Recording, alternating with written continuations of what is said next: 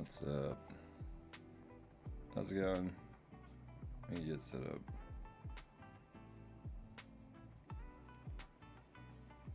So what did I see this morning from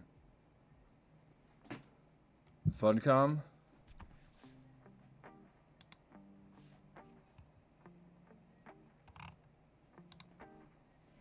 I missed the discussion this morning.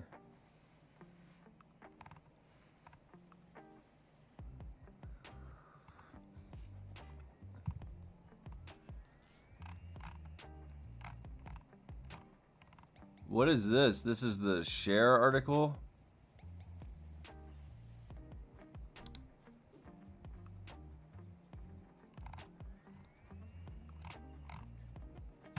English. Translate it to English. What is this?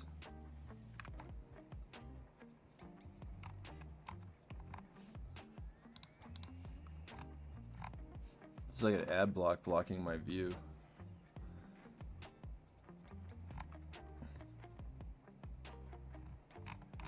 What is this? Can I view this in a different way? Maybe put a dot there. There, nope. How do you view that article without...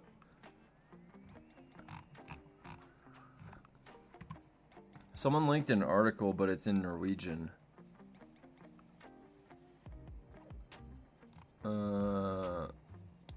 Let's see if I can translate it. English.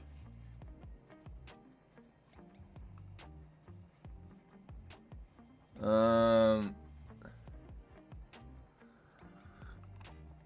have to view this with like the ad blocker overlay blocking my view.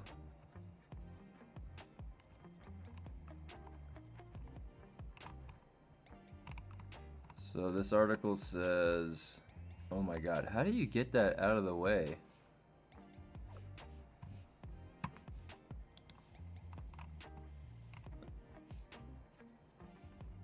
There's like no way to turn off the thing blocking the screen. I have to like read it without that.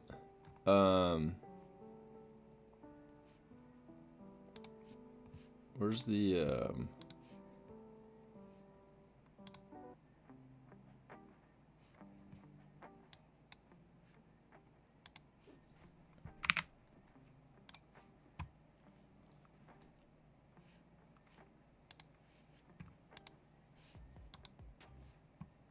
There's like no way to click on the thing that is blocking the screen. Is it this?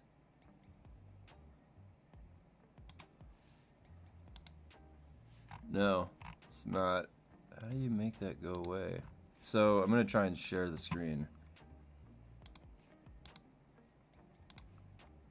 See how it's got like a it's got this weird text. And that's from my ads, my what do you call it? Antivirus. Okay, wait, we can kind of see right here. What did it say? Funcom. In 2025, Funcom launched a blockbuster game, Dune Awakening. After several years of heavy losses during the development period, the company had to downsize.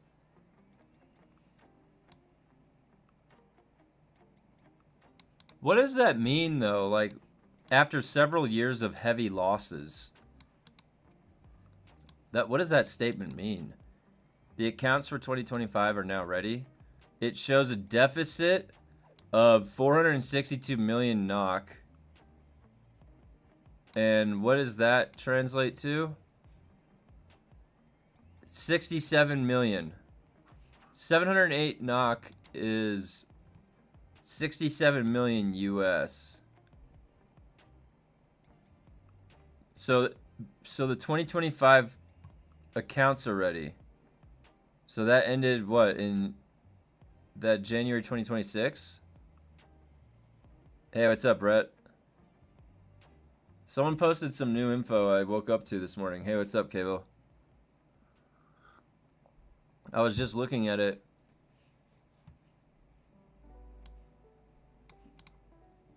So they remember we were waiting for the 2025 books from Funcom. So they published their books. So that means that they launched the game in June 2025. They sold over 1 million copies, fired a bunch of people, and then published their books in December, and then still have a $62 million debt. Hey, what's up, KXV? Doesn't it just sound like they don't know like how to run a company then? What they're saying is they have been in a deficit since Conan in 2008, and Dune suffered once again. Well, so if what this is saying is if they were not in the red and they had launched Dune, then we would be looking at a completely different game of Dune right now.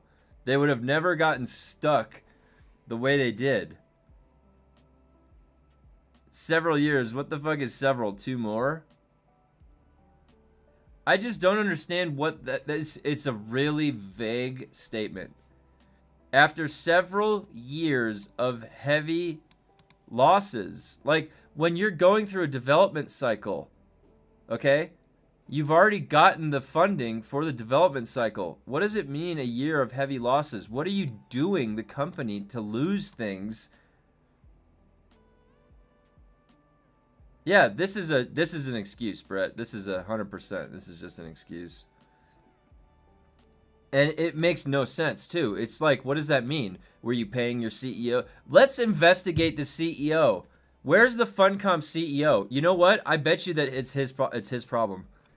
It's always the CEO. The CEO is the greediest guy, the guy that gives himself the most bonuses. When is the CEO ever the guy that doesn't make the most money and doesn't get power corrupted? Is that ever a case? Dune feels like a 2-year initial development game. It's starting to feel like now we're getting ripped off with our time. That's what it's starting to feel like. And that was the whole reason why I started investigating the development and stuff. And it's the same thing that happened with Anthem. I wanted to understand if my time was being respected. And, yeah. All right.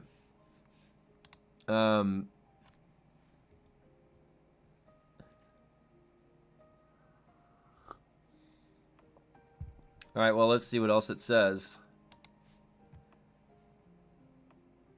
It's got this annoying text I can't get rid of because I've got an antivirus software and it must have automatic ad block. I don't know. I can't. There's nothing I can click on to get rid of that. So I've got to like, okay. Dropped game project. Wait, what? Funcom has never been anywhere near such large revenues, but this is also the biggest loss they have had. They made write-downs of 458 million. Write-downs. You mean write-offs? Write-downs? Every game after Anarchy never launched good and went up against better games. They kept losing money. The newer Conan got the love, it seems, when they kind of recovered, but Dune development put them in the hole with inflation. You know, and here's the sad part. You can't blame somebody for trying to make an attempt at something ambitious like Dune. Like, Dune is an ambitious project, and like so what is it that fails at Funcom? What if you could analyze this? Because there's obviously people that want to do something good and fun. Like, why would we have gotten a fairly good attempt at the game? Like, you get 80 hours and 100 hours in Haga. It's fairly well, like, before they started meddling with the PvE, PvP conlay shit. But, what is it that goes wrong? It's like they almost can get it right, and then it doesn't go right. Like, rising development costs, you come into a project with no money. They played Moneyball with Brad Pitt and lost. Now, it definitely... Okay, so here's what it definitely seems like. It definitely seems like they pulled a Bungie. Well, so who's doing that, pulling a Bungie? Is it Joel? Is it the CEO? Because it seems like they did the thing with Bungie where they, like to Sony, where they misled Tencent, created a higher value of themselves, got to do Dune, but then we're not able to recover how much of a deficit they were already in from all of the other previous years of losses. So you guys got a shitty game because we couldn't afford it. Dune IP went to the lowest bidder. We got city work quality done. Yeah, I mean, you might be right. We're definitely not getting the quality of work that created the game, like, after the game released. Everything that's happened after the game released is not of the quality that made the game itself. And that's one of the biggest perplexities of that I've had this whole time, because that then gives us the impression that this game was like created and then handed off to Funcom as the stewards. And that's a weird impression to give the public. I've never seen this kind of like unfold in this way. So it's astonishing to me. So I just can't look away, really. And like, it's really weird because now we're getting into the territory of like them just kind of misleading us, and then like why would we want to wait like an entire year now before we can even think about anything new and new content going in? That's just depressing to think about. Like if you're thinking about a mainstay game of yours that you want to have fun in, we've exhausted everything, and they've created systems that get exhausted like that fast, and they're not fun. They're boring. They like everything originally in the game, but then now think about this. I want you guys to think about this. When you turn on cheat engine in a game and then it's like you just start the game and you have God mode on and you have a million, like, is it fun? Is the game fun? No, the game's not fun like maybe for like a little bit. Like you type in the codes for GTA and then you blow shit up for like 15 minutes, but that's it, right? So we're in a situation where they have created such an imbalance in the game where there is legitimately no place to go find fun and challenge because of how overpowered you are.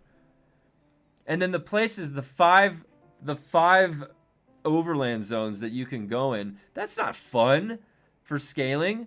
There's no interesting increase in difficulty. It's just like inflate the HP and inflate the damage. That's the most lazy fucking way to do difficulty increases.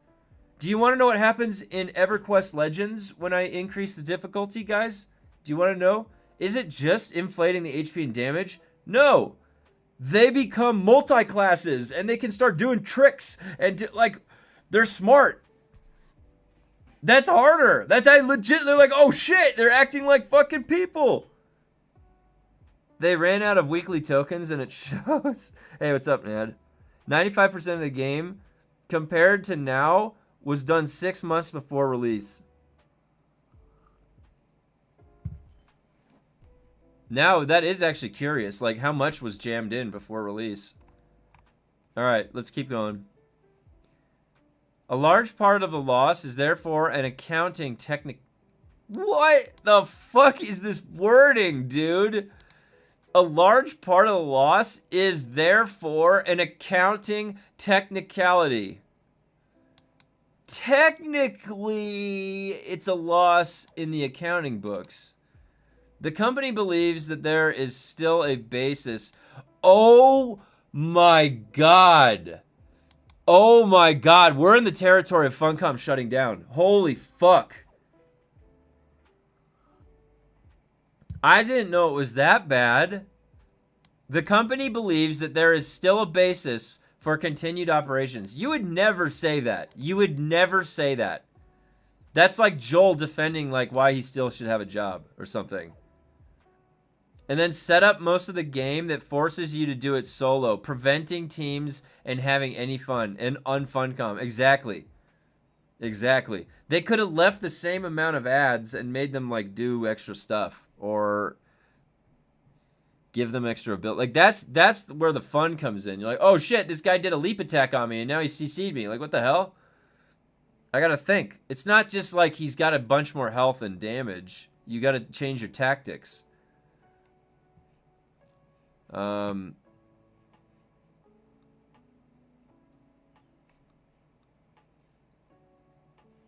Large drop in equity. Okay, wait, so oh my god, wait, hold on, wait, what is this?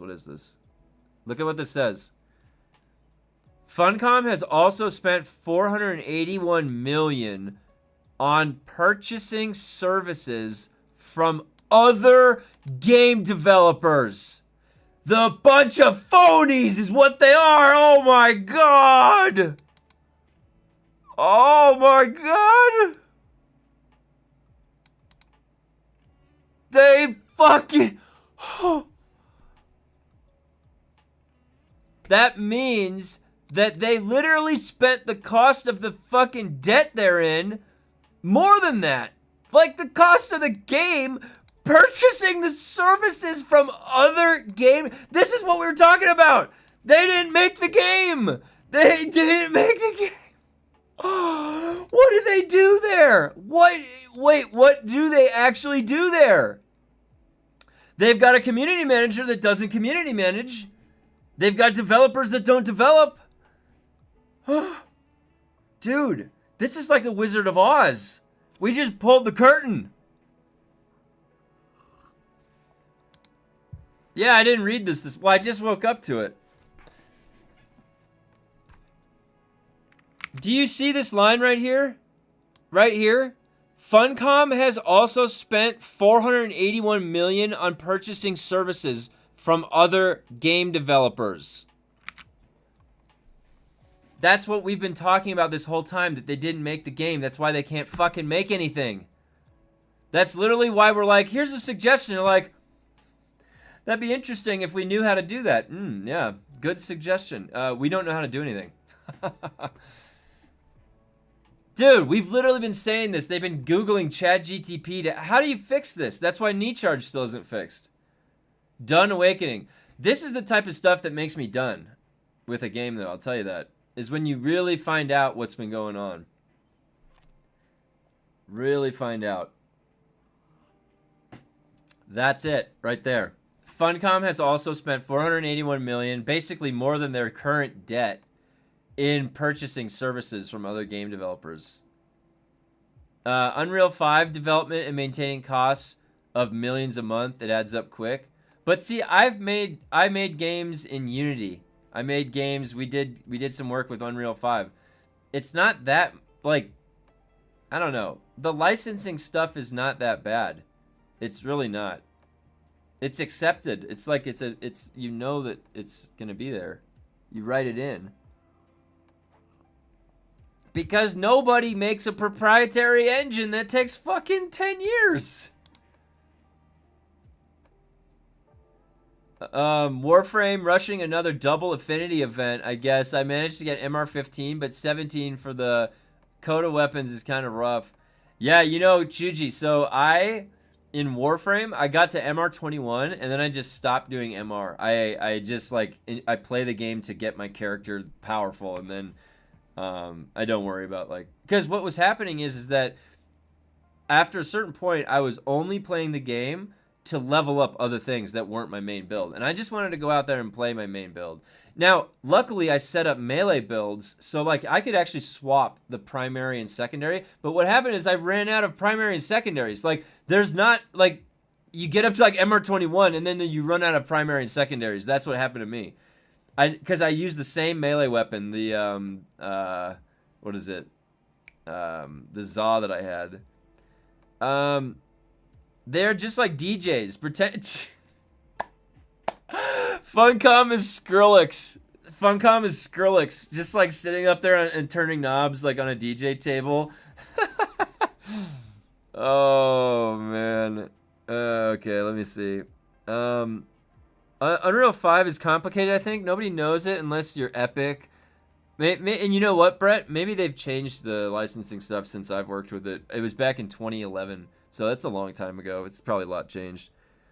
Got EverQuest on my laptop. About to head to the airport. It'll not stop the grind. Hey, wait, check this out, Mr. Jiggle. Look at that. I got the full set of dark armor. Do you see that? Guys, last night, I was after work, I was farming. Same thing I was doing yesterday. The fucking bracers dropped. They dropped, dude. What are the chances of that? So today's going to be a good day. Today's going to be a good day, guys. Okay, let me get through this. This is like I can't believe they published that right there. This is damning. Like, this is actually saying what we've been speculating.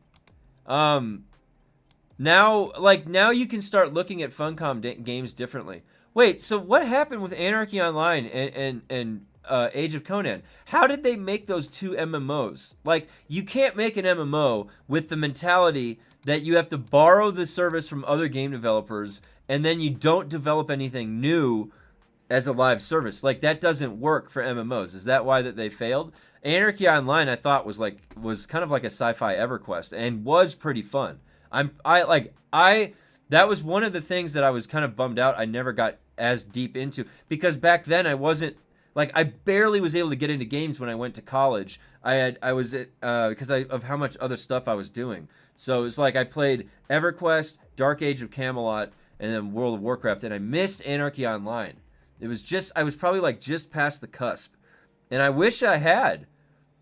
I wish I had played it. But so, yeah, well, that's the thing, is that Funcom we are saying they're a publisher. They are also calling themselves a developer. Look, it says other game developers, that says they're a developer. Development, during development. Like, they are a developer. They subcontracted studios for portions of the game. So, Chuji, that was the speculation. But what this is saying is that this is a standard practice, and it might be as much as half or majority of the game is developed by other game developers. That's what this is implying. So it was the speculation that it was subcontracting portions. And portions you think of as like parts of a whole, not majority and not like the whole. Like, so this is astonishing how big that number. That number is either a snowball, so it's like been adding and adding up over the years, or that's from Dune. That's from Dune. Because they're literally saying it in the same stride. Funcom also spent this in like, is that in 2025? Yeah, Anarchy Online's launch was super bad. Oh, Dressman, so you remember that? I would love to have some insight on that, because I don't remember. The subcontracting is tough to gauge. The thing is that we subcontracted. So for game development, but listen to what this is.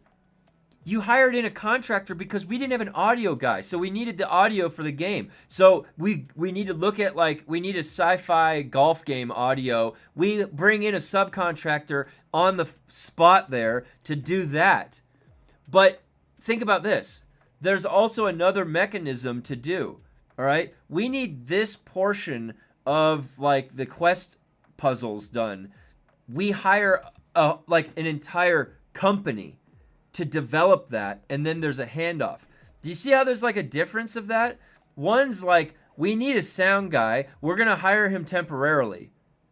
Okay, and it's never even, and sometimes it's not even like he stays there for a few months. It's like they know what okay, so you're making the audio for 8 planets for this golf game, and then this is the visuals, and try to map it this mood as you progress. You know, you give them like that, and then they come back and deliver a package, and that's it. And you're almost like buying the bundled packages of audio, for example. This 481 million. Do you know? And you know that you do that because it's cost effective, right? Because when you're piecing things together, you're trying to be cost effective because you can't afford things, right? I know that because I was in that situation. My CEO took $50,000 off the top of the USGA funding right when we got that budget. So we were short at the very end of the project. And that's common. That is common. 481 million. That is a lot. That's whole companies. That's not just one person and one person here and a contractor there. This is whole fucking companies. That's what costs that much. Yeah, I could see them hiring other studios for voice acting, music, cutscenes, maybe. We know they subcontract, but one guy might do a little work. Another might collect a lot. Who knows what internal employees drain per hour? So they have basically secured themselves this like fortress, right? And it's like the core people that work there at Funcom are untouchable and they don't go anywhere. But then what do they actually do? They just usher things around and then they've protected themselves there. They're ushers they've protected them. It's like crazy. I don't understand. Usually you don't get that the coordination. Like they're working together to protect themselves in a defense mechanism at that company. The company either has to all shut down. There's not going to be a way to fix it. This is a institutionalized thing. It's there at the company. It's not there at one person like passing around. It's there at the company. Yeah, they are really not. I don't know why they say they are. Oh, yeah, you were talking about for the publisher. All right, so, large drop in equity. 23% of the revenue of $708 million came from EU countries. 49% of the sales occurred in the U.S., 27% in other countries, and 1% in Norway. Well, okay, so now we know why they go onto the international stage of game development, okay? And we know why English is the primary language spoken in their Discord. So it kind of makes sense. They're targeting their target audience. They're trying to sell to us.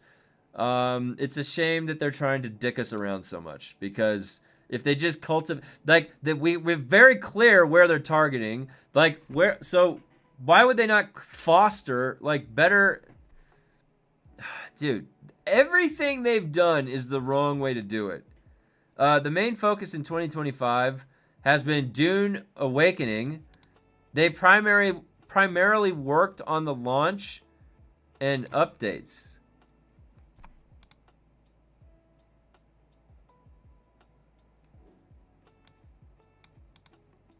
So from 2025, so they got from June till December. They went from June till December. That's what this is talking about.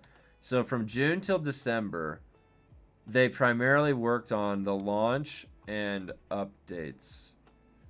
And that, I would even say, like, I wouldn't even say updates. I would say, like,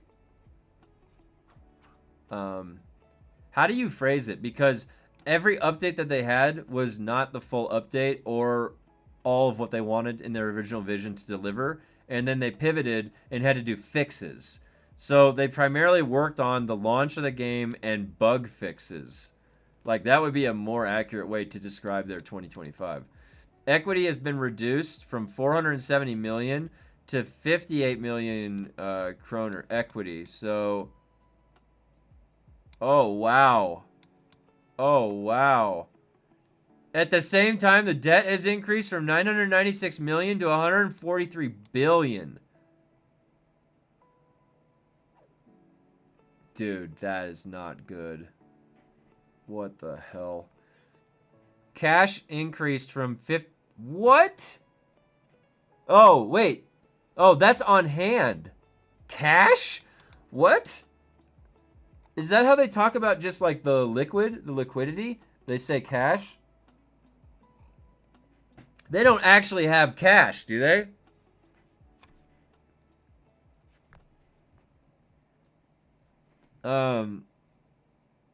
Moving from their own engine and rotating 75% of your original staff will cause outsourcing. Yep.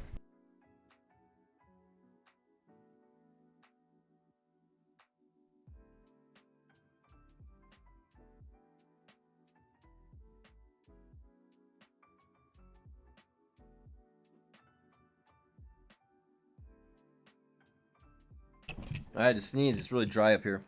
Let me see your comments. Staff count doesn't matter when your turnover rate is so quick. The worst part is Unreal 5 didn't have multiplayer to their standards, so they spent time retrofitting Dreamworld. Well, now they are locked into Unreal 5. I think that figure is in Norwegian krone is less than 50 mil USDA. Fake it until you make it. Oops. Yeah. All the other ones list Norwegian currency. It's worth 1/10 as much in USDA. So like 58 million kroner is 5. Wait, what's the conversion kroner to USD? Yeah, it's like 1/10. So if you had 58 million, that would be $6 million. So that would be $6 million. Hey, bud, do you plan on getting back into Dune? Well, we are planning. I do Mondays. Mondays are Dune check-in days. Where I'll go in and I'll check in. I was keeping up with the specializations, but I've kind of stopped doing that now. We're waiting until September 22nd to see what they are going to launch with, and maybe do some testing if there's any of the PC content. A lot of the talk during the the past few months has been developer critique of Funcom, and currently we're looking right here at the 2025 books for Funcom. So we're kind of trying to investigate a little bit about what's been going on. I will be returning. Yeah, so, I mean we have September 22nd and then Polar Caps. So and a lot of time in between. So I'll be checking in with Dune up until new content comes in. But in between all of that, we'll have other stuff to play. So like right now I'm doing EverQuest Legends. I'm at the endgame doing some endgame stuff. And I've been having a lot of fun with that. Okay, so let me get back to this. Let's see what we got. So this is 6 million. And then this is like 40. This is like 50 million. All right, so Lamp, what's up, Moth? Funcom completed a debt to... Hey, check this out, Moth. Look at this. I got the bracers. All right. Okay, caching. They got cash. They got some cash. You want to make some hard deals? They got some cash. So they have a lot. I love how they're like, they've got all this debt, but they've got a lot of money on hand. Funcom completed a debt to equity conversion. A contribution of 1.2 billion was made as a share premium. Oh my God, that's why their equity went down. Dude, oh my gosh. That's like taking out what is it? Like on your mortgage. You know how like you what is that like where you do the mortgage again? What's that called? I forget. And then the word is slipping my my brain. Refinance? No, it's like where you take out a second mortgage. Or something like that. Anyways, yeah, it's like, look, they're debt to equity. So what they did is they took the equity of the company, which I don't understand how, if the debt is already there, the equity wasn't diminished. But there must have been some implied equity that's there, and they sold it off. Wait, is there shares? Does Funcom have traded shares?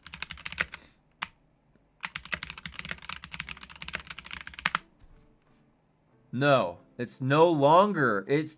Oh, whoa. Okay, the acquisition of Tencent, 100% stake in Funcom, July 2020. So they're no longer publicly traded. It was delisted from the Oslo Stock Exchange. It was previously traded under Funcom. Oh, home equity loan. Wow.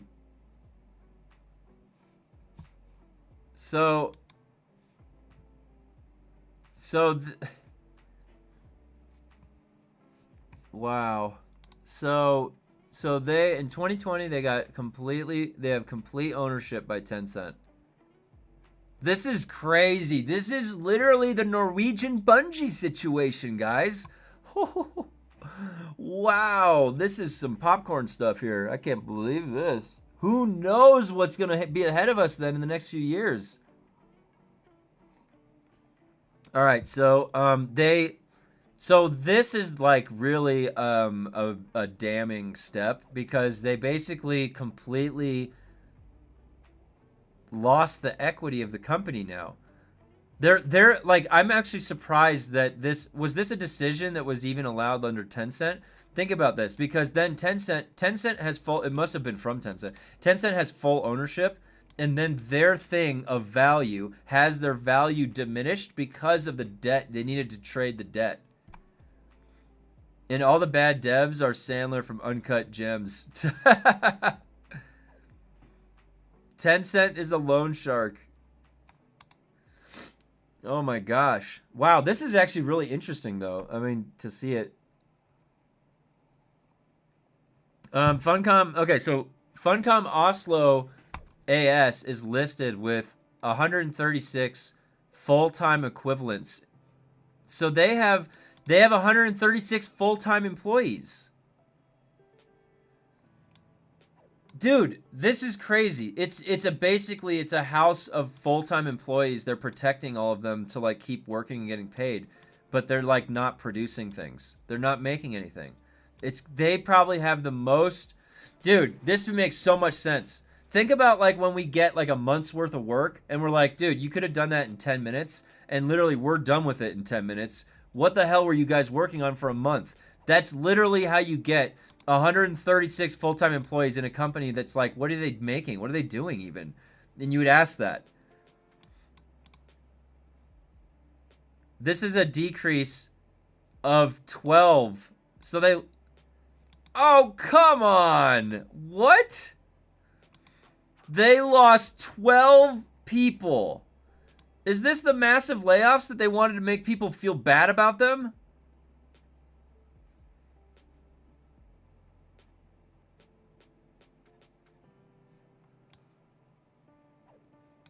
Why does it say 24% of Oslo employees are women? Who cares about the gender of them? Now you've got this in your head that there's more men than women or something, or like less, like what? Why would they say that? Maybe that's maybe the article is saying that on purpose. Maybe they're like, you got too many men over there.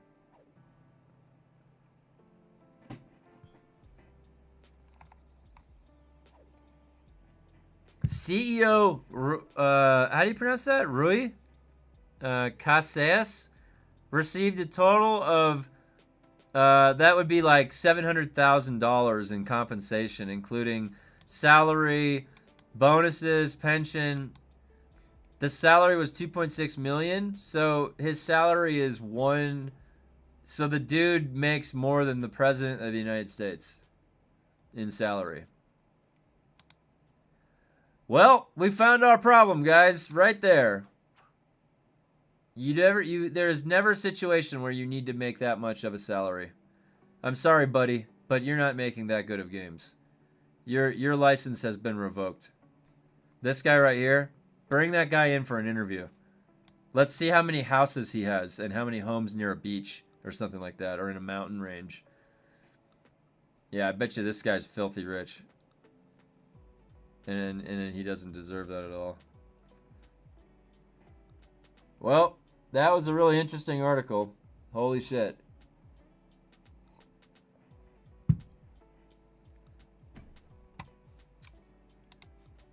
The more you know. Get the bobs! Get the bob. Wait, I gotta show that. There we go. Get the bobs. Oh my god. Well, guys, I mean,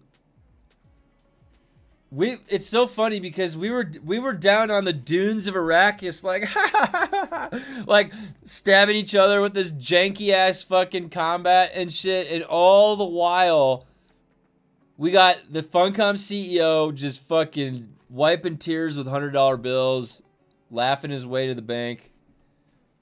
We've got Funcom is a house of mirrors. There's nobody in there that does anything. They're looking at each other like, who can do this? Can you do this?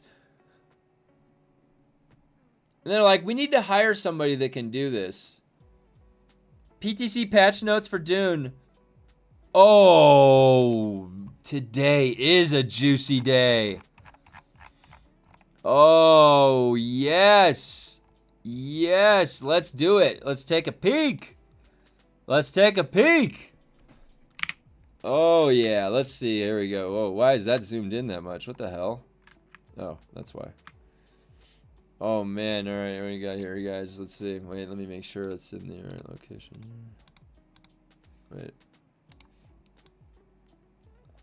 Oh, there we go. Some kid in a basement in China was trying to fix Dune while his neighbor was duping Solari. Oh, God.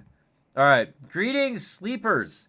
Patch 1.5.10 is now available. Oh, it's now available. Oh my god, dude. What do we got here? This major update. Sorry for everybody that's here to watch me play EverQuest Legends. I apologize in advance. I know all of you came here to watch me play EverQuest. I know you were just thinking about it last night, but we're going to get through this juicy dude. Oh my god, we've got handshakes. Yes. Where's Chopper? That's his favorite. All right. Okay, for this reason, we are releasing an early experimental version of the patch on the PTC to gather your feedback early and improve the experience for everyone on September 22nd. This is exciting, guys, because I get excited for Dune content. I was hoping for... I know you're hoping for it, Cable. We'll get to it next week. Cable, it's like... Cable, you guys, if you guys haven't seen Cable's Cyberpunk setup, it is really, really sweet. He's been posting pictures about it in the Discord. I've actually never seen anybody set up Cyberpunk like that, ever. I didn't even know you could do that. I figured it would break the game before you could even get it to run. Okay, so... let me see. This update will be available on PTC for a longer period than usual, and we look forward to reading your feedback after you've had a chance to try... Oh yeah, I broke it and had to redo it. It's almost like you were built... It's crazy because you had so many mods on there that it's almost like you're constructing this big thing, right? And so you got to like go back in and figure out... Like, did that take a while to figure out which one of the mods was broken? All right, let's keep getting through this. To assist you with testing, don't forget to take advantage of the progression unlock panel. Okay. All right, here we go. Highlights. New single player. Wait, why isn't there a player handshake by the single player mode? We know damn well that was our suggestion. I feel like I should be more about this than I am because they found this group of inspired group of inspired people, nerds, and figured out how to mine them for profit. Oh my god, Moth. That's this dude. That's a good way to look at it. Yeah. Oh my god. And you know what? Some of us like, it's like what is that other movie? The Soylent Green movie, and then like the Matrix, like where you like, some people like come out of it and like they wake up and they're like not getting affected by it. They're like, wait a minute. People are being farmed here. Oh my god. Well, I'm not going to be farmed anymore. No, it was one of the later script-heavy immersion mods. I was playing with one that puts the mini-map the GPS route on the road and being able to be an NC courier. Damn, that sounds crazy. Dude, how did you plug in? Like, where were you? Were you just on Nexus mods? How did you plug into, like, so many of the new mods that were on the forefront of being created? It sounds like some of the things that you're mentioning I've never even heard of that people were working on. There must just be a big list of Nexus mods then, right? I probably just haven't looked at it. All right, new single player mode. Select between different difficulty presence.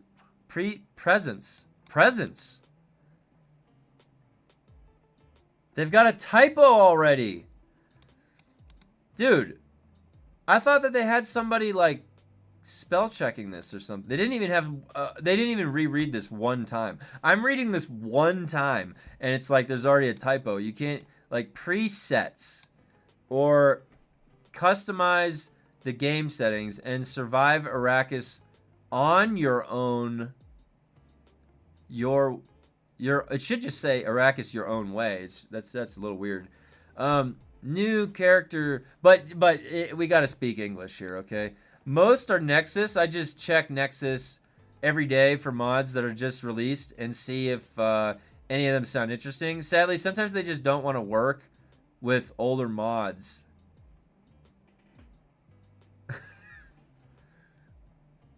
Oh, Iggy Droop Face. Yeah, it's a... So you have two options then: make a patch on your own, or wait. Have you made patches on your own? What does that even look like? Are you typing into a notepad or something, or how are you scripting it? Oh, that's really cool. Oh, that's cool. Hey, you know what? That's like that's enjoying a game so much that you really like get immersed and start coding and like getting in there. Really cool. That one of the other things you can, so in Dark Souls, there, and I wouldn't do this unless you were like offline, because this is what the hackers do, but it's like called hex coding, and you just know the hex conversion, and then you can go like just change values in the game files, and then that's how they hack. But yeah, it's interesting that you can do that stuff. All right, so the new character-centric experience, okay, create and browse through your characters from the main menu and choose where to bring them each time you play. Major performance improvements and optimizations. Combat balancing pass with improvements to melee. Wait, what? What?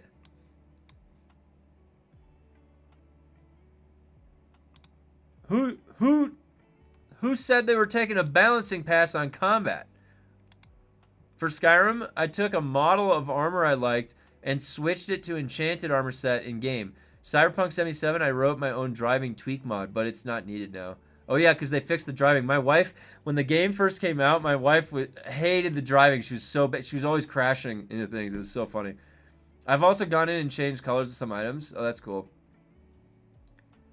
All right. Yeah, that's pretty cool. So they've gone in and they've made some combat balancing pass. What does that mean?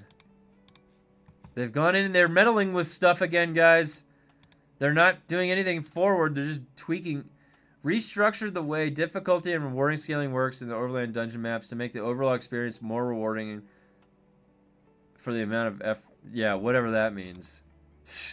Whatever the fuck that means. Improvements to the tutorialization. I've never seen that word used in that way. And new player onboarding. Well, you could have just said new player onboarding and then get this abomination of a word out of there. Improvements to UI, gamepad support, and rumble haptics. Okay. I always like the word haptic, but is rumble haptic too? Like a haptic is where the texture changes when you touch it, and then it can like so the way that they were thinking about using haptic technology, like imagine if you were trying to buy like a new carpet or something, or like I don't know, and you could feel the texture of different carpets. Hey, where did my game go? Disconnected? I don't think so. I'm going to pull this right back up. 2 new face tattoos. Oh, is this from, they were designed. Oh, okay. I like that. I don't mind that. I don't know how much of that you're going to be able to see on your character, though. We'll find out.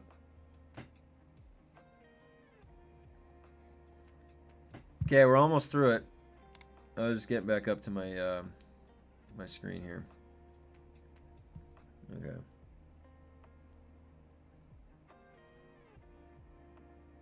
All right. New features. Single player. When you first start the game, you will choose between single player and multiplayer. If you have played the game before, you won't be able to transfer your multiplayer characters into single player. You'll need to create one specifically for this mode.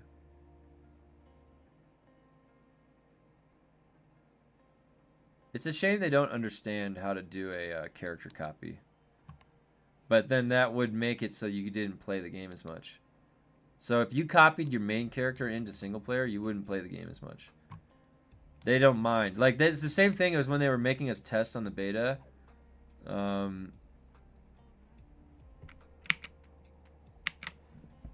Wait, hold on one second.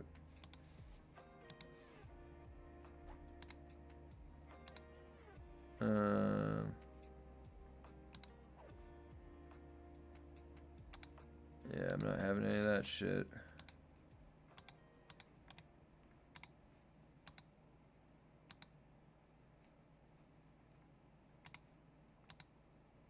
Come on, there we go.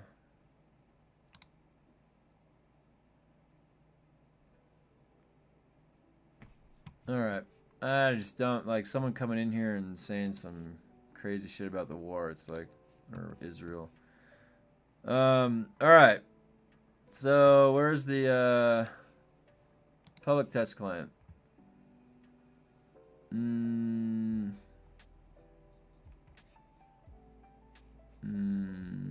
Okay, let's see. So you can't transfer your character in. Single player offers 3 preset difficulty. Oh, not present? Difficulty levels. How many times did they say that?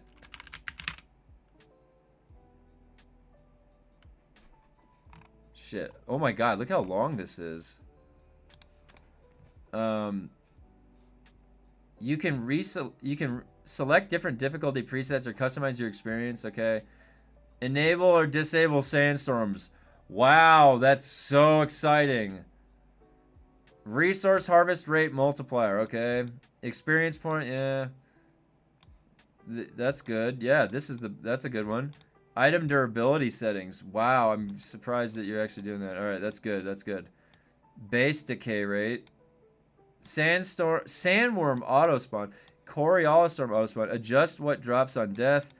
Increase the max number of land claims. Okay, I mean, half of those are really good. All the NPCs are there, but no other players. Well, yeah, of course not. Oh, you know what you know what a big question that I have is, can you? You probably can't. Can you invite a friend into your game world like every other survival game? In Valheim, I can make a single player world, and then I can invite a friend into my single player world. I can take that online, and then do self-hosting. Like, and then multiple other games do that without even thinking about it. It's not even a problem. It's not like they launched a year later with it. They're going to launch this single player. You're not even going to be able to do that, I bet. And does it say anything about being able, you have to check in online? They have not mentioned, this is the only reason I say this, is that they haven't mentioned that anything anywhere about playing it offline. I haven't seen anywhere mentioned you can play this all offline.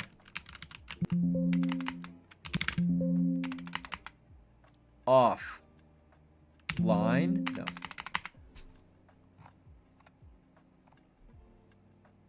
No. Okay, wait. The Deep Desert is fully available with all of its content and challenges, but the map never resets and your buildings are never wiped.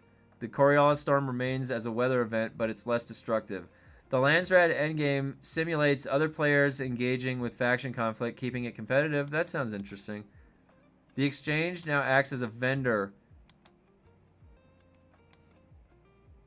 Oh, well, yeah, you can just go buy all the gear now. That's interesting. Wow.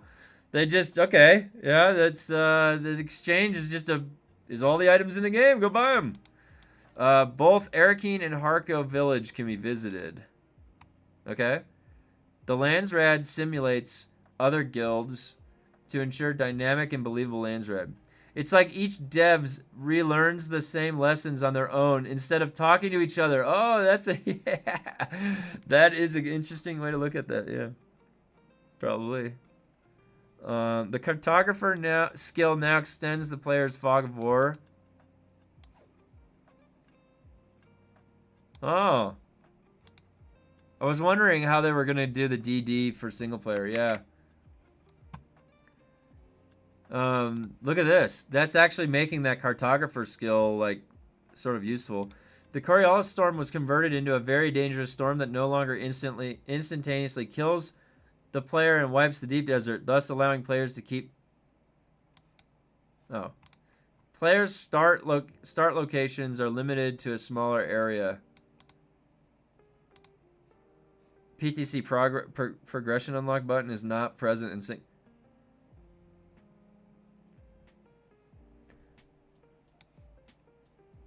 Oh, well, you don't need it. You wouldn't need it.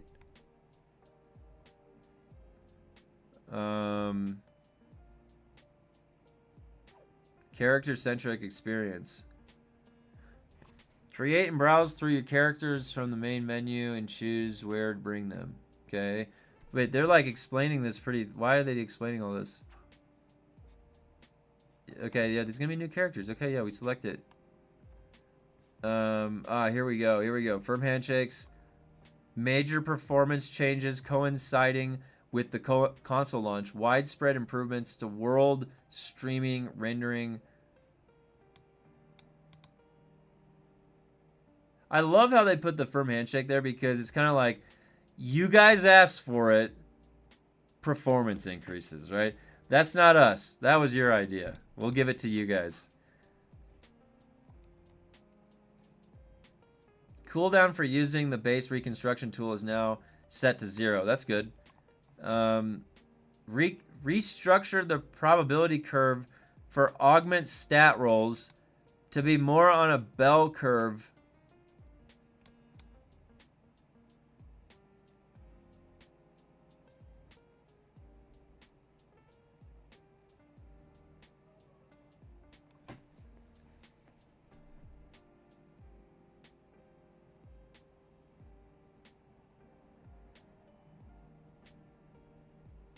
What? I know what they're gonna make it so that it's hitting more in the middle, but what was the exponential curve like? They must mean this way, where like the limit goes to 0.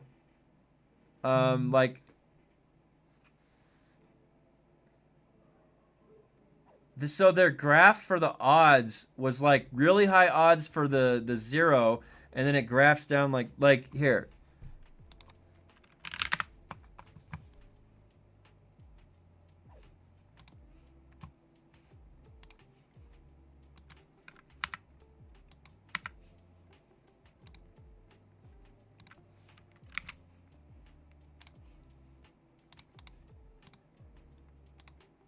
All right, so yeah, it's something to Dune. This was the way the curve must have been. Like, this is like hitting the 70 damage, and then this was like, what's the lowest that it could do? Like 35, and that's the rolls.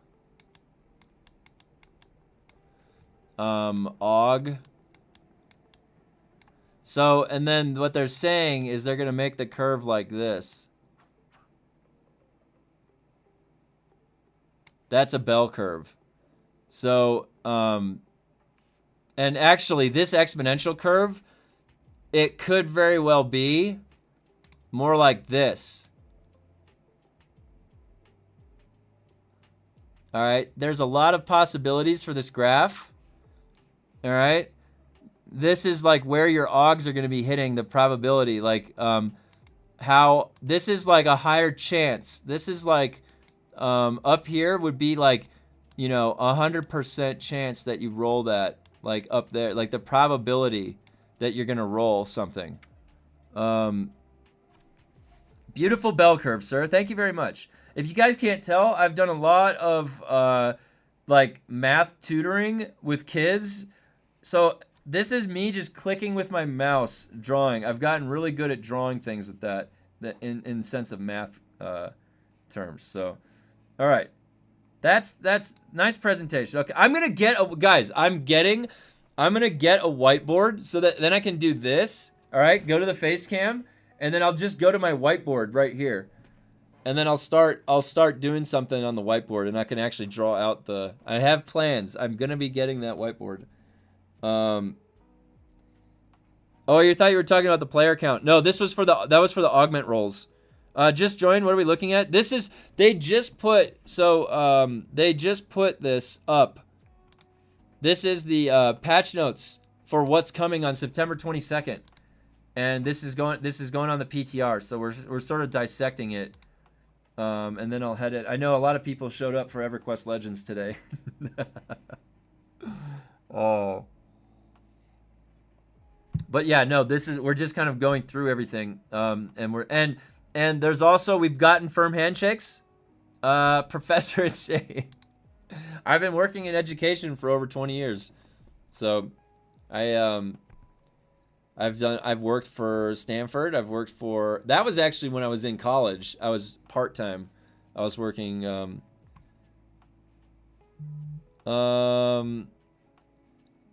not like Pirate Software, because Pirate Software is fraud. Pirate Software he wasn't truthful about what he did and everything that he talked about. So luckily I actually worked in the field, and then I don't have to lie about anything. But did he write stuff on whiteboards? Because I used to live it, and you know what? If I wasn't sitting here, I have to go back on my computer. I would be using a chalkboard, okay? Because I love chalkboards even more than I love whiteboards. Because you get the chalk everywhere. You're sitting up there doing a math problem. You're like, you got chalk everywhere. It's like an hour later. You're like, what is this? And you got all this math written on a chalkboard. It is great. I used to live on the chalkboards. But I can do a whiteboard too. It just feels a little bit fake. I don't know. It's like, but it's, you can see it pretty well. I want to get a black chalkboard. But I'm going to get chalk everywhere. Maybe we shouldn't do that. I'll think about it. I imagine you in class twirling your stash in one hand, coffee in the other, saying, "Good morning, class." No, it's Photoshop or some computer drawing program.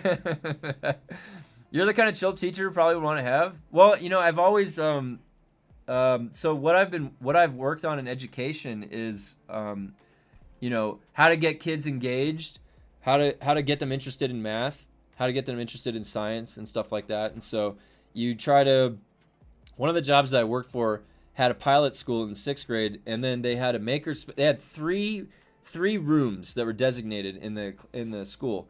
And it was a junior high school, so at 6th grade, 7th grade, and 8th grade, but the 6th grade was the pilot school. There was a deal worked out with the company. And so they had three of the rooms, and one of them was the maker space, which was like a bunch of tools and like all this stuff all over the wall. They could build things and make like Rube Goldberg machines and all that stuff.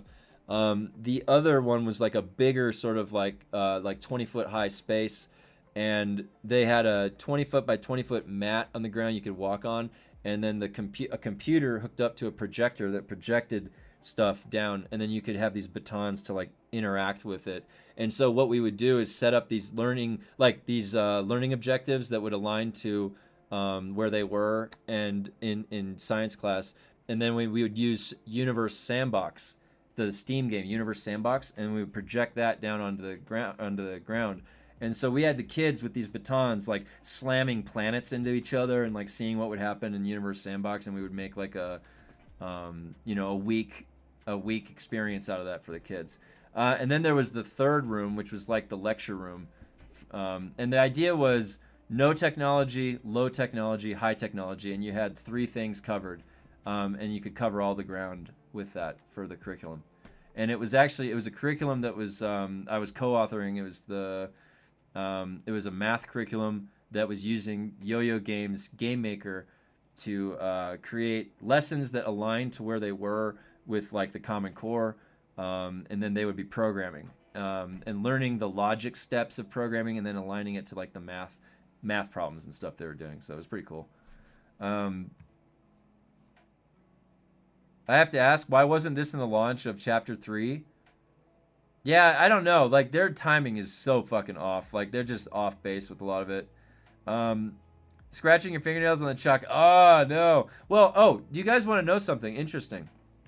Have you ever heard, like, when you're writing on a chalkboard and then the chalk piece screeches? Have you ever heard that?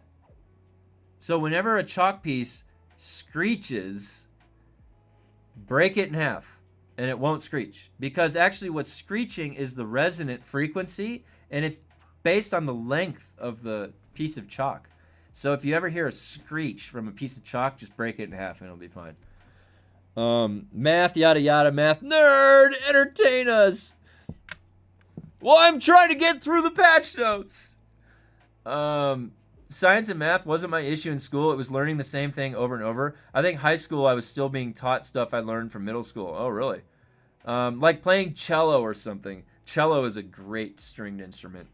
Yeah, I never realized that. Yeah, isn't that crazy? The teacher used to either automatically snap it. Yeah, that's why. That's because it makes it not do that noise anymore. Yep, and I only know that because I spent years in the math club room on the chalkboard. Or when it skipped, it broke on purpose and it kept going. Yep. That's what it is. That's exactly right. Were they the smart teachers? Yeah, if you ever saw the teacher break the chalk and they didn't say anything, yep. They knew something. They knew something. Yeah, that would be that's the signifier. All right, so I need to refill my coffee. This is getting intense, guys. Hold on.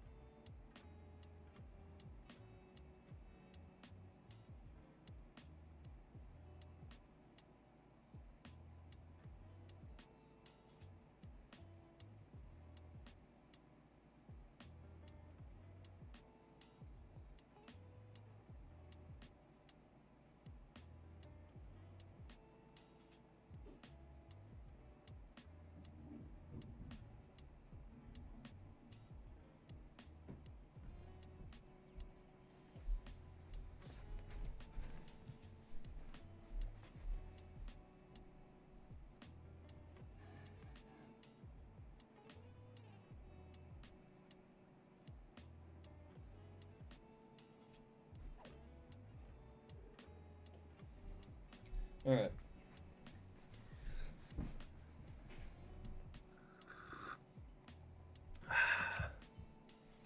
By the way, have you heard of the Finnish band Apocalyptica? They played Metallica songs covered only on cellos. I used to listen to them. I feel like I've heard of them. That sounds really cool. Cellos are one of the best sounding wind instruments or string instruments. I need to refill my coffee. Today on How Fucked Up is Fucked Up, Funcom and my ass after spicy food.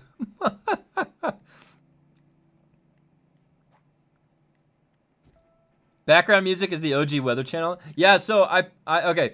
I had the challenge. So here's the thing, guys. This is what led to me having this music, okay? EverQuest is like $19.99, and I really wanted. I had to find somebody that it's royalty free, so it's okay for you to play it on Twitch. And there's this guy that does a ton of stuff like that, and he's really great. I wanted the atmosphere to feel like I'm literally teleported back to 1999 playing this game. And it's like, so you're in an elevator in an office building in 1990, like going up to a floor or something, and then you hear this song come on, you know? It's just kind of relaxing. Yeah. And it's because EverQuest has no music in the background in some places. And I'm sitting here and it's like, I'm like realizing there's no sound. You can hear my heart beating. You can hear the blood flowing in my veins. Like there's no sound. I'm like, we have to put something in the background. Something. Like I had to. It's because of EverQuest. And now we've got it. Now we've got a nice. Now I have like this huge database of these like songs that you can use on Twitch and YouTube, and it won't get flagged. Here's hoping we can have a proper endgame for Dune once this update rolls out. I just don't want them giving attention to the game only once the movie releases. Well, and I think that the biggest thing for me is I don't want them to half-ass anything. I want them to make like an actual attempt here, you know? Because for so long, a lot of us are like, okay, we bought the game, we played it, we got impressed, and we had fun, all right? And we're like, holy shit, I want more. And we've been waiting here this whole time. And it's like trying to figure out when something's going to come or like when the next thing is going to come or anything. Like, because we've been playing the same game. And actually, then all they've been doing the past year is changing that game that we've been playing. All right.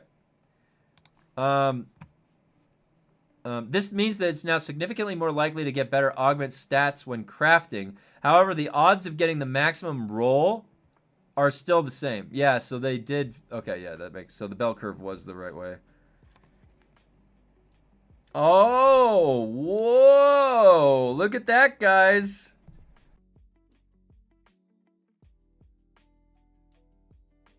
Wolgio said, should we be worried about the multiplayer population, you think, with the arrival of single player? No, and I think that, you know, whatever the population is right now is not going to be impacted by the single player. If you can imagine, like Valheim, for example, I play Valheim on my dedicated server with the community. But I still have my single player infinite build world that I like to mess around on. So it's nice to have the option. And it actually makes the game more complete to have that available because other survival games have that by default. So they are actually making the game more in line with what the standard offering is for survival games. Arguably, this should have been there at launch. I'll just say that. Kevin, don't want to spoil anything on the patch notes, but if you think the typos have been bad so far, wait till you get to the UI. Oh, God. Cameron. The removal of grade 3 isn't that significant when they aren't really increasing the grade 5 drops. Well, here's why this is significant. Because the only difference between what occurs in like 1 through 19 and then 19 through like 40 is that the grade 3 doesn't zero out. The grade 1 zeroes out. The grade 2 zeroes out. So this anomalous thing that is happening when we're in difficulty 40, it could very well be just caused by the grade 3 not zeroing out. And then having the grade 3 zero out might fix the relative problem that we're seeing. It might. I'm not lying. Because that's what's happening in the 1 through 19 and why it feels good. Grade 1 and grade 2 zero out. Grade 3 doesn't. And so what we should see then is more grade 5s. That's what that should do. We'll see. We'll see how that works out though. The heavy metal blade coating augment is now available as grade 3 plus instead of prior grade 4 plus. Okay. Increase the volume capacity of the medium storage containers. I mean, that's like I would have that you could even make that like 7,000. Like who cares? That's actually a firm handshake right there. Keep making them bigger though. In an effort to make the endgame more approachable for single player and those who play solo, Spice Melange, dude, I almost thought that was gonna say Spice Melange was removed from the game. I legitimately thought that was gonna say that. In an effort to make the endgame more approachable for single player, those who play solo, Spice Melange was removed from the game. No, removed from the building cost of the following placeables. Oh, wow. All of that. Yeah, okay.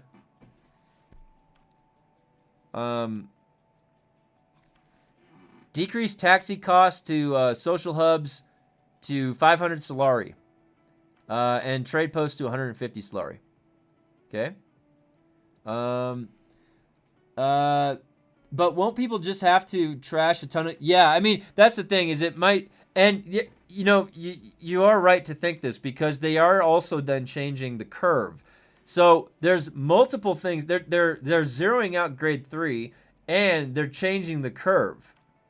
So, honestly, it's going to need some testing. We're going to see.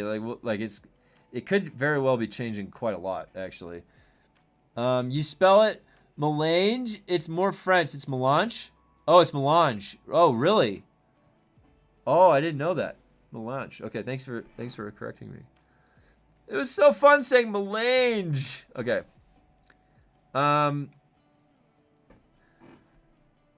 Okay. So, yeah. Okay. Restructured the. Okay. Combat. Restructured the way difficulty and reward scaling works in the Overland dungeons to make the overall experience more rewarding. The current scaling for enemy health and damage at difficulty 20 is now instead at difficulty 30. For example, previously difficulty 20 applied roughly a 1700% increase in enemy health and damage. Now, difficulty 30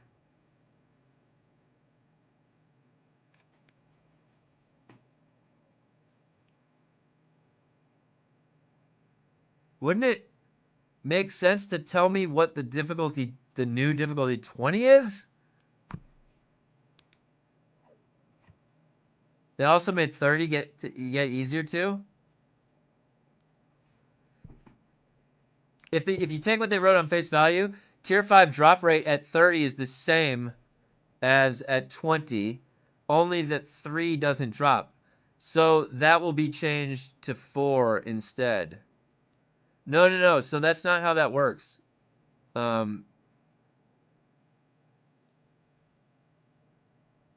I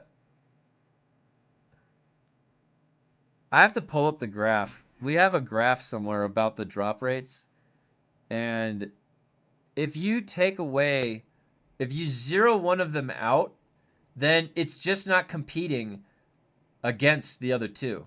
And you would have like an even redistribution unless they are specifying it differently. It's ahead of you. Okay, let me get to it. All right, let's see. All right, so prior difficulty levels scaled according towards this value, and further difficulty levels retain the same level increase per level as previous, 50%. That's confusing. Okay, the grade of items and augmentations that drop have had the following changes. Grade 3 items and augmentations no longer drop after difficulty 20. Grade 5 items and augmentations now drop less often at difficulty 20 and are instead awarded where the challenge level is similar to the previous difficulty scaling. Grade 5 rewards will still begin at difficulty 20, but will be less common. Oh, wow. So no more farming difficulty 19. Have you ever seen the South Park episode where Tom Brady's poop is the spice blade? I think I have, yeah. Yeah, single player should have been launched alongside everything last update. They just keep changing stuff and foundations that... Yeah, I agree, Glorian, yeah. They just keep... And, you know, this goes back to the fact that they're not making anything for they can't make anything for the game. They just go back and meddle with what was already there. But it really doesn't matter what we call the difficulty because 29 is the new 19. Yeah, that's true. So, like, well, before, remember, like, before you had no reason to do anything other than 19. And now it sounds like they're making it so that you don't need to just farm 19 to get everything you need. And in fact, that's not going to be possible anymore. So they are changing the strategy. But because the difficulty changes, you're right. So the 29 now, well, that's just like the 19 was anyways. So it's nothing really changed. It's all relative. Yeah, so you're all right to say that. Grade 4 items and augmentations will drop less frequently. Starting... Oh,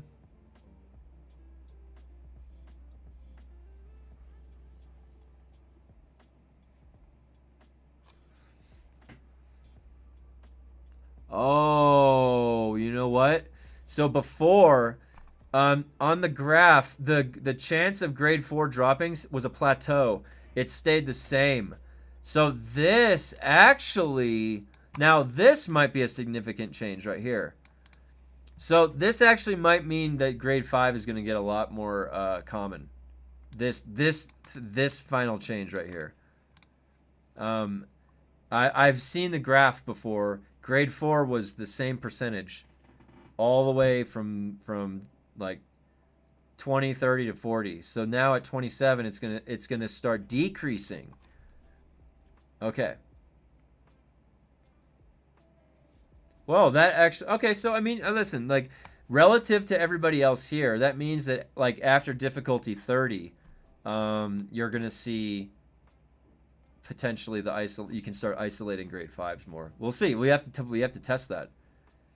In addition, the amount of bonus health bosses have in 3-player and 4-player, they still don't get it. It's not that it's the ads.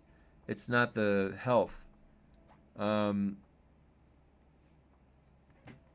So going up past 29 is actually giving more 5s. Past 25, 27. It'll be past 27. Yeah, the boss health is inconsequential. Yep. It's just like it's all the other stuff that happens. Made it possible for players to dash through and whoa.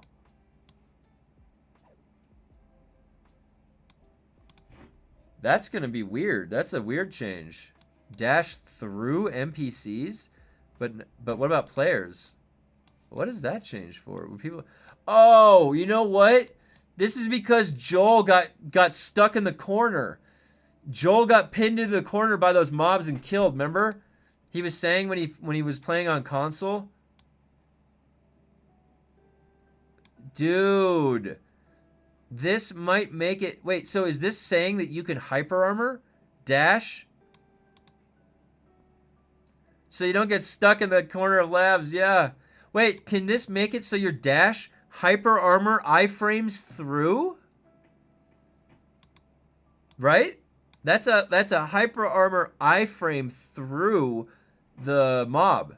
Because they wouldn't be able to swing and hit you when you're doing it. That would mess it up, right? That's a crazy, that's a Joel change right there, guys. I think that's a Joel change. Because he finally got cornered, and he's finally playing the game now, a year later on console, and so he got pinned into the corner and killed. And now we're seeing a change immediately. I feel like high-level enemies lack creativity. They are just sponges. I wish they could keep us engaged. Yeah. You know, even in like the Division 2, the enemies kind of like get smarter as the difficulty increases, and what does that mean for an enemy to get smarter? I like that concept. I didn't think that would be such a challenge to program in because they are very basic. Like really, the enemy AI is very basic. I can go into that new testing station, the quarry, and like I can like go AFK. I just stand there, and the enemy AI is like not even doing anything. That's what happens when you play your own game. Yeah, like we had an immediate change. The moment he played his game. Joel plays his game. Wait, what is this? Look at all this. Holy cow. Dude, this is literally, oh my god, you guys, do you know what this is? Oh my god. Guys, everybody at Funcom went on vacation except one person, Joel. Joel already took his vacation months earlier.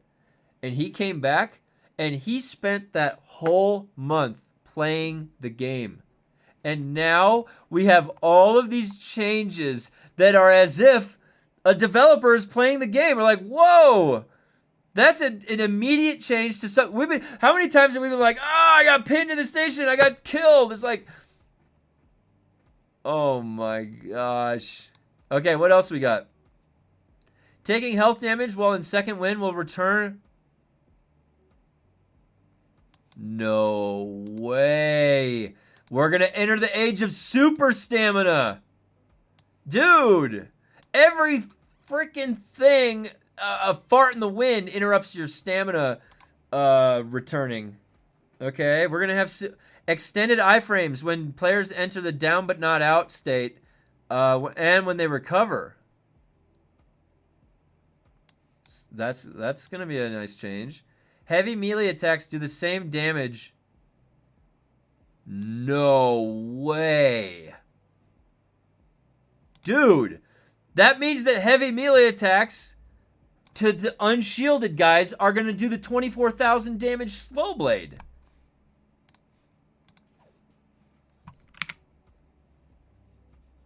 Oh my god, they're beefing that up. They're beefing that up. Wait, does that mean that that is a heavy melee attack hitting a shield is going to break it?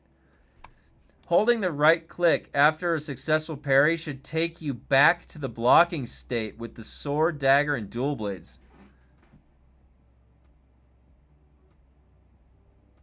Are you kidding me? That's going to make that, like, really annoying to fight.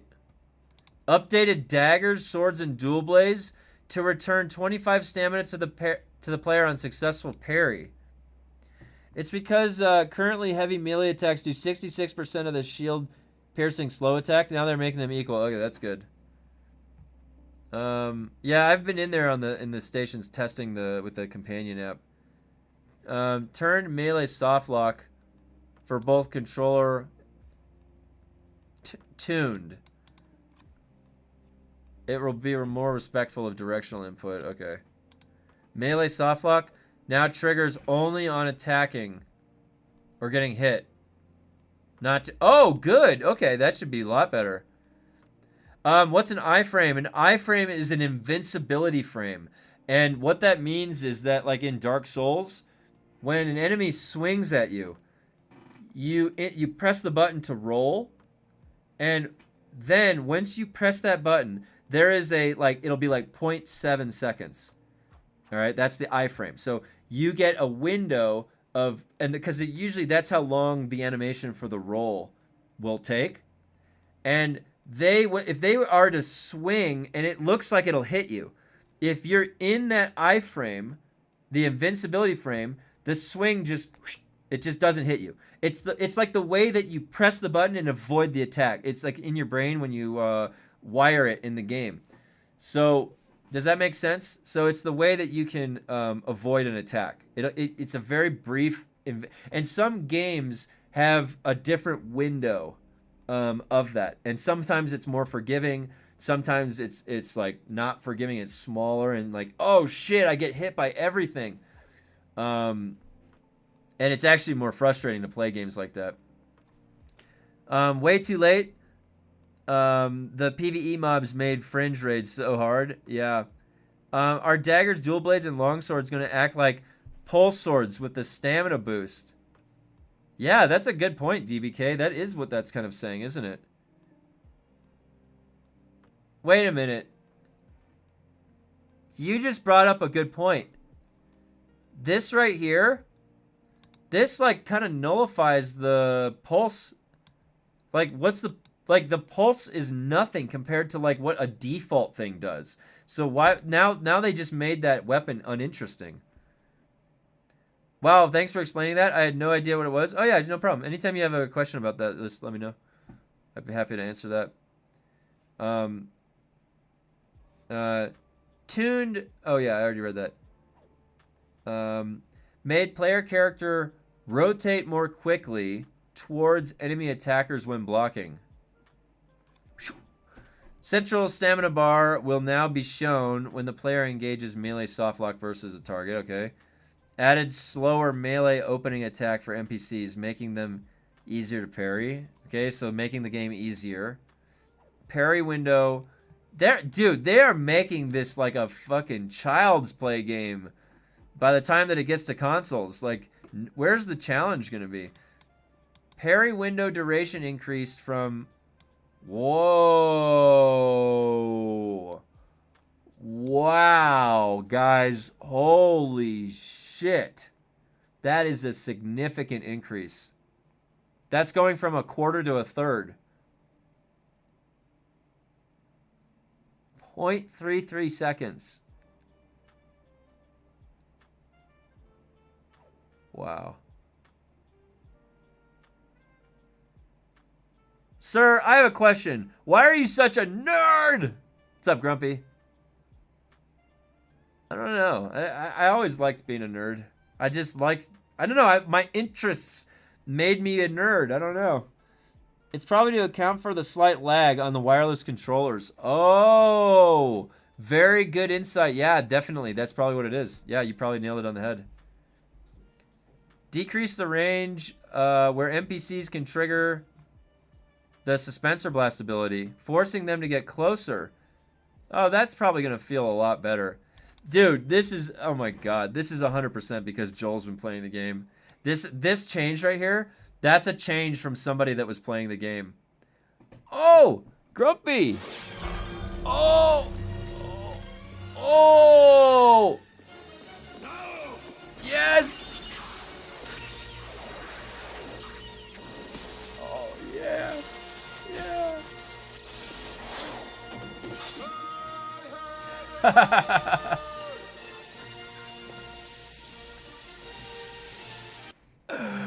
That never gets old. I love that. I love that movie so much. Oh man, thank you. Thanks, Grumpy. Almost 10 milliseconds more for parrying on an attack. Parries were already easy enough. They are really dumbing down the difficulty of this game. That's what, dude, Glorian, that's what I'm saying. That's a lot. Like, if you've played games with parry, 0.25 to 0.33 is significant. Like, that is a huge handicap. I mean, somebody coming in fresh will be like, whoa, I'm good at parrying. Like, yeah, there's nothing wrong with that. But like, from a higher level, when we're looking at this, it's kind of like really starting to dumb down the game. Joel, this changes. This is 100% because Joel is playing the game. It's for Pulp. Oh, babe, Grumpy just donated for you. Wait, hold on, let me go tell her. Babe. Grumpy just gifted some subs. I was like, oh, thanks, Grumpy. He said, it's not for you, it's for Pulp.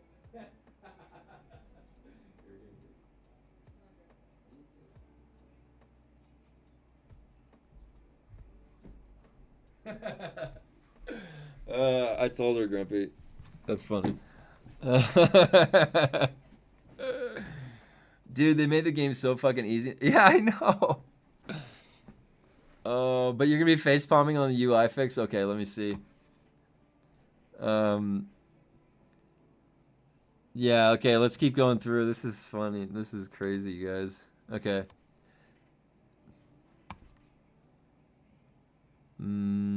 Okay, so this is significant. That's significant right there. Make sure she gets her cut. She will. Decrease the range where NPCs can trigger suspend. Oh wait, I already read that. Okay. Copper to aluminum tiers are able to dash out of any staggered effect once before running out of stamina. Oh my god. Wait, guys, look, they're putting this back in. They're actually putting this back in. Copper to aluminum tier enemies are able to dash out of any stagger once. After they dash out of a stagger effect, the next attack against them will put them into second wind, making them completely vulnerable to attack. This is going to make combat so weird. They're confusing themselves. Duraluminum and Plastanium tier enemies are able to dash out of basic stagger effects twice. Oh my god, that's going to be so annoying, dude. Like, they just said it twice. Like, you can do it 2 times. Like, think about that. Now we're going to be like, every time you go to slow blade, you have to go through 2 dashes every single time. Oh my god, that's going to be... And it's 2 times forcibly, not like spontaneously, forcibly. Yeah, okay, that sounds fucking terrible. This allows higher tier enemies to provide more of a combat threat. No! More annoying. Like, they just dashed twice. They're not giving me any threat.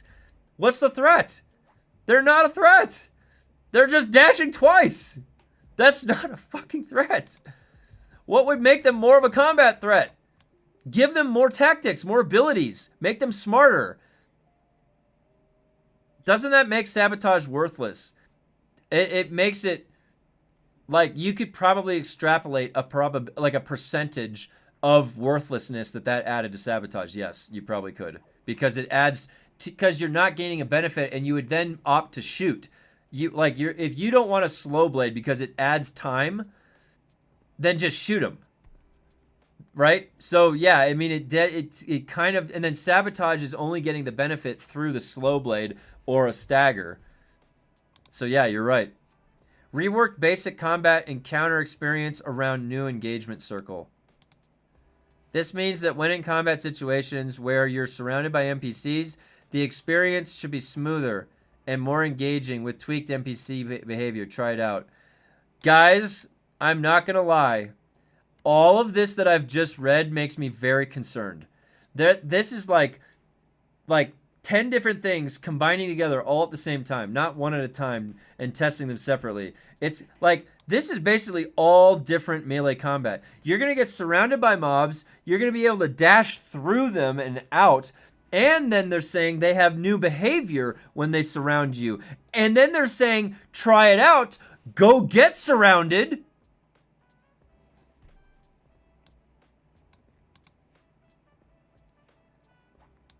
Who tested any of this? No, we're going to test it. They say, try it out right here. They clearly have not tried it out.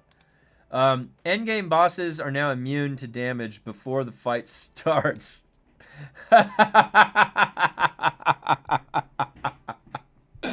That's the change I said to put in back when Chapter 3 first launched.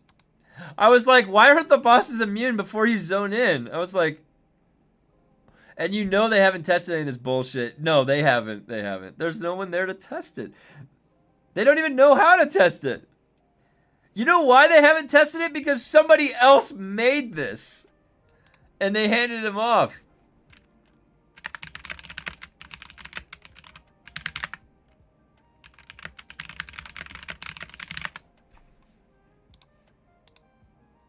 Bet. Want to bet the new trigger will bug and you'll have invincible bosses. Nasty Nate will find a way, I'm sure. Funcom made Golas of everyone, and they make the game.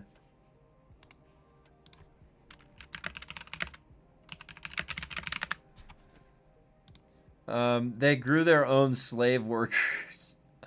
Oh. Oh, man. Okay, wait. So, endgame. Okay. Added health bars to boss fights from the main story. Okay. Remove suspensor grenade ability from most NPCs. Decreased assault enemies' health. Okay. Reduce the amount of damage Plastanium tier enemies deal. Lower tier rushers do no... Dude, they are really neutering this game. Was all this necessary? What kind of meetings do they have where it's like, we need to make the Dune game easier? Yeah, every part of this is making this easier.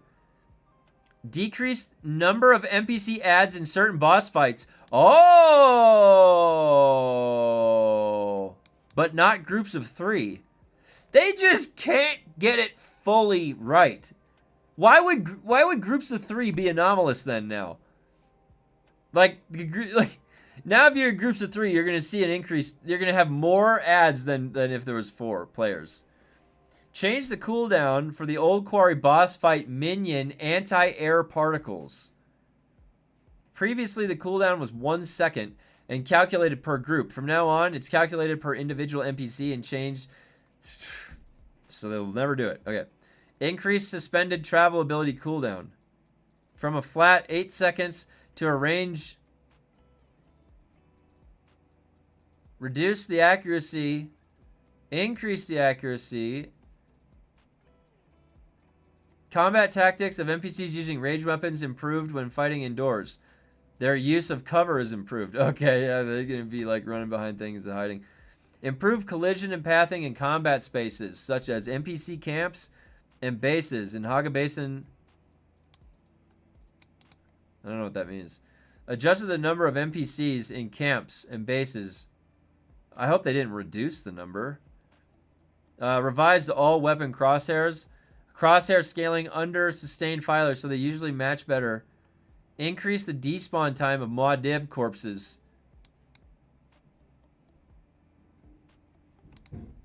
Worked on providing aim assist setting. Added settings for toggling melee proximity auto lock and melee target. Wait.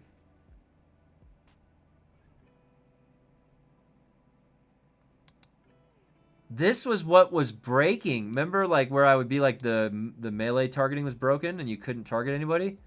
That feels terrible. So I wonder, like, what this is going to be.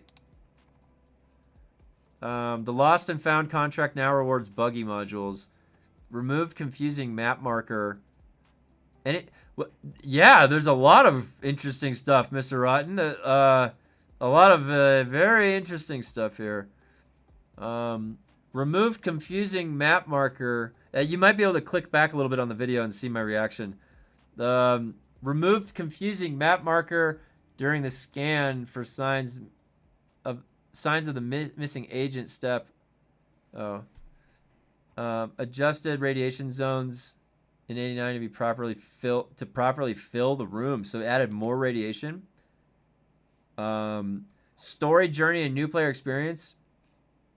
Players will no longer have an option to request a reward when they've not earned one from the Landsrad. The journey step to build a sandcrawler would now be completed only if the sandcrawler is fully built and not just when the vacuum or centrifuge is added to the chassis. Tweaked tutorial that explains death consequences for more clarity of death costs. Tweaked order of some contracts players get in Haga Basin to improve player path. Made Holtzman amplifier easier to find in Wrecking Crew contract. Changed the way dodge is tutorialized through a combat encounter that better mirrors what players will experience in gameplay. I wonder if that's accounting for. Remember when they made the NPCs dodge after every time you slow bladed? They didn't update that in the tutorial. It was confusing. Added multiple tutorials to better communicate when multiplayer grouping can start, as well as what multiplayer features exist for players. I'm in PTC single player, and we now have aim assist. Oh, that's gonna make ranged combat easier, right? But I don't know, because how does the headshots work with the shield? Or is the aim assist going for the body or the head? Or is it a magnetism towards anywhere, like as you're going towards the body or the head? It's probably that, right? It's a magnetism towards anywhere.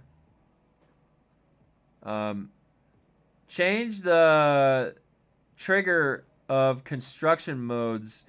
Tutorial that happened later. Added new tutorial for death consequences. Added new grouping tutorials.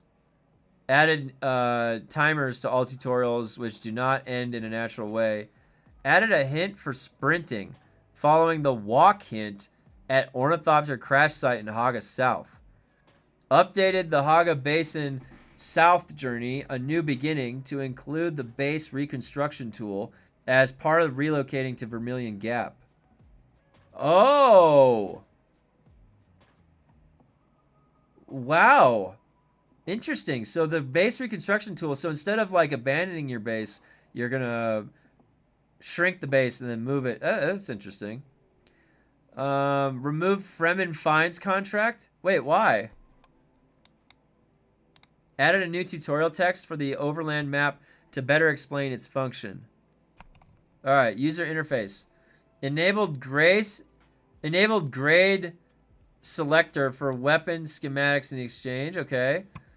Rephrase the description for lock sprint option to better describe how it functions.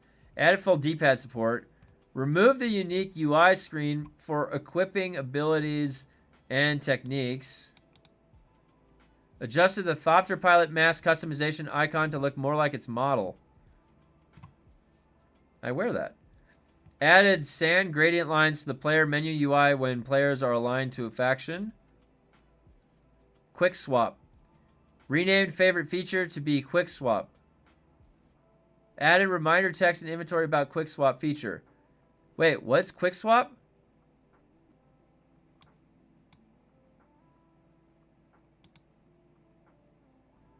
I just had a crazy thought about starting a new character for a third time. Oh, man. I love how for 6 months we have graded weapons and you couldn't search them in the exchange, and it's only fixed now. It takes them forever to do anything.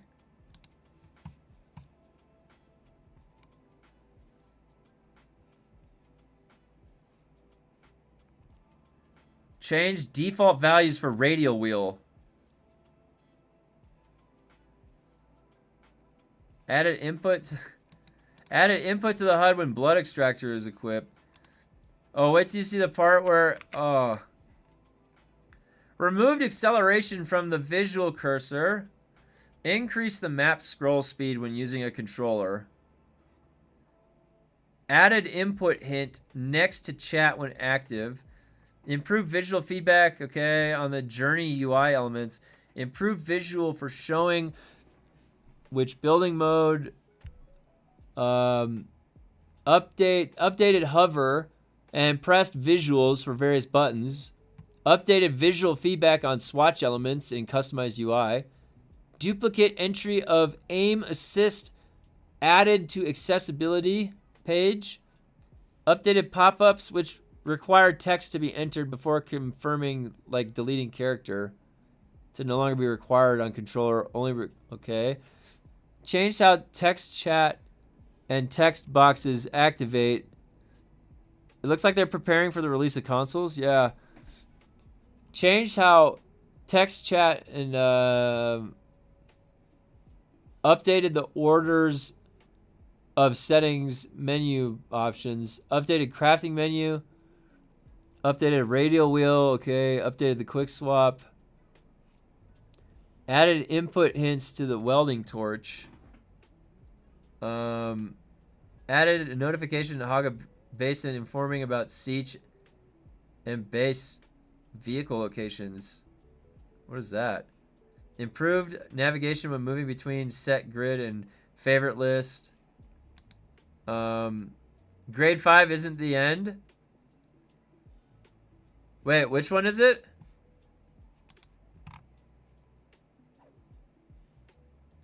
Which one did you want me to see?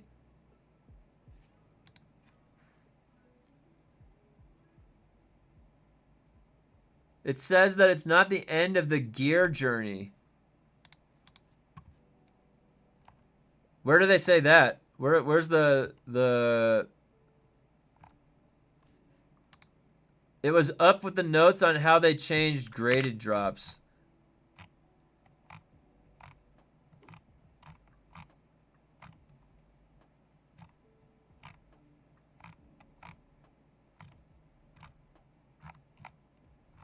Yeah.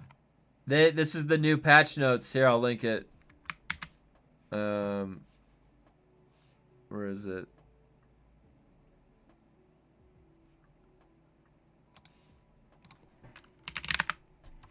We already know MK7 is coming with polar caps. Alright, there we go. I had to pull that up so I could link it. Alright. To be honest, this patch so far looks abysmal. The game is already stupidly easy as it is. The only thing that actually offered some danger was the PvP, which they removed altogether. I'm sad. Yeah, I'm in the same boat. I think a lot of us are. It's like... Remember, I've talked about this in a survival game, and you wouldn't even... Or let's just not even say a survival game. In any game, having challenge is what creates fun, and then to overcome the challenge. And if like literally every single patch is making it's like you know, it's like making the room safe for a baby. Like it's baby safing the room. It's putting like that foam shit on all the corners where the baby can fall and hit its head into the corner. Put the foam there. No, put the foam there. Don't let the baby fall and hit its head into any of the corners. Is there anything the baby can put in its mouth? All right. Put it up out of reach of the baby. That's literally what it is like they're feeling they're doing, okay? Let us fucking hit our tiny baby heads on corners. That's how we learn. That's how it strengthens our tiny baby heads. All right. Maybe not the best example. Babies' heads are strengthened by time passing and good nutrition. Okay. Dune is now a baby game. I agree, Rico. I agree. They're making a game for babies.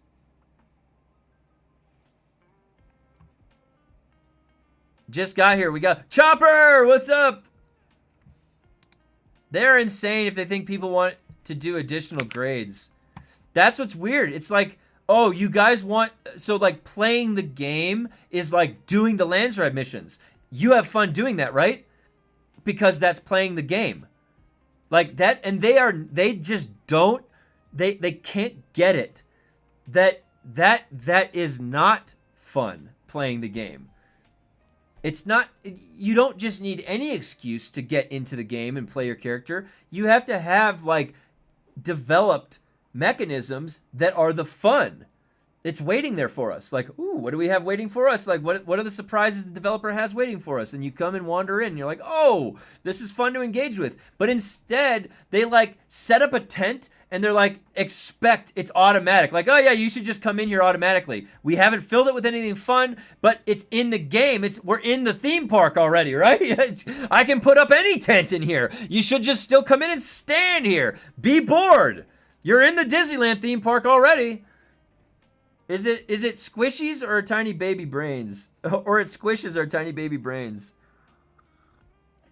Joel has too much fun playing with his worm. He's not worried about us playing the game. I don't know what he thinks about. If there was actual hard raid-like content that your grade 5 gear would be used, then people would grind it. Yeah, you just said something. And we've been talking about this for this game for a long time.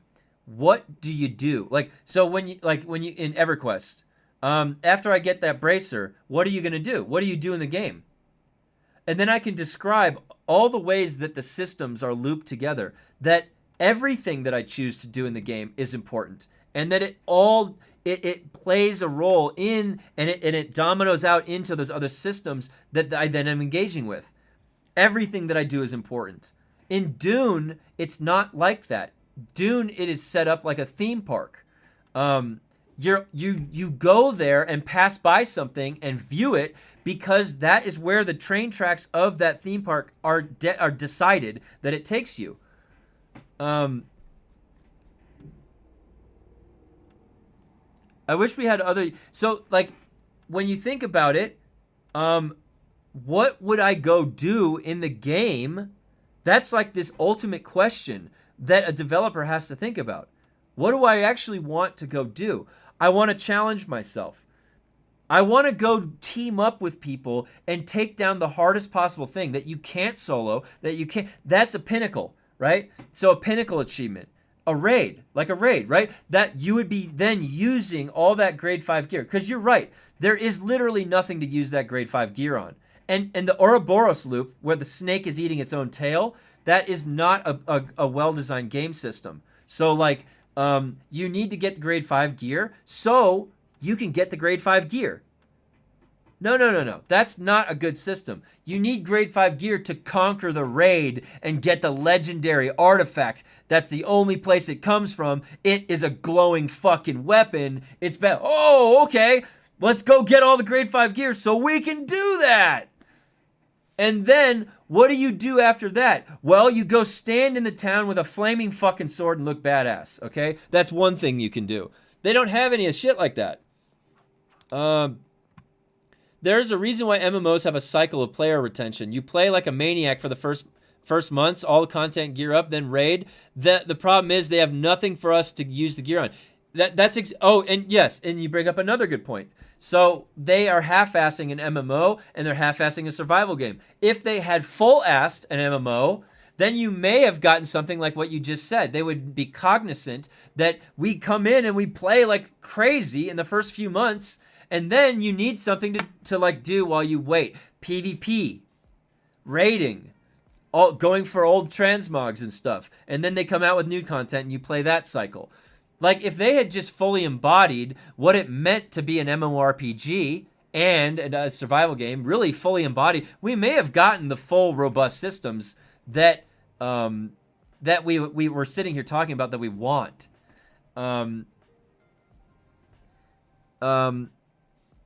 Nobody does things like this. You introduce one change at a time and notice the effect, then add more. Yeah, you're right, Lumpy. They could introduce NPC raids. The larger your base, the more dangerous it gets. I believe I've sent that suggestion to them once. A bot replied, noted. They're only committed to dumbing it down. Yeah. Yep. Tried to farm the electric level 40 for tier 5 forge items. Got no gear, but lots of useless augments. They have no idea how to balance. Yeah, I agree, Robin. Yep. I had the same experience when I was in that poison station trying to get some of those drops for the sniper. So let me get through some of the Twitch comments. Yeah, like, what if you really needed grade 5 gear to not get one-shot by the Sardaukar raid instance? Yep. Or you can run a level 100 testing station and get tier 3 and 4 gear. Yep. Yep. And at least they are fixing that. That's true. The whole endgame system brought into Chapter 3 serves no purpose outside of OTS. It makes the game so easy, and they just made it easier. They don't play the game. But yeah, the game is suffering from the same issues it did in closed beta. It's a shell of a game. Lots of good systems, but no follow-through. Yep, both of you guys are right. It's basically like everything that they brought in from Chapter 3, they could have thought to themselves, all right, what's the end pursuit, Well, it can't be just like make my character more powerful, because then that's the vehicle, but you don't have anywhere to go drive it to and go do anything. Like usually, so like Path of Exile and other games, they put in these like pinnacle challenges, like these things that are so hard, it takes a lot to achieve to get there. You wouldn't even think to get there right away. And it takes everything, all the resources to be able to accomplish and beat that. And then when you beat that, you get something from that then makes beating it again even trivialized. You can just go walk through the whole game and you're really at the end game, and then now you need to wait for the next cycle to then bring in the new pinnacles and the new stuff, or some new accolade that you have to achieve. And that is the cognizant cycle of challenge that makes something fun. They are in this mentality of, we just want people to show up. We're not thinking about, are they having fun? Are they being challenged? Does challenge compel them into having fun? They're not thinking along the game design perspective like that, which game designers usually do think along those terms. For some reason, they've lost that line of thinking. And they're really just thinking about putting things in without thinking about, is it a challenge? Is it going to be fun? It's astonishing, actually. The game is suffering. Oh yeah, I just read that. No point in going above level 40 for gear. The odds are never in the player's favor. It's truly a shame. Diehard fans like us and the people that actually keep this game's respirators on get shafted. There was endless potential here. Yeah, I agree. I agree completely. We've held on. Honestly, I would say that like the diehard fans, we've held on for longer than what's fair based on what they've been doing. So like, and you know, this is gonna be a long road to the movie. I don't know why it feels this way, but they're making it feel like a long ass road to the movie in any sense of hope. And I don't know, like reading that article this morning about the 2025 finance publishings from Funcom, it's got me really concerned, because the people that made the game that you like the world building, your character, the Dune lore, all this stuff, like that's fine and dandy, okay? Because the people that are actually fucking up the company Funcom have nothing to do with those people at all. Those aren't those people. There's other people, like the CEO is a guy that we need to talk to and ask what the fuck is going on here. How the hell do you keep making, like, it seems like sort of successful launches, and then the company is just always in the red? And then you had to completely sell 100% ownership and then no more public selling of the company to Tencent. We have to be able to read what's on the wall. Now, they did that because it would have gone under and then there would be no more games. So it's like, well, in order to keep making games, we have to do this. It's countermeasures. So now that they're in there making games, like there is very clearly people in there that are passionate about making games. Right? Yeah. But so what's going on? Why aren't they getting it? Like what's it's got to be upper management. It's got to be Joel, and maybe it wasn't Joel initially and it had to become Joel for him to keep his job. But you know what I mean? Like maybe what we're seeing is like we have to have a little bit of sympathy to Joel because he was on our side originally. Joel, and maybe he still is, but he has no other options right now. Maybe he has no team. Maybe they just can't. What's with all the handshaking and the notes? The handshaking is letting us know that was our feedback that they're putting in. This was based on our feedback, firm handshakes. So it's kind of like a backhanded, like, all right, this was one of your ideas. Stop complaining. It's not, yeah, it's a slap in the face. It's backhanded. There we go. It's on Funcom. It's a firm handshake. Firm handshakes across the board. All right. Okay.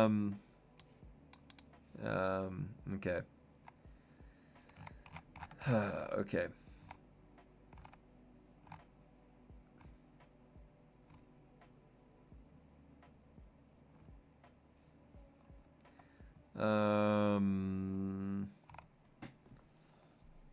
Oh, what is this? Wait. Okay, user interface, the visual feedback. Okay. Graphics, the face tattoos. There's the VOD. That was cool, yeah. Optimization on lighting. All of Funcom's past games ended up fading in the background after launch. They just can't get it right. We're sitting here trying to give them feedback, trying to help. But they just don't want to. They didn't take. Have you guys noticed any of that feedback that we gave them from the creator call? Do we have like? I mean, obviously it's not like you have to do this, but they didn't even. I don't even see anything. Like, not even close. Guild leaders being able to control like some custom guild tab or swatch. We've been with Dune since launch. I mean, how hard is it to listen to community feedback? I guess we should have expected seeing Conan Exiles. I played Age of Conan too. It's like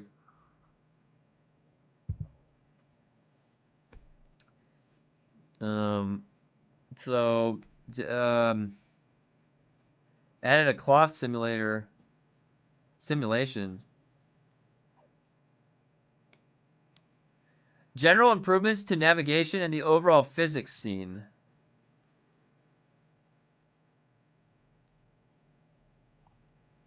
Updated the melee bash animation for underslung weapons.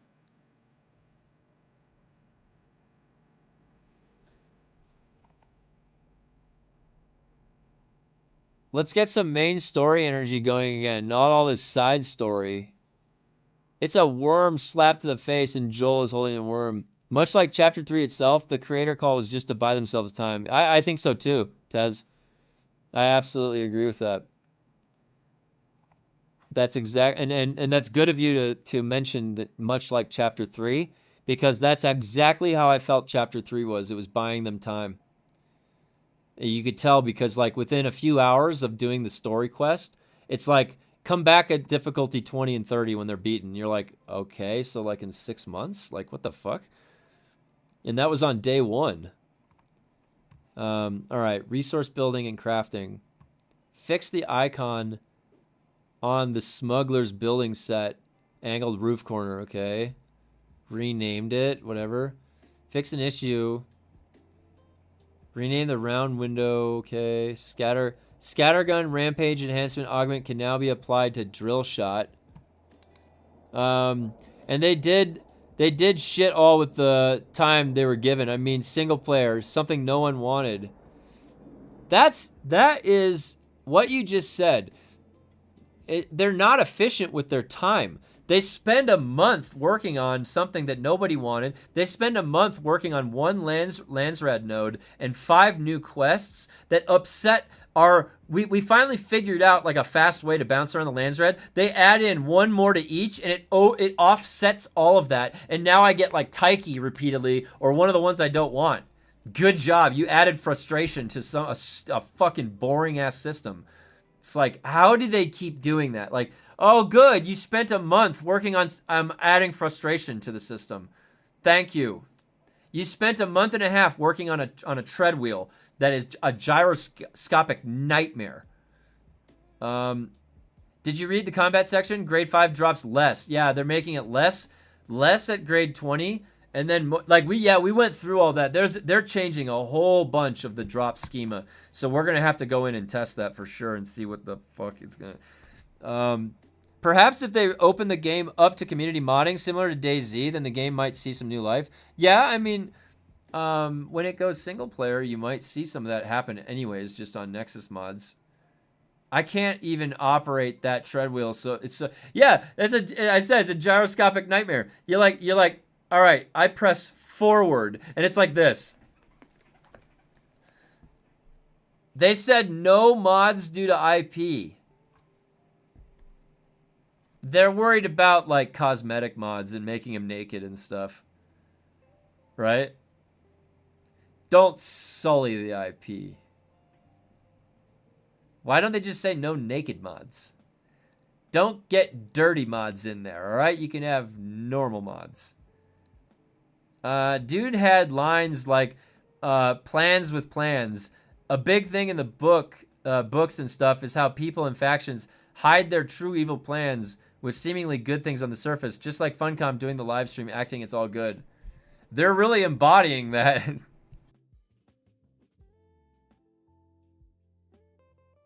Damn. Yeah, so the combat was right here, so...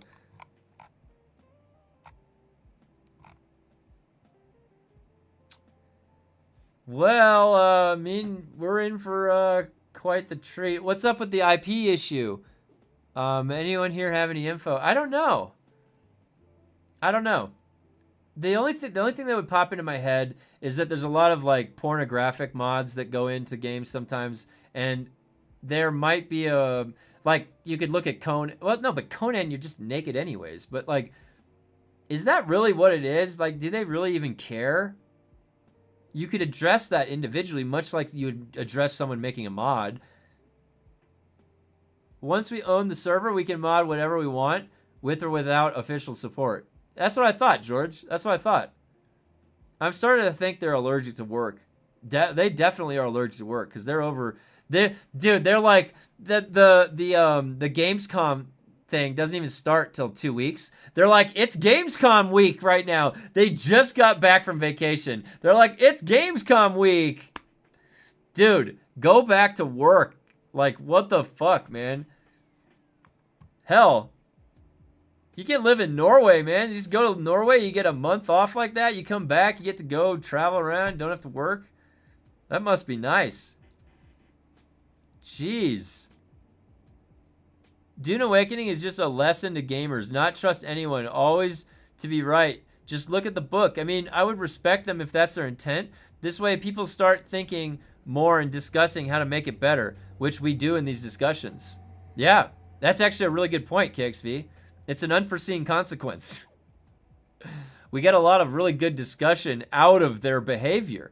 And actually, we wouldn't even be compelled to start these discussions if they weren't behaving in a way that led us to start analyzing things. Like, we're like, wait a minute, what's going on? That's odd. Wait, what's, and you try to like piece it together or like trace it, and you're basically just like problem solving. You're like trying to find a solution. You're like figuring it out. And that led us to this path of discussion.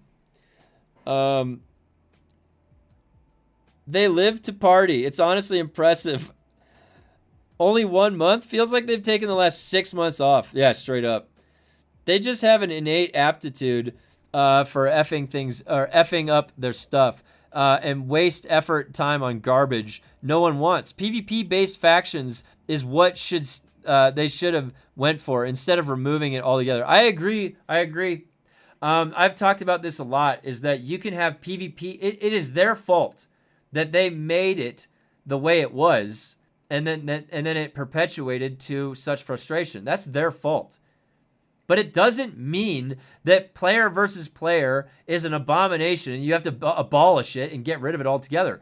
Just go look at any successful MMORPG. World of Warcraft, Elder Scrolls. Like, you don't have to PvP. But it's in there still, and it respects their time still. It respects everybody's time. World of Warcraft, you can play the game PvP or PvE or both or whatever the fuck you want. And it's fun, because I have options. But then in this game, for some reason, it's like, well, because they put everybody in one location, they didn't think to themselves, what other systems work in games to allow an alleviation and a redistribution of where you're going to put your players? If you put all the players in one spot, and that's the only place that the last resource comes from, what the fuck do you think people are going to need to do? Go there. You don't just play the game and stop at the resource before the last one. If you do you play like a survival game and do that ever? No. I don't care who you are. There's no argument to stop. You don't need to do any of the you don't need tier 6 to okay. Well, it's in the game and I'm going to fucking get it because it's a number that goes up. See, look, tier 5 and then tier 6. Look, there's another number. That means I'm going to fucking go get it. There's no argument to no, you don't need it, so don't get it. No, it's in the game. We're going to go get it. Everybody's going to go get it. Everybody. So don't put it all in one location, then force everybody to Mad Max it up and murder each other. It's like the Purge. Yeah, what do you think you're going to get? You have to add in an alleviation, matchmaking, lobby system, battlegrounds. That'll alleviate it, opens the valve and lets the steam out. But they didn't think along those terms. They have this bad mentality where they see something going not the way that they had intended, and then they go back in and they're like, no, no, no, no. They literally like a child, they pick you up and they set you back down over here. No, no, no, don't do that. And then they go and fix what you were just doing. That's how their behaviors. That's not the way to do it. You have to play it like the Truman Show. You have to be Ed Harris up in the sky. Radioing in, all right, make it as subtle as possible. Make them not notice the change, but change it anyways. That's how you have to do it. You don't come walk up to the toddler and pick him up and be like, don't even do that. You're not supposed to play the game that way. And then you take the lollipop away. They're making a game for babies. Where's T7? I don't know. I didn't see. Yeah, where did they say tier 7? Where was the mention of the gear progression? I was trying to look for that. I do like that 25% stamina bonus on parries and dash through NPCs. Yeah, that's probably going to feel better. I'm not going to lie. They need to fix the game's economy and merge the exchange to cross servers. Just look at OSRS, for example. Many players play that game just for the grand exchange. That's a good point to bring up OSRS because I think that games should be able to look at other games that are successful. And OSRS, absolutely. People still play that game. A lot of people still play that game. Why? It has a lot of really good, robust systems, RPG systems. And you don't even need... Why am I playing EverQuest? You don't need the fidelity of graphics. You just need those good back-end robust systems. OSRS, I guarantee you people play that much like why I play EverQuest. Same type of thing.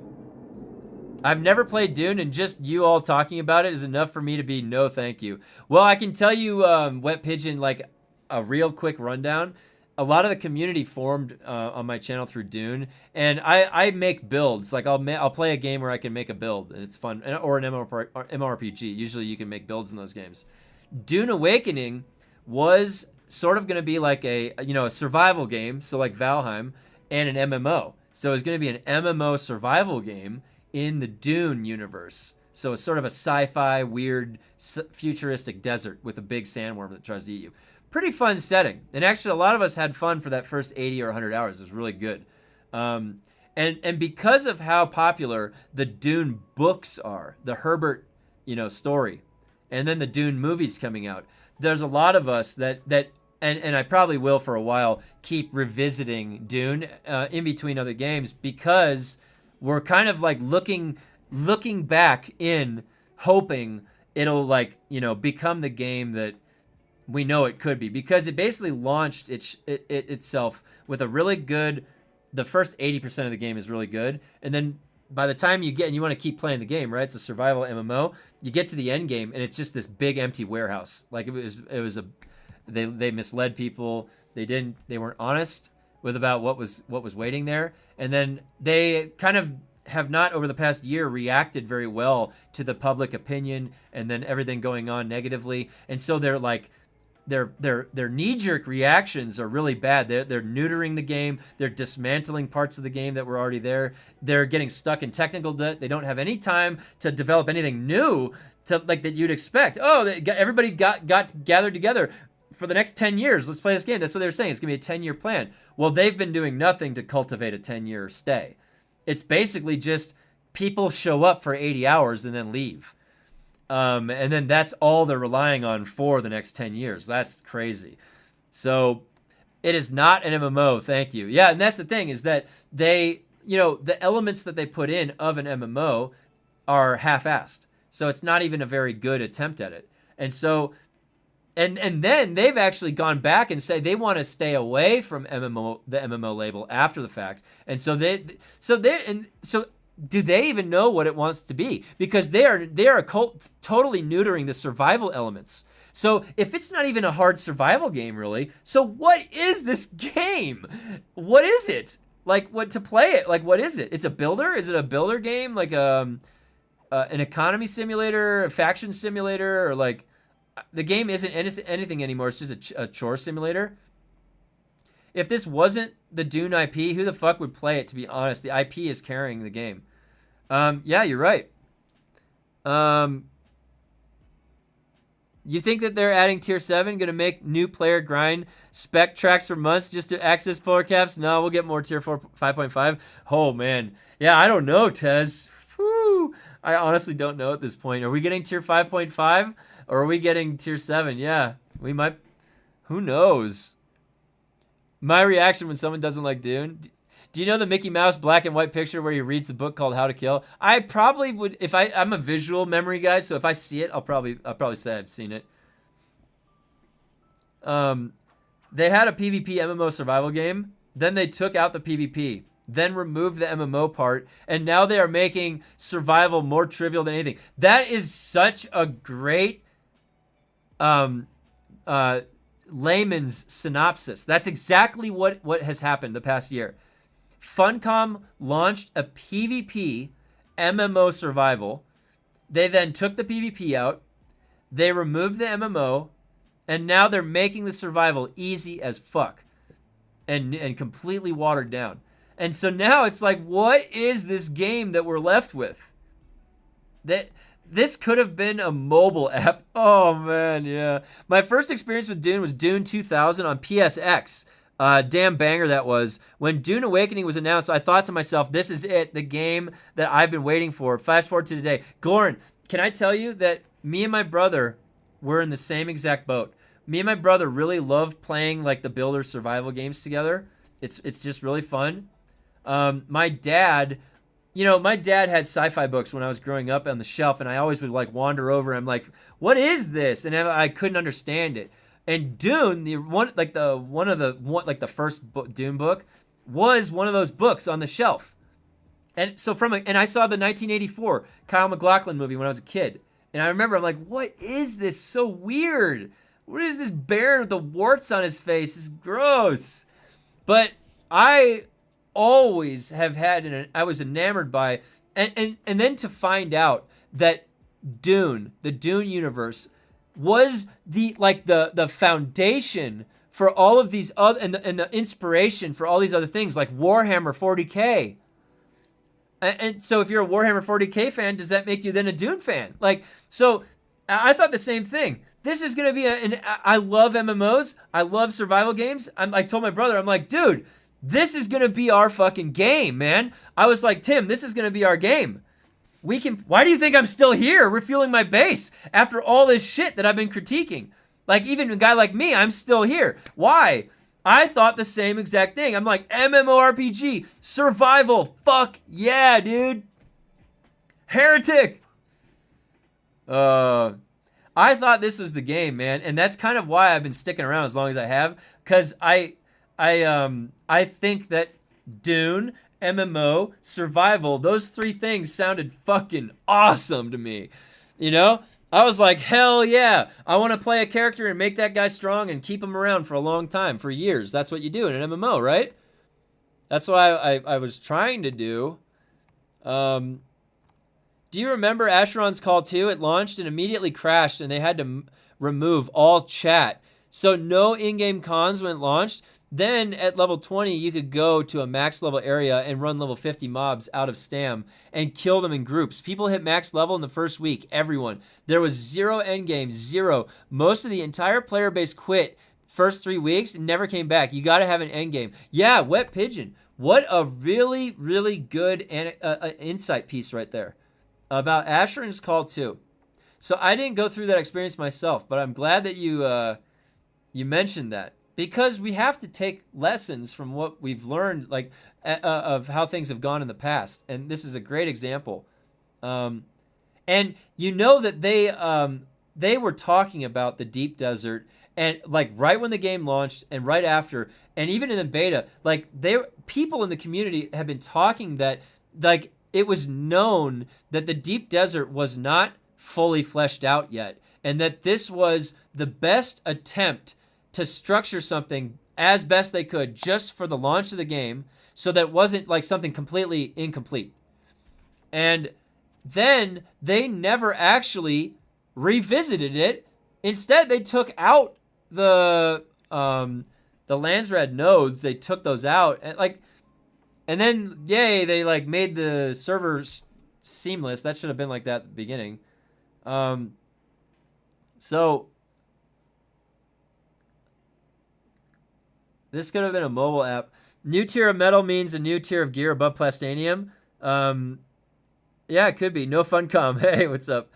Joel realized they'll never let him make a single-player Dune game, so he's just turning this into one. Oh my god, dude. Just got set up on PTC. Regis Kinjal Dagger works like the Pulse Sword parry. I get 8% standback. Oh my god. So you don't really need the Pulse Sword anymore. Or maybe, yeah, well, maybe the Pulse Sword's even better. Heretic for the Emperor. Yeah, Glorin, we've got a lot of Warhammer fans here. And I've got some Warhammer emotes. I actually put in the Cosmic Emperor on the Twitch. I can't animate the same way I can animate the Twitch emotes. So the emotes on the Twitch side of things are a little bit different. They have some animation. The bean counters just look at numbers. That's why they are so focused on the console release. Just a shame so much of this streaming community are still papering over the Grand Canyon size cracks. Yeah. I don't hate on anybody that wants to have fun with a game. And I think that there's probably some people that really want to make the Dune game work as their everyday game. And, I guess what I try to do here most of the time is just check up to make sure that like, and is it even necessary? Because it's not. If I go away and then people can have their time taken advantage of or not, it's more about like, if I'm about to put in like another 100 hours into something, I want to know that like it's at least somewhat of a time investment, right? And so I know that if in World of Warcraft my characters 20 something years, yeah, I know that any time I put into World of Warcraft characters, they're not going anywhere. I'm not going to lose any value. My time is mostly respected. So it's very rare, but it does happen. And then now Dune is this game where I'm like, I have to check to see if my time is respected here. Because if I go put in 100 hours, 200 hours to finish this, like whatever the specializations shit is, and then what? So you're calling upon me to do this. Well, there's an expansion coming. There's some new gear coming. There's a new zone coming. We're constantly working on the new stuff that's coming ahead of you so that your time isn't wasted. Because how many times do you play a game like a single player game offline like Skyrim, and then you look back to the developers, okay, I'm waiting for more, what next is coming? No, you don't do that. It's always assumed that game is done, right? If there's like a random DLC that's come out, whoa, we got surprised, but it wasn't expected. What's different about Dune? Why is there an expectation of continued service with Dune? It's like, well, it's not sold as a completely, like a game I can just play by myself offline. It was never that. So it's like automatically assumed that I'm logging into an account like I am right back here. EverQuest, like an MMO account, right? Because they said they had 10 years. Exactly. It would be actually more akin to like something like Destiny 2, where Bungie, they said, this is our 10-year game. This is our 10-year plan. So yeah, it's assumed, and you don't have to feel bad about assuming this, that you would, month to month, you could keep showing back up, and then eventually there's going to be some delivered content, because that's what they said they were going to do. So far, we've gotten 2 months of content, tops. Yeah, and you could even, yeah. Maybe less, because like I would say that Landsrat system is like a big under construction sign. Like, just wait till we figure everything else out. Where's his video? Mr. Jiggleballs posted another Joel. Oh, really?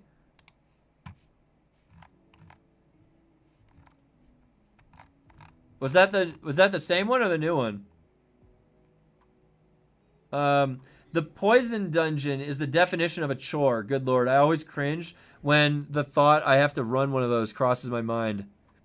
DD used to be a 9 server mesh. They solved the server boundary issue by turning it into a single server, which in turn limits the max number of players in the DD, thus multiple DDs. Oh, thank you for saying that, George. I was wondering about that.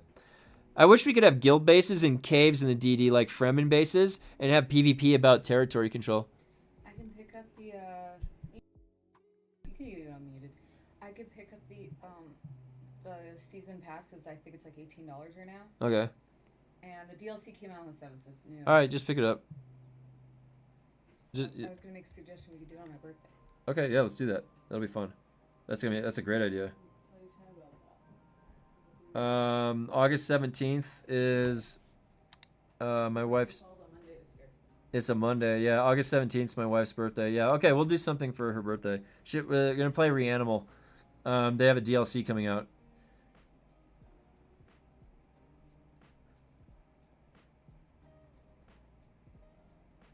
One sec.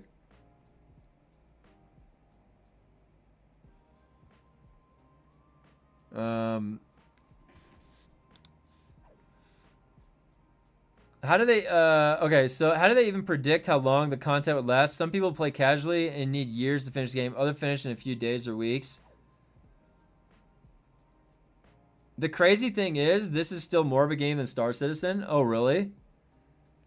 I haven't played that yet. Two Foxes has been playing that. Maybe Two Fox has some insight. August 27th is my wife's B-Day. Oh, nice, Nad. Yeah, and my birthday is on September 3rd. So my birthday comes up right around Labor Day, right after my wife's birthday. So I'll have to figure out, so she streams at 6 p.m. at night every day. And so we might do something for, if we play Reanimal, I don't remember, Reanimal I think we played both two computers. I don't think, September 19th, hey, yeah, we're all right around the same birthdays, right? I think we might be able to stream it, both of us. We'll have to see. Amazing. I have a birthday once a year as well.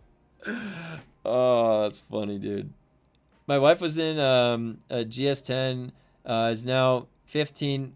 5 years later, she jokes about how she is either really good or really bad. She's 38, which is super young. 15, she briefs admirals and other very important people. She's been on the phone with Wow, that is cool. That is cool.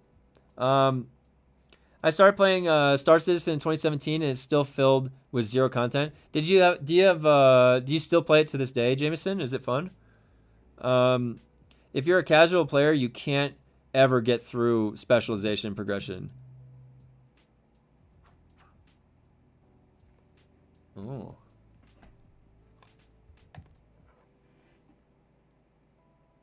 1 second.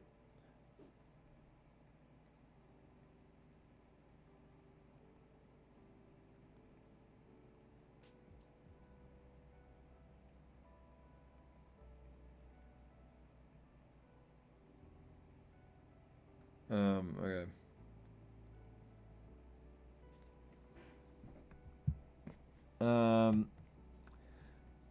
Although if they added base building to Star Citizen, it would be the only game I play if it was a good system. Oh yeah, interesting.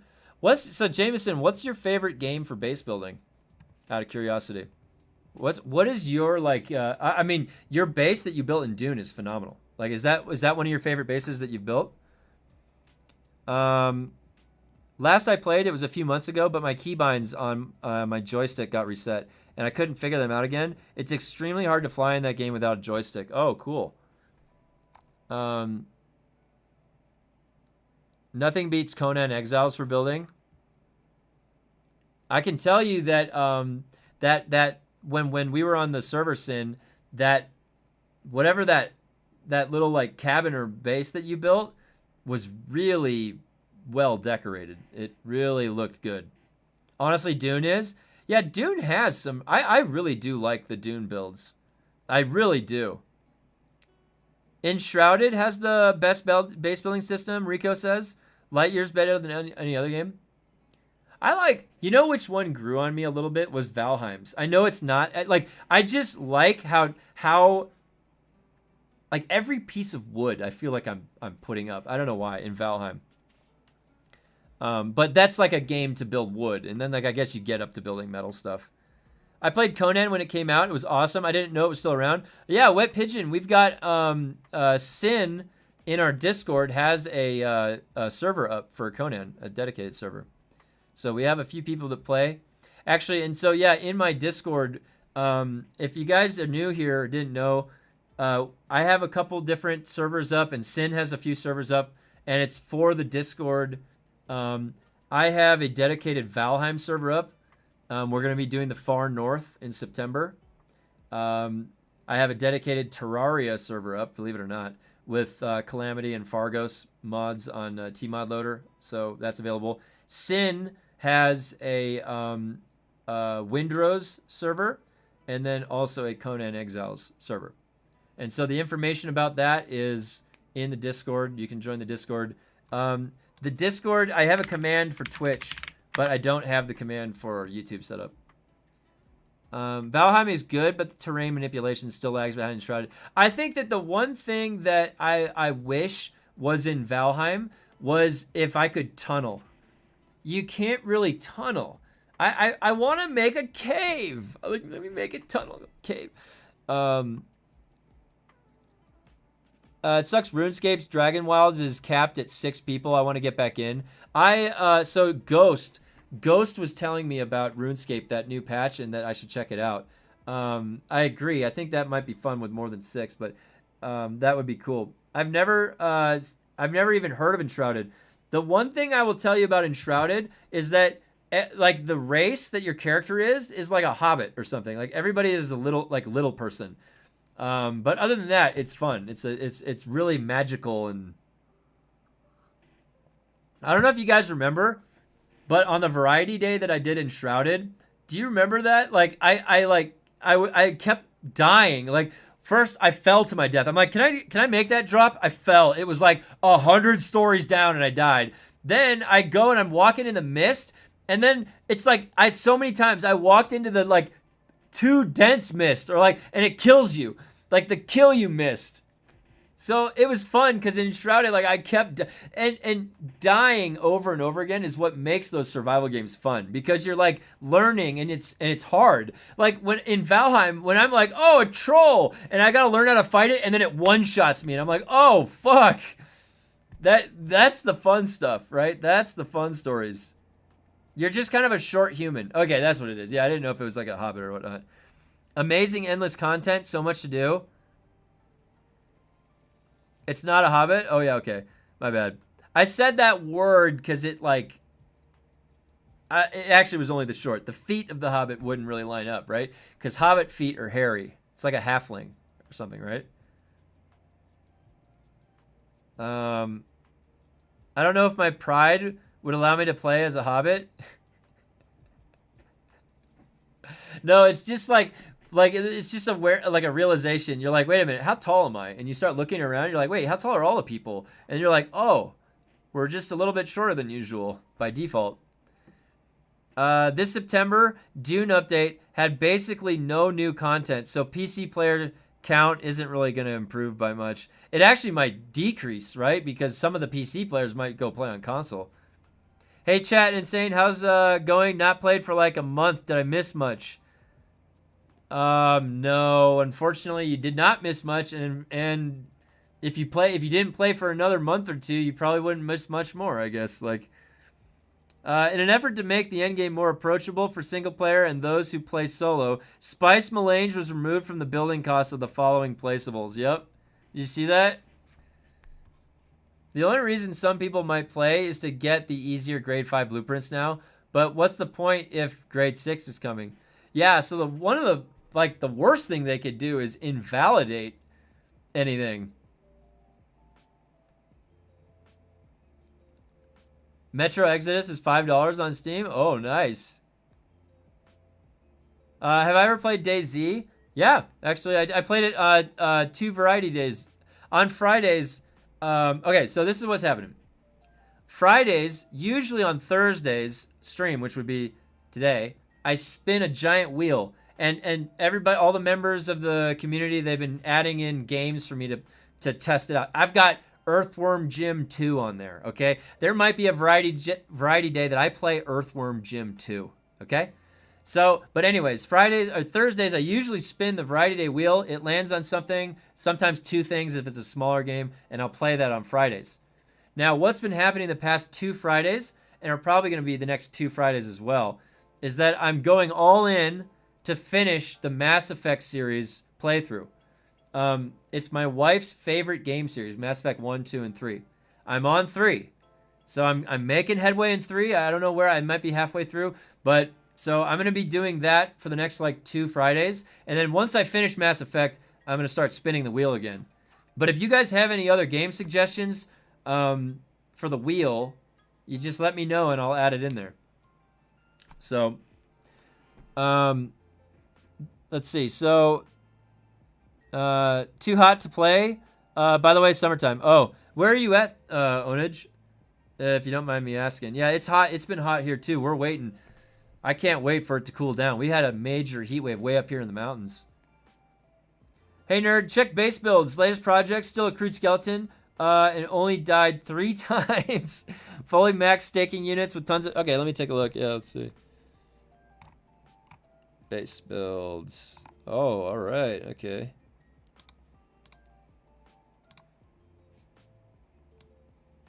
Okay, let's see here.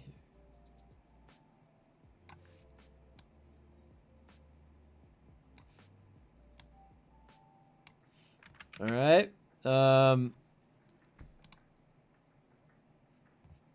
You said hot in Denmark too. 26C today and 30C tomorrow. Oh man.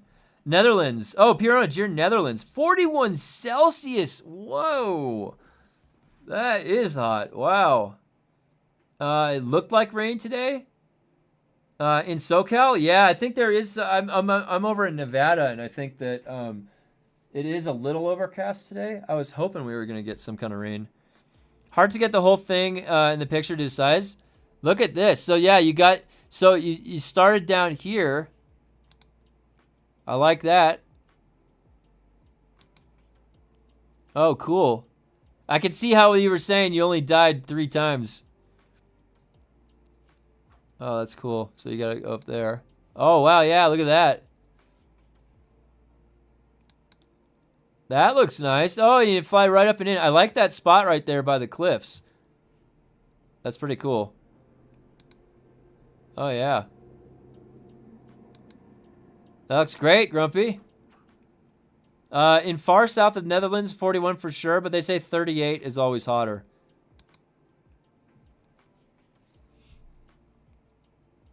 Are you, did you say you finished or are you still working on it? It's only the crude skeleton. Fully maxed staking units Tons of space. Okay, so yeah, let's see. So you're gonna be. So here's the skeleton for it. So what were you thinking of adding?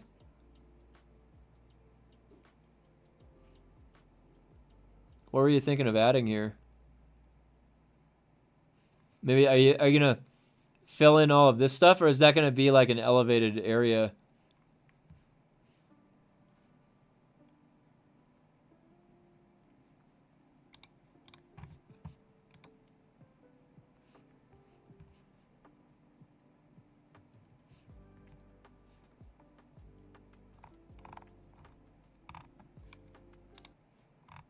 Huh.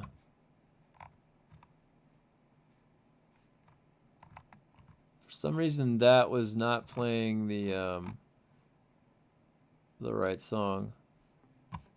Maybe it goes off because it went through the whole thing. Power is still working on more floors. Power and water will go on top of the second floor.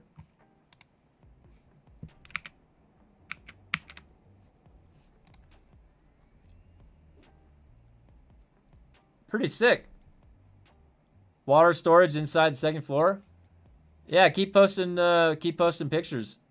I will say, guys, that that Dune, I always did like, you know, having a base in Dune.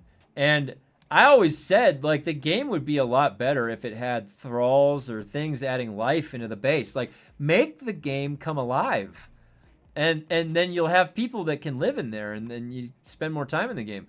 That's what you want to do in MMOs and survival games. You want to go chill and, like, hang out with your friends and go do stuff. And it's because it's a sandbox. You can go look at, like, Nasty Nate. They go out there still and they'll go mess around in the deep desert. But it's like hitting up your buddies when you're like you're a young kid and you're like, hey, do you want to go out to the park and play? There's no like nobody's telling you have to do anything, and you're inventing your own fun from your own imagination. But basically, when you're going to the park, it's an empty sandbox. There's no jungle gym. There's no swing set. We're asking them to put in a swing set. We're asking them to put in a jungle gym. We're asking them to put in a handball court with a tally system so we can put scores on it. That would make the park more fun. And you hit your friend up, let's go play at the park. We can go play handball. We can go play fucking, like, you see what I'm saying? Like, even in the settlements where there are NPCs walking around, it still feels lifeless. Yeah, I agree, Rico. They should have been thinking little things like that every step of the way. How can we make the world feel more alive? How do we make them spend more time in here? Like, not with like with these Landsrad things, like causing you to self-inflate your time by doing something not fun. That's not it. So peak is already hitting today for Dune Awakening, and it's lower than yesterday. It's going to be 3 to 4K by next week. 5,400 peak today. What does Dune status say right now? 898 online. Oh, is that worlds? Wait. Players, 3,653 players. Is that right?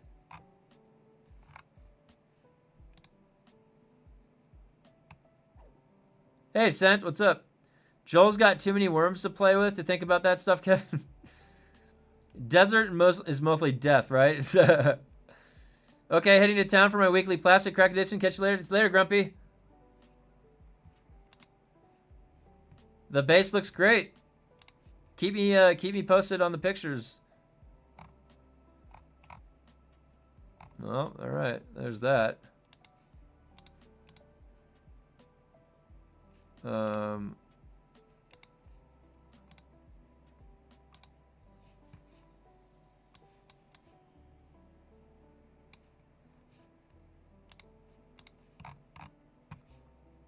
This is what they're looking at right here.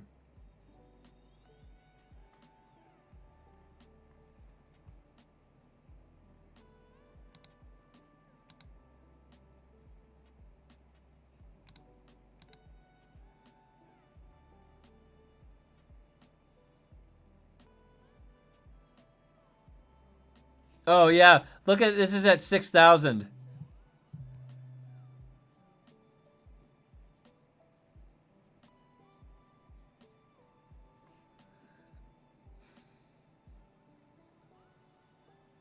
It's like you can tell this is like it's like the same people. This is the same player base right here.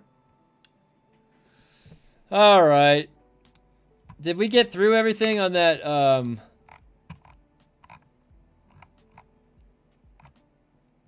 Yeah, okay, we got through everything.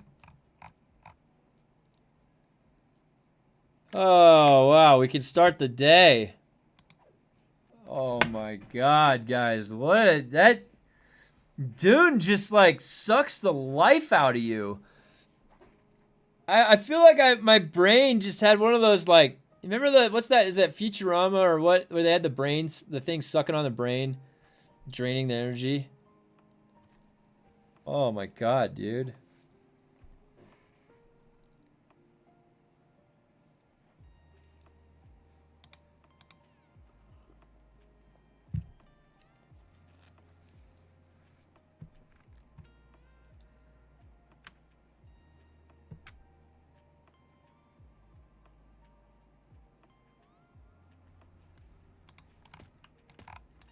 Oh my god, you guys, look at this. Look at this.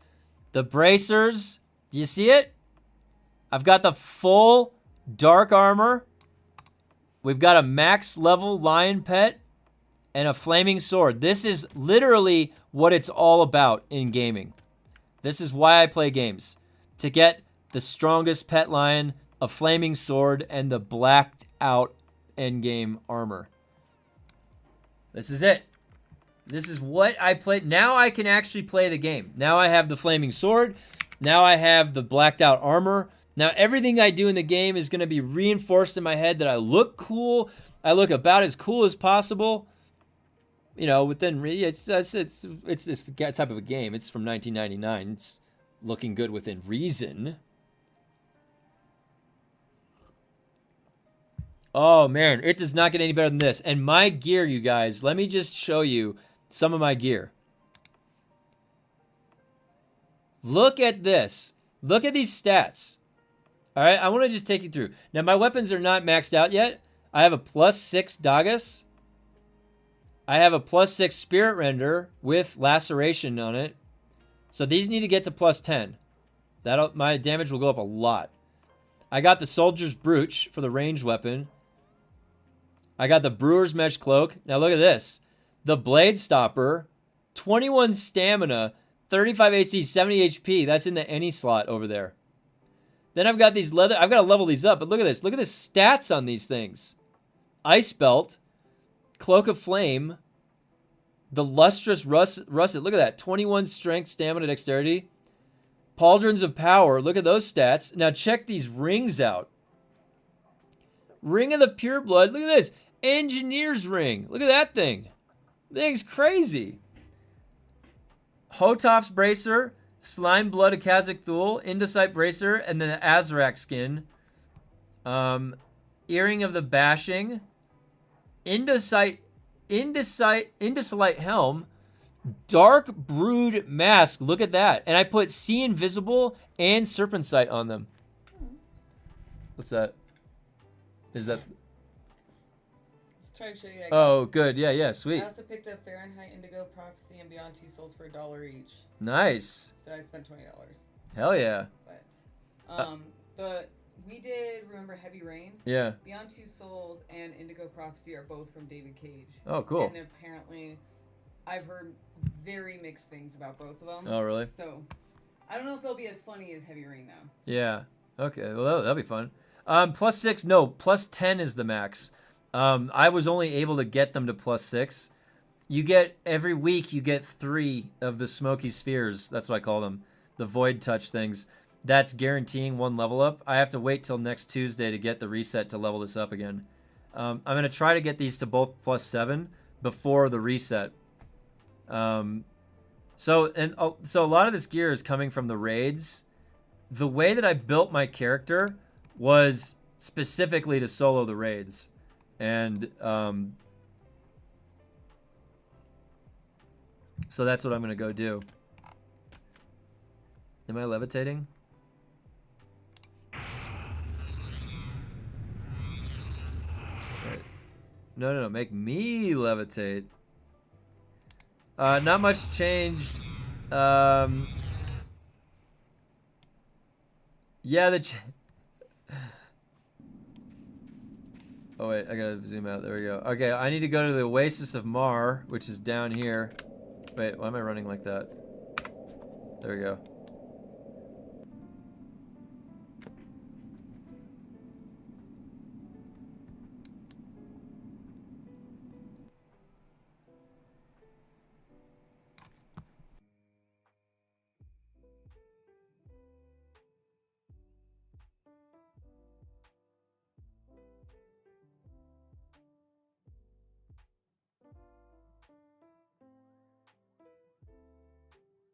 Do you remember when I first started this game and I had the weird looking armor and that little tiny like sword that looked like it came from medieval times?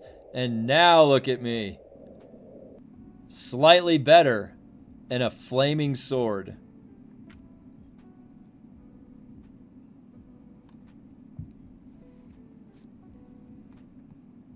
Now, one of the things I did, because you can control what I can take out the exaltations from other items.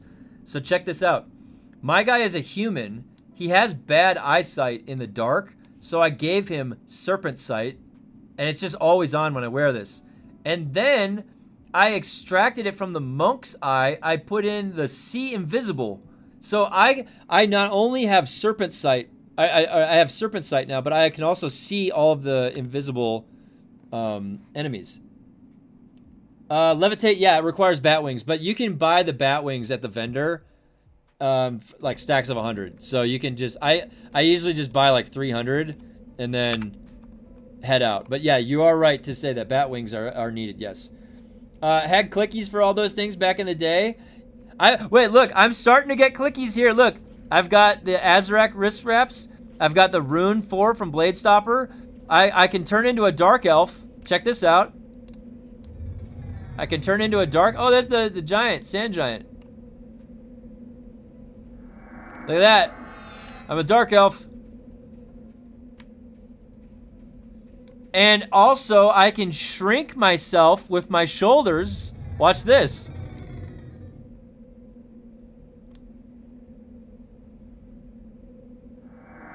Oh my god. Now look at this. Now look at how big my warder looks compared to me. Now it's an actual lion size. Oh yeah, and guys, I accidentally was trying to mess with my surname and I deleted it by accident. And I have to wait.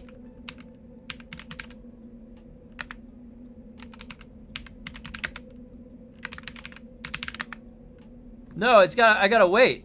Yeah, look, 6 days.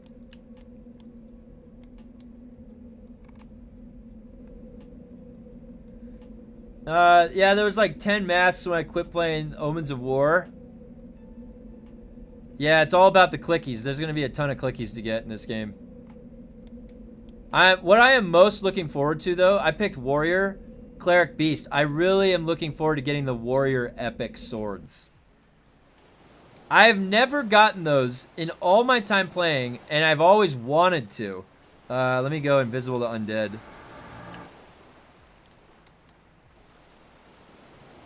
Where'd my warder go? Is he underwater? Yeah, he's underwater.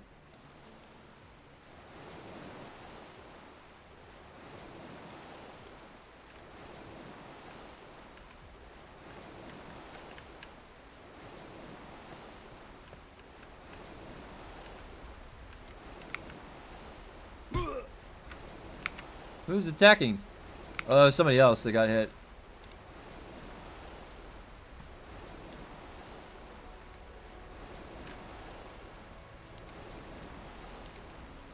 Alright, so look how little I am. Nothing to see here, just a tiny, tiny dark elf. Alright, and now I'm going to go to the Voidling, hail him. Yeah, so now I'm going to do a difficulty 4. Plane of Hate Raid. Okay, give me 1 second.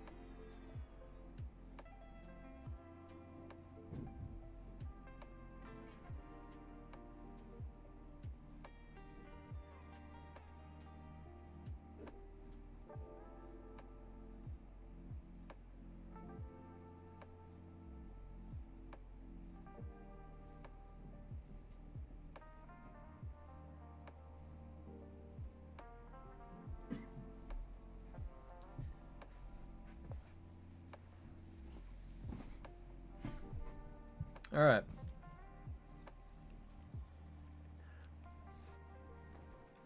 Okay, so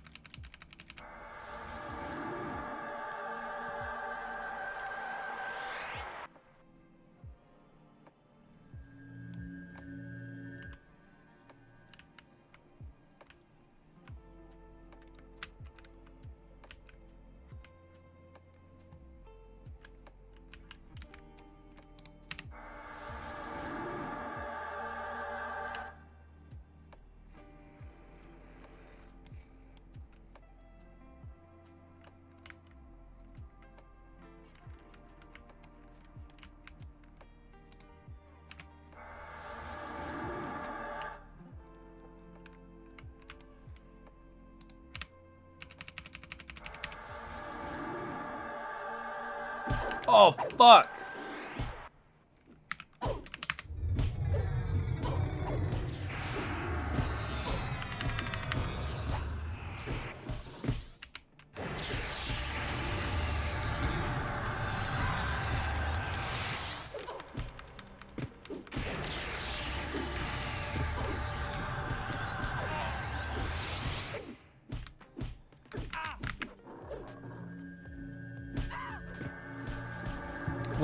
I remember how insanely bad pathing was in Hate. Multiple trains of 10 plus monsters. Dude, that's what Plane of Fear. Plane of Fear is like insane. Have you gone in there solo? They like aggro from so far away. Oh my god. Look at that, 1266 on the Frost Shard damage now. So the damage has been going up pretty nice.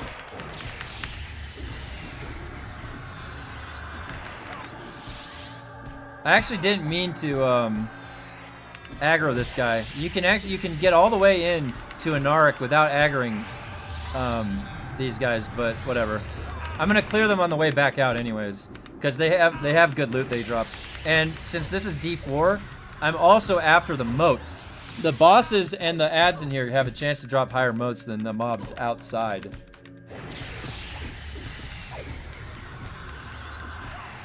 And I mean, honestly, I'm not gonna lie. When this gets up to 10, these two, it's gonna be pretty, like, I think sufficient damage. No CC? What do you mean? The CC that I have is, I have Pacify, which is how I walk past everything. And I have Slow. So I always put the Slow on the target. Because I'm a Warrior, Cleric, Beast Lord. So Beast Lord brings the Slow, Cleric brings the heals and Pacify. Oh, whoa. Wait, that had 70 health on it. I might want to, that actually might be getting to the point where it's better. Where is it? No. Where did it go? The Indicite Gauntlets right here. 9 stamina, 9 dexterity, but no strength. I don't know, actually. Maybe not. Okay. Yeah, the CC that I have is this. Watch. It's called Pacify. See how? Now I can just run past that guy.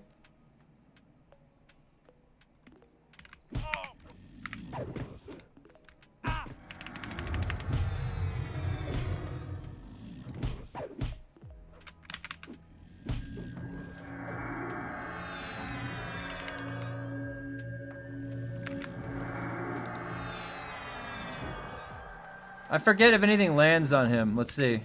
No, it's not gonna land. So both, I think poison.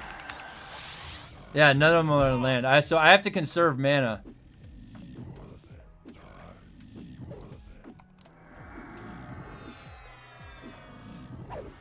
I kind of have to stay backed into the wall.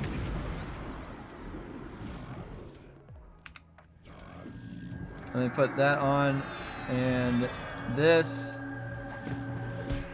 Okay. Now, this is going to be a little bit... So, I tested this last night. The way that you do it for Warrior is that you have to let your auto attacks take you through. If I start wasting mana using my spells and abilities, I only can do that when I know that when he's out of mana, then I'll start doing that. So, and I'm gonna save Paragon.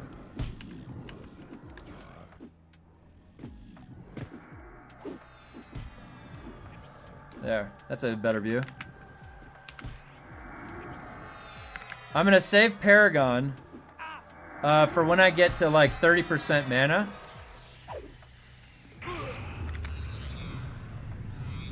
And he can still hit hard, because he has mana. As long as he has mana, he's gonna be hitting me hard, so I have to be careful.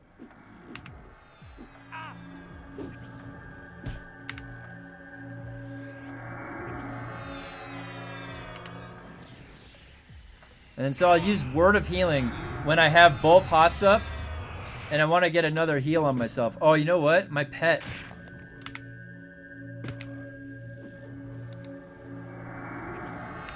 Let me just recover here slightly. Okay.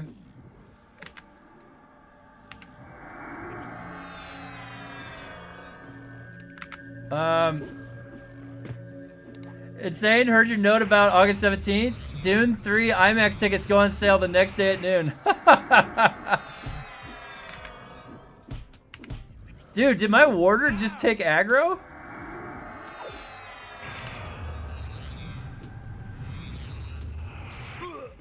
Alright, so that hurt. Let's see if that even hits him once. Ah, it did! I can probably layer in my frost shocks a little bit here. A little bit. My warder is 100% taking aggro from me. Calm down, Mantooth. Calm down. How is the warder taking aggro? Alright, I'm gonna reapply the slow. I like to do it when it's at a minute. Make sure that's up. You don't ever want that to not be up. And I have to put my healing back on myself.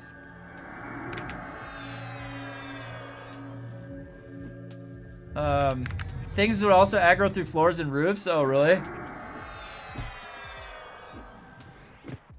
Alright, so I'm still okay. My mana's at 43%. I still have Paragon. That's the big cooldown that I'm waiting on. Yeah, this is on difficulty 4. This is on the D4 raid.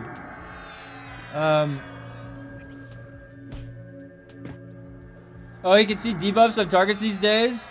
Had to time it yourself. Oh my god.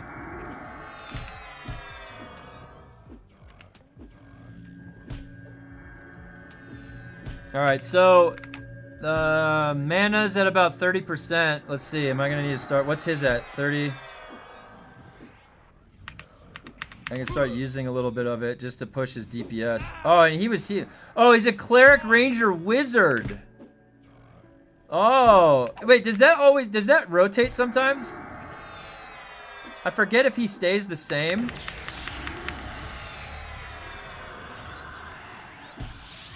I don't remember if he stays the same or not. Alright, let's see. So we'll probably want to bust Paragon soon. We're outlasting his mana. You see how his mana's going? Alright. I'm gonna bust Paragon here.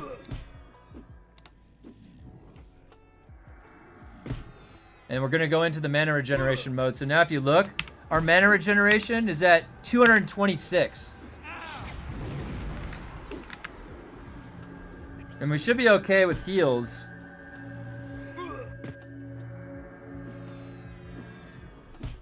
It's all just about conservation now.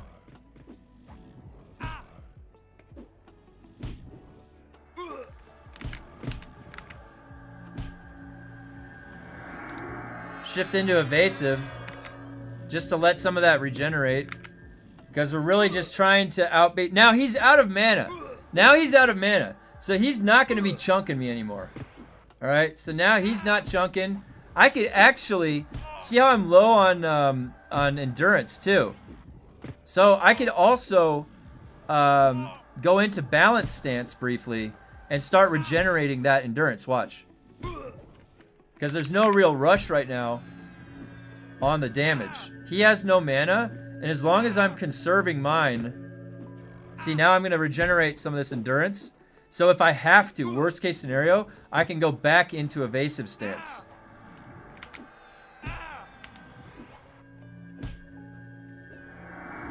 See, because there's no rush. Like, you could try to... There's, like, certain builds that could probably blitz him down in 3 or 4 minutes. But this is like a 6 or 7 minute fight or whatever. It's just... You just survive. This is how to do Warrior Cleric. The Beast Lord is adding the regeneration. You could also have other sources of slow and regeneration. You could have... Instead of Beast Lord, you could have Shaman or Enchanter. That would work, too. Alright, so... The slow is... I'm gonna go land that slow one more time. Okay. And I'm gonna keep the regeneration up just until I'm pretty confident that I can start dumping. Once he gets to like 20% health, and I'm pretty confident that my mana is good, Shaman also gets higher slow and dot. Yeah, they get better like the Beast Lord gets okay. Like they're like, when they crit, it's like, you know, a couple hundred, but this thing hits like a truck, like 1200, and it's fast. It comes back every 8 seconds. You get a 1200 crit. The Beast Lord's pet, I've been parsing this pet when it got to level 10, is actually pretty good DPS. I'm not gonna lie. So they're like, is the Beast Lord the strongest? No. Did I pick Beast Lord because I have nostalgia for it? Yes. So, there's definitely probably more like meta pairings, but this is my main build. So like, I'm gonna play this as my main. You could certainly swap the Beast Lord for certain other things. Like, the Beast Lord gets Feign. You would have to do Monk to get Feign, or like Shadow Knight gets, the Feign, right? Let me just make sure I stay topped off. And I'm pretty sure I'm beating his mana. I got 45. I think I would do Monk Shaman X. Yeah, Monk Shaman X is really, really good. Monk is good. Monk will give you triple attack. So what's going on with my classes? Warrior is a great melee framework that has high melee crit damage and triple attack, gives triple attack. Beast Lord doesn't give triple attack. Beast Lord is like a Monk Shaman hybrid. But there's no disciplines either. So they really are giving you just this pet, some slows, this basic level hybrid spells. Alright, we're at 22. 40 mana. I might be able to start dumping a little bit of my mana in now. Let's do that. So I can start dumping a little bit of my mana to speed this up. Because now that I know I have 40% mana left, and he's at 20% health, and he has no mana, I can start dumping. I can look at that 1282 hit. That 1282 hit. That's nice and easy. I can just keep doing that every 8 seconds.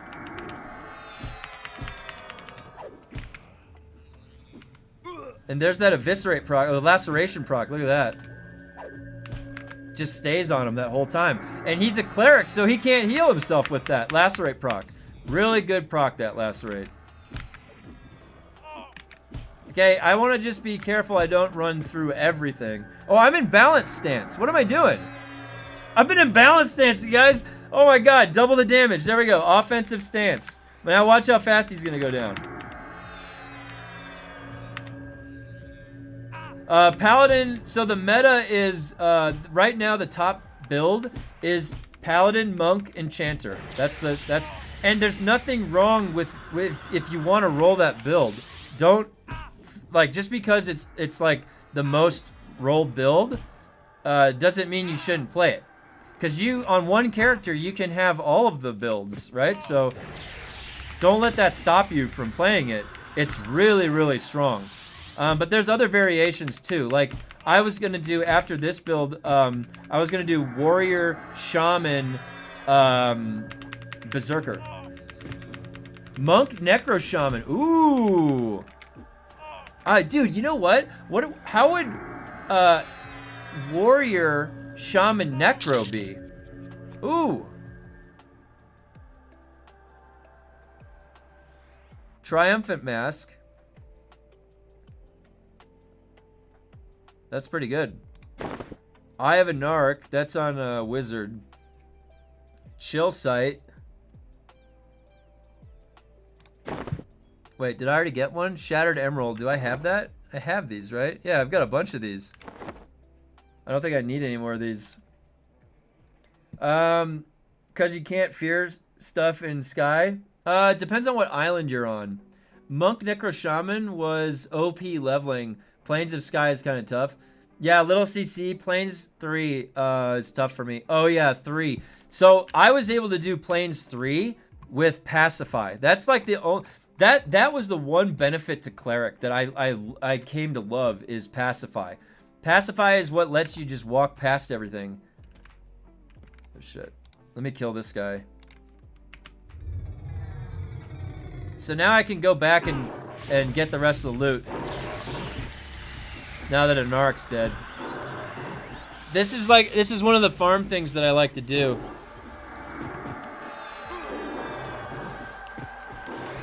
Enchanter just lets you mez shit. Well, and here's the thing. What is really, really strong about the Enchanter right now is Charm.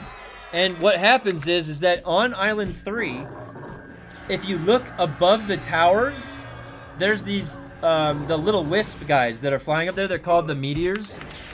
If you get your Charm to like +5 or 7 or something like that, you can charm those Meteors. Those Meteors are broken as fuck. They, like, go try to fight one. They kill you. They kill you so fast. So then you go take that meteor, and then it can kill any of the bosses then in Island of the Sky. Or sorry, Plane of Sky. That's what people are doing with Enchanter. It's with Charm. They're using Charm. And it's very, very powerful right now. We use it on all... Charm was always insane. We use it on... Oh, yeah. So then maybe it's nothing new. Yeah, you know then you know what's up. You guys know what's up. My knowledge of EverQuest is I'm in the I'm an intermediate level, you know? I'm trying to become a master of EverQuest, but I didn't play it as much as like one of my brother's friends, Jeff, in the guild. He is like a master. He knows every single nook and cranny. He's been playing Project 1999 this whole time. Playing Cyberpunk, so interesting concept, they killed my boy Jackie. Not trying to... Oh, yeah, dude, you're in for a treat, man. You're in for a treat. That story is real fun. Let me see. I gotta make sure that... Alright. Yeah, it's still there. I lived EQ for 5 years. Wasn't healthy. Yeah, I mean, I had somebody else tell me about this game that it's like heroin for them. I think that, yeah, and so it speaks a lot about how, like, what the game has to offer. You know, from an RPG standpoint, that with all the gearing and the AAs, it's a dream for somebody that likes that type of stuff in a character progression sense in an MMO. And so, yeah, I think that it comes from a lot of other places, though, that you need that discipline on how to approach gaming. I am lucky that I get to have a portion of my day that I go live as like work for it, and I can try to work in the game to earn the time that I'm there. But I can tell you that if I wasn't streaming it, I'd be playing it just the same. So AAs weren't there at the start, though. They came with Planes of Power. Oh yeah, that's right. When did they? Yeah, that's a good point. When did AAs get there? I don't remember.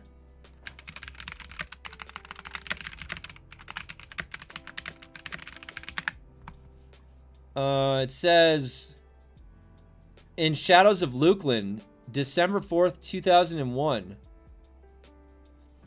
Oh, those got added with this. Guys, look. This is the strategy guide. This is the old Shadows of Lukeland strategy guide. Okay, I got that sitting right. Look at these maps, guys. I've got the old maps. You guys like that? I got the old maps. All right. I'm a fan of games and EverQuest. Okay. That strategy guide was sitting there this whole time. Did you guys know I had that there? Yeah. The invisible bridge across champs. Yeah, I remember that.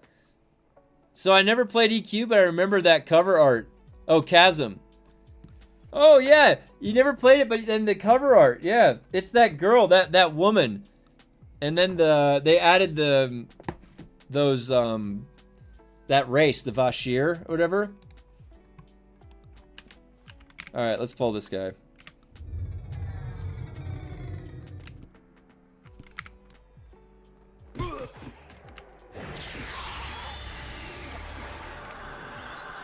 I'm gonna do Nullify Magic just to cleanse this off of him. EQ had insane release schedule for their expansions. One every 6 months. Oh my god. Oh, when you look at it, there are so many expansions. Isn't that woman called Fiona Vey? Yeah, yeah. I think you're right, Philip. I think that is Fiona Vey. Fiona Vey, yeah. How do you pronounce that? Is it Fiona Vey? Vi? There's like 20. Yeah, there are so many expansions. But you know what's crazy? Like, you can go back into the original EverQuest game. There is almost like an overwhelming amount of stuff to do. There is so much in the world everywhere.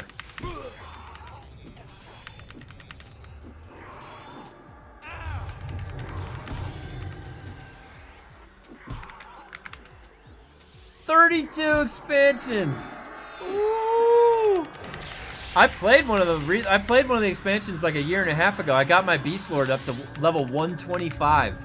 I have a level 125 Beast Lord, and then I have a multi-box, a level 125 Warrior. And so now you guys understand, I made a Warrior Beast Lord Cleric, because each of those guys had a Cleric Mercenary. So I just made my multi-box into my main character, and I could not be happier. Guys, I have the biggest smile on my face right now. Why? I'm living the dream in EverQuest here. This is my look at, I'm full health, full mana, killing a fucking raid boss on D4.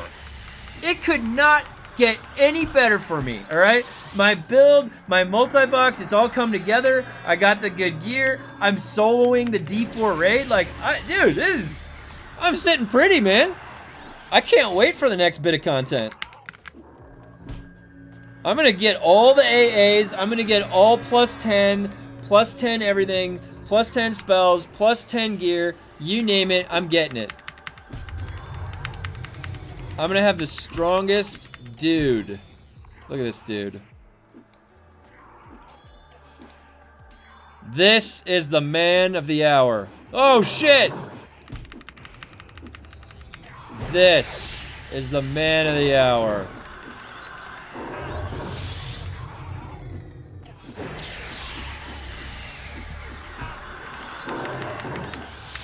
But I'm afraid to start. The only reason I would play is nostalgia. It's almost time for my wife to go to the drug your apple pie, and then you're a legit top tier raider. I honestly, like, that story cracked me up, man. Like, that is like, you almost can't even be mad at the wife, right? Like, I'd be like, I would like wake up and I'm like, that bitch. I can't even be mad.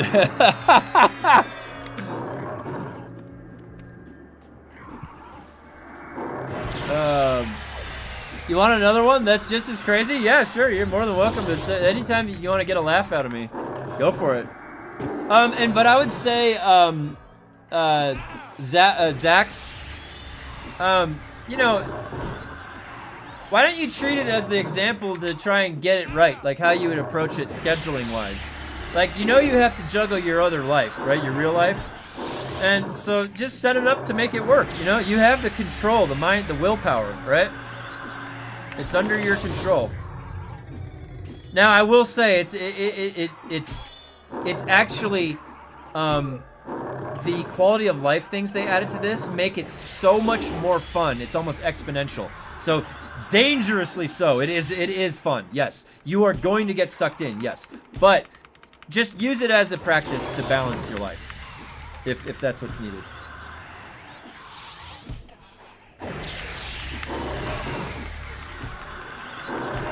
So the Paladin epic is in, and all the other epics are coming in December with the next content release.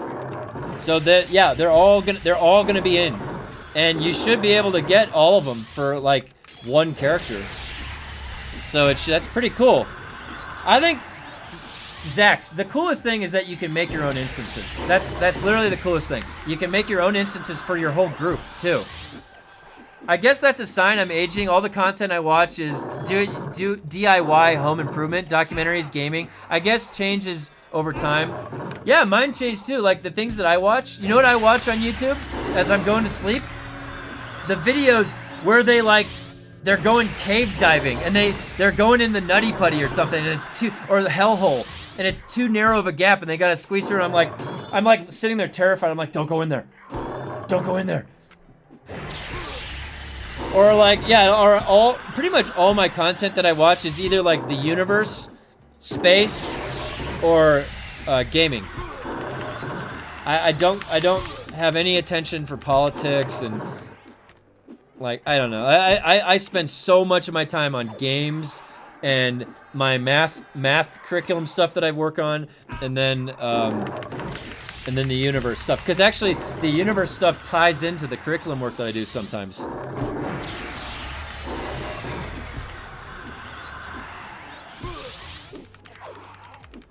I can't watch those. I get secondhand claustrophobic. That's why I watch them. I think I'm scared of that too, but it's like I'm facing my fear. Also, it's curious to see what's in those caves, like way down in there. There's these guys called the Adventure Twins, I think they're called. It's these brothers, and they also go and they'll do professional rappelling and climbing way down into those. Also, dude, oh my god, the free solo guy. I was watching him the other day. Alex Hommel, or the guy that did El Capitan free solo. That's fucking crazy. How did people do that? Ooh! Oh, what's that? Diamond skin? Wizard.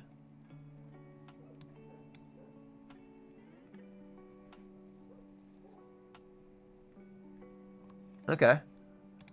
Cool. Maybe if I start a wizard.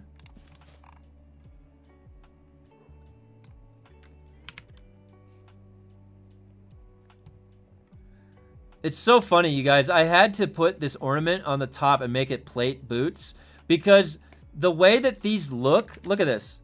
These are endgame warrior footwear, okay? I want to show you what this is. They're freaking sandals, okay? So look at this. When I take this ornament off, this is what this gear looks like. Okay, what is that? That is what my skin looks like. That's me barefoot. I'm actually barefoot if I wear these endgame with really good stats right there.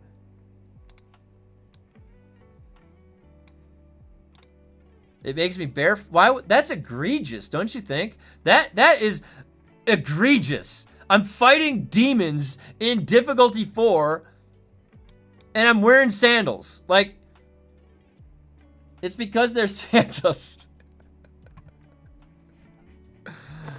Well, I'm glad they have this transmog. They have it in the real EverQuest too, but I was able to get my my transmog put on, so I'm pretty happy with it. I've got the flaming sword. I'm not a paladin, but I've got that's Soulfire, by the way. That's from the Paladin quest line, but I'm not a Paladin. So I took the transmog off the Paladin quest turn-in, and I put it on my warrior. Now, of course, the warrior is going to get the better transmog in December, or at Kunark, or whenever they're releasing the epics, the 1.0 epics. The two, no transmog back in the day, yep. But hot damn, if you knew someone started around full Rubicite, you knew they were rich, yes. Okay, so I'm kind of torn because, like, part of me, I do like where you used to be able to recognize what somebody was wearing and it meant something. Like, oh, like, I know exactly where that came from. Is that? Now, the thing is that sometimes the best in slot, you end up looking like you came out of a circus or something. It's like red, green, blue, sandals. And then that kind of diminishes like your overall taste in like how you can play that game. But you knew exactly where they came from. So the question is, which is actually the better system to participate in? Because I think some of, like a lot of us, if like way back in the day when we did play in those systems, there was something special about that to know, like you looked at that and you like, oh shit, I know what that is. I know where that came from. Now, I still had to go do the Soulfire quest in the same way that the guy wearing it did. So you could look at it and say, oh shit, he's got Soulfire now, but wait a minute, he's a warrior. How did he do that? Now there's like an extra step of complexity. That's the same reason why I picked Human Beast Lord. That's not something that was a common pair. You couldn't do that before. So I guess there is something to be said about any way you can do it. Now it's more about, can you get the item? Like, this was a quest, so there's still, you have to do the quest. Now the drops, like you could get lucky on the drops, I guess, but... Now this guy's a bard. This guy doesn't have any gear that I don't think I need anything off this guy. He could still drop a moat, I suppose.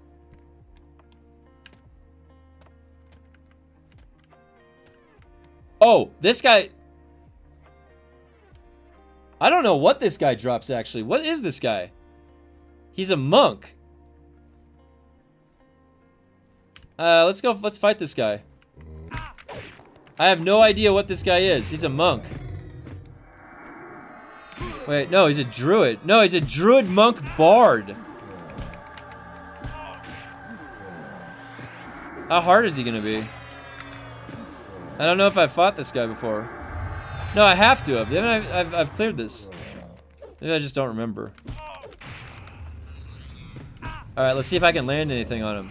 Can he be? He can be diseased. Can I poison him? Oh, you can put everything on him. All right. All right.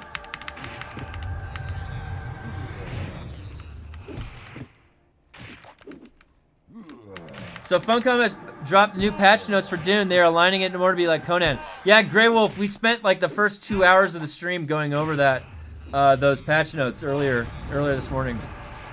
Maestro of Rancor, didn't he drop a loot? Yeah, it's bard. He's a bard. He drops bard loot.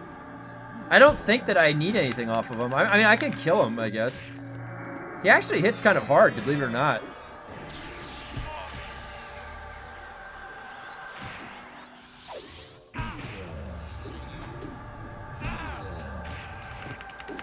Also, he used to drop the chest piece for the bard set. Oh, is that what it was? That might make sense. Yeah, he's definitely a bard.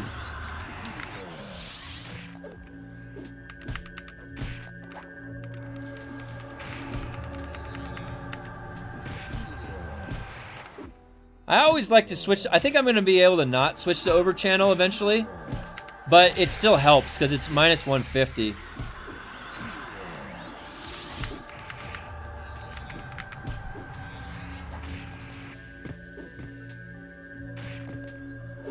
The chest and leg places were the cool ones. They had the clicky effects. What were the was it bard specific? Do you know if it was bard specific clicky effects?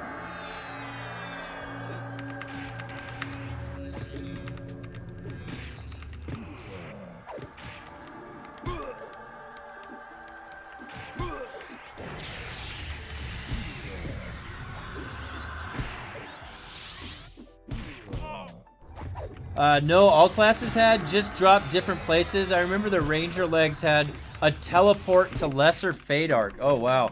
And you see this, right? Like, look at how crazy this is now. Look at my rituals. I can teleport to all these places. Isn't that crazy? Oh, I didn't realize I had shrink there too. Oh. Alright. What is that? Drifting death? Oh, it's a swarm of... Oh, he dotted me. Wait, is that a disease? Oh, shit, I took my cure disease off.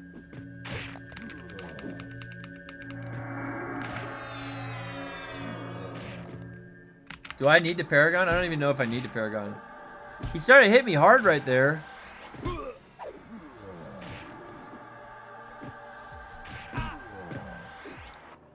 I'm gonna reapply everything. Got the slow, got the dot. Venom breath. Alright, got that all on. Now I gotta reapply my hots to myself.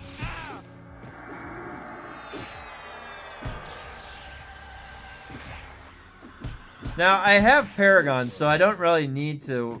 Like, my mana's... I don't... See, what's going to happen is he's going to run out of mana right here. And then his damage is just going to go down like crazy. Now, he does have the Monk.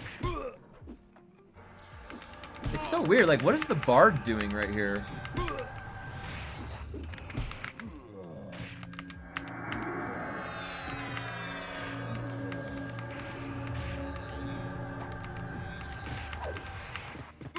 I can't tell. I know that bards are really strong. Like, when I just have never played myself a bard. And I can't tell what he's doing as a bard. That belongs in a museum. Oh, hey! So do you. Ah, thanks for following. Welcome.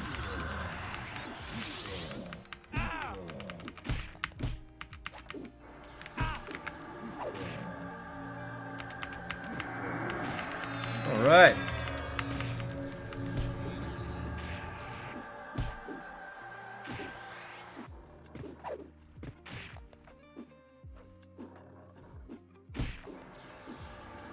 Now yeah, you can see the warder now right there through.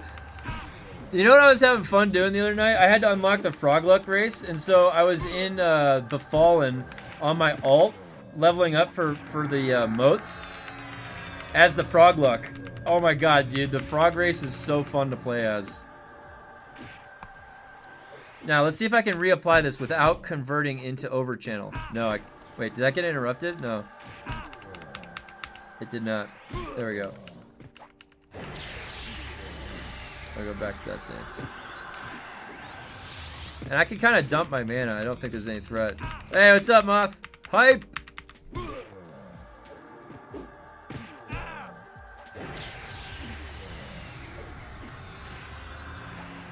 He's kicking me.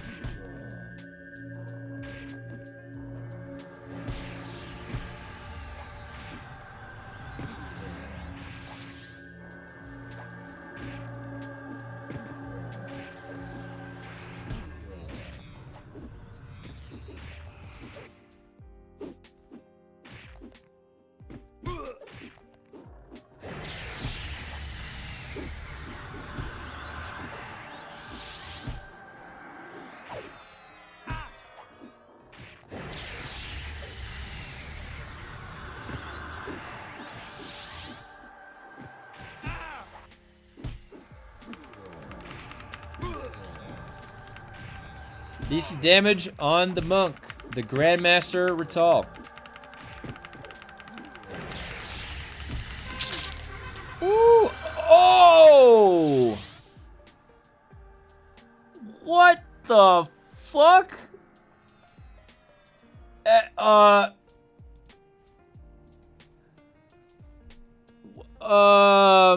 Oh, wow. 40% haste monk chest. I didn't even know that existed. 40. Does that stack with the other hastes or no? Can you only have one source of the haste?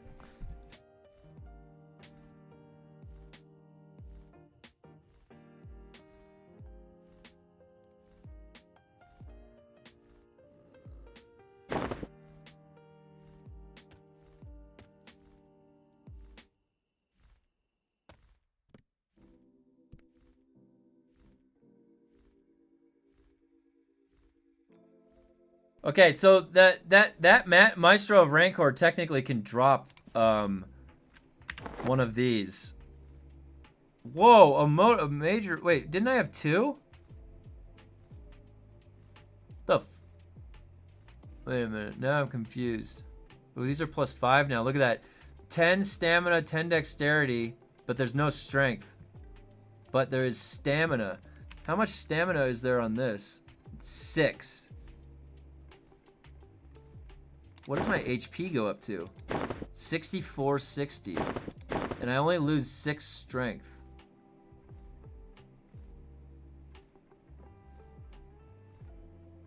Yeah, that's that might be. Now the dexterity goes down. No, whoa, what? Okay, so Indicite Greaves, yeah, this is the one to wear. Okay. But the boots. Where's the Indosolite boots? Are the Indosolite boots better? Wait. Do I have the Indosolite boots? Well, oh god. How do you,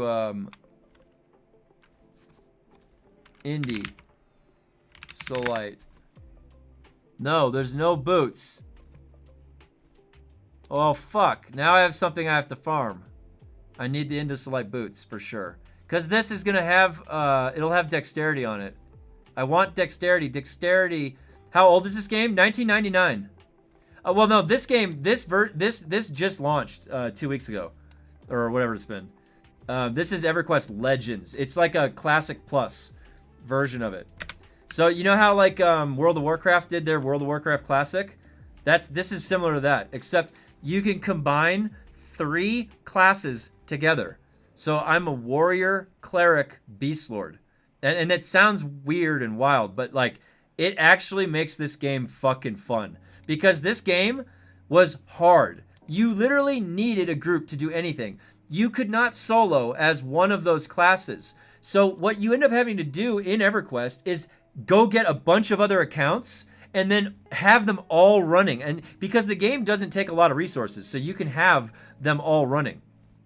And then you'd have like, you'd make your own group of your own characters and then play them all simultaneously. That's how hard this game was. So the fact that they released this type of version of it where it combines them together, now I'm like a one-man group in a way, and there's still hard enough things to go group up for. This just made this like crazy fun. Like I'm doing things that I could never have done and I remember not being able to do them. All right, wait, where was those gloves? I need to take the pineal steel, put those in there. Yep. There we go. Look at that. Look at that, guys. Pineal steel is the way to go. I'm feeling good about this. The Indosolite gauntlets, the Indosolite arms, the helm. What else did I have? Did I have a bracer? I did have a bracer. It's only at +1. Let's see. Does that bracer beat out that other one? It probably won't. Because this, look at this one. No, that's the ring. 15 strength.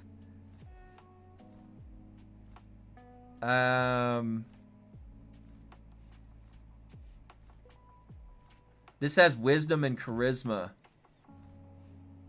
But is it negligible? This has dexterity. Shit.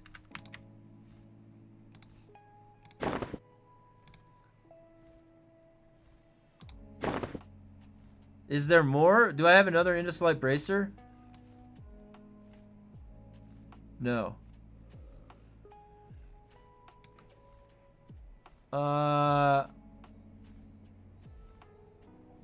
Oh, Lord Nagafen. Yeah, I could go. Yeah, I'll go kill Lord Nagafen. Yeah. Okay, so these Indosolite bracers, this is what I might need to put here. This Hotop's bracer is crazy, though. Like, that has... I might not need to replace... I don't know. Where did I put that? The Indosolite bracer...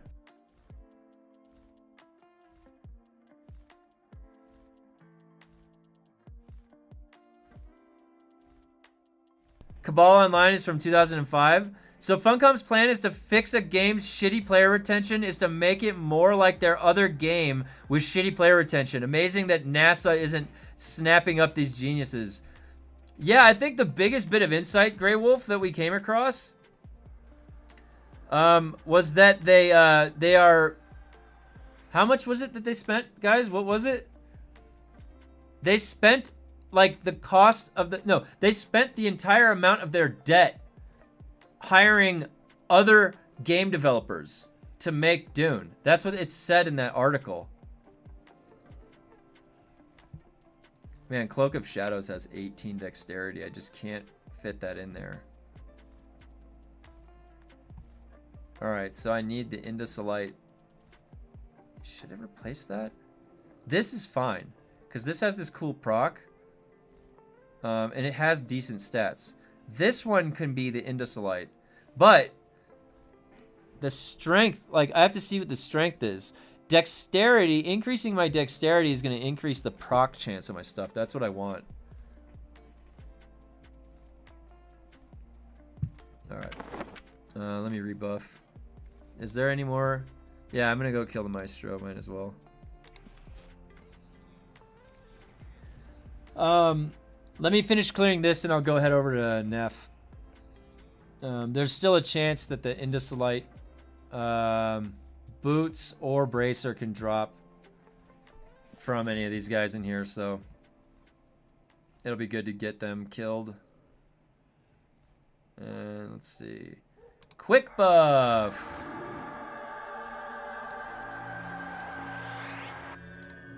Okay, and then main buff for resolution. Right here.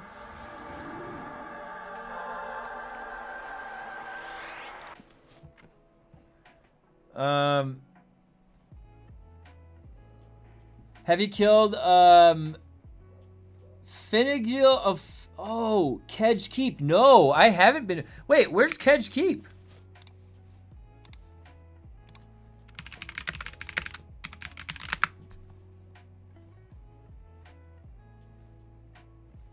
Dragnor's call. It's underwater. It requires permanent enduring breath and invisibility. Yeah, it's an underwater dungeon? I've never seen this. Holy shit. I'm gonna have to go there. That looks crazy, actually. This is the best thing about this game, dude. I swear. This far down the line and there's still places. I'm like, what? What is this place? I've never... Atlantis? There's an Atlantis in EverQuest? Like, it's one of the original 4 raid bosses? What's... Oh, Finnegill-Tropos. Wait, do you think that this guy is a raid? Is there I wonder if there's a way to raid this guy.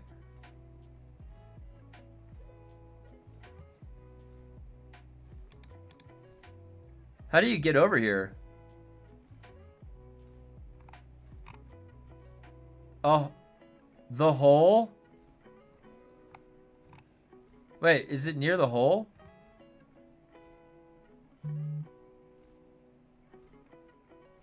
No, wait, zones, what's the adjacent zone? Dragnor's Cauldron. Butcher Block Mountains? Oh, Butcher Block Mountains to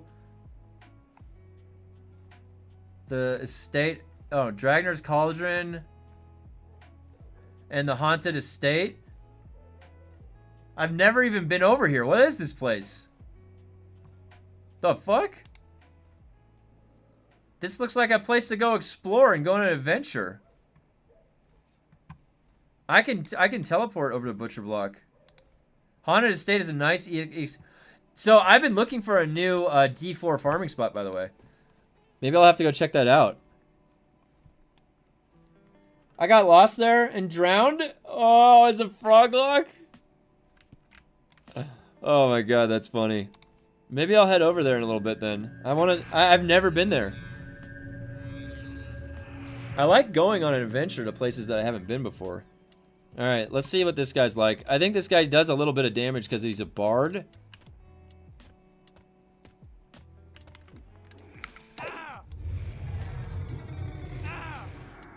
Get this on him. Maybe not. Maybe he won't be that bad. We'll see. My gear has improved a lot since the last time I came in here. The underwater, yeah, it's so confusing. The underwater dungeons were massively, dangerous back in the day because of how corpse... Oh my god. Did I tell you that there was a time I lost my corpse and I never got it back? Because I had no help from anybody. I was on by myself and, like, I wandered too far and it was just like, no way I was going to get it back. And it was when you needed, like, a necro to summon the corpse for you. Okay, I'm going through mana pretty quick already. I have to be careful. You just have to be careful. I'm gonna ease up. I'm gonna just see what this guy's about. See, look at those damage spikes. That's so weird. So now I do have to throw the heal in. And now I gotta put Celestial Healing back on. Was crazy expensive though. 100 P per... Oh, yeah. So he's gonna just keep all the mana then.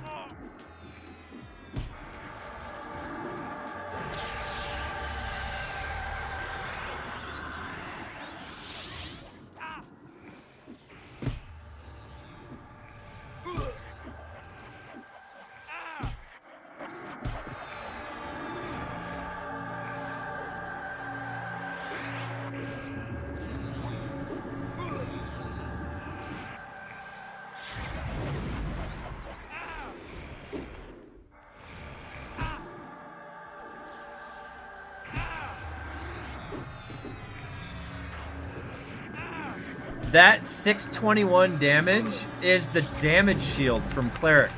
I've seen that hit multiple times back to back. It's pretty big. It's pretty big damage.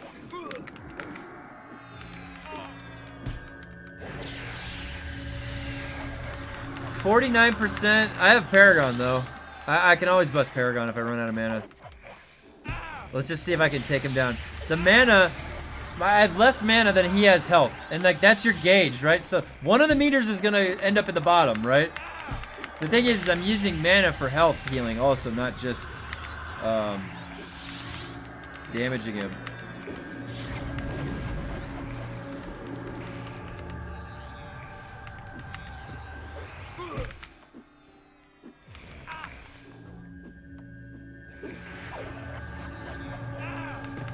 I have 30, the mana's going down too fast. So we'll have to conserve the mana now. Alright, I've had my fun, so now I gotta conserve mana. You basically press the button. Does anyone even use complete heal anymore? I don't know, like it's not mana efficient. I only use these, I use Celestial Healing, Sacred Echo, and then Word of Healing. That's it.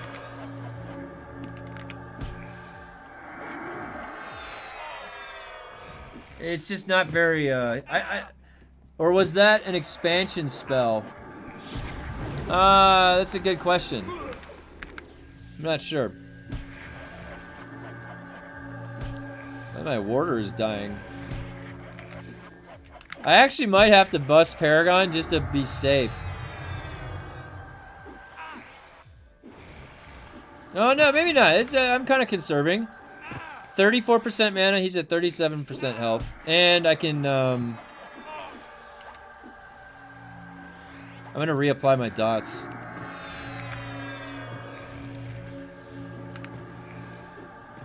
Help move it along a little bit faster.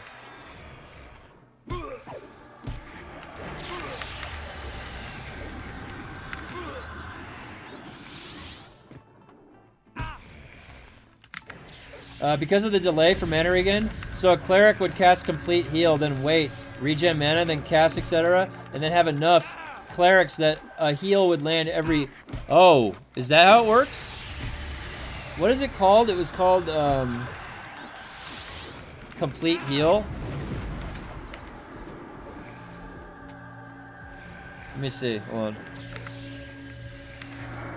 on. L...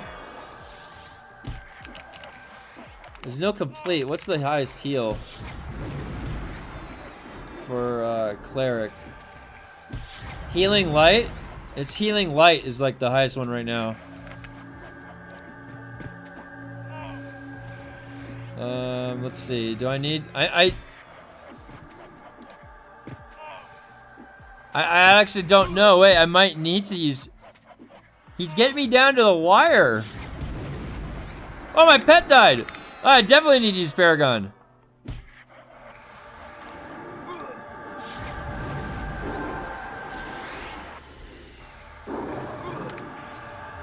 Alright, that should make it a little bit easier.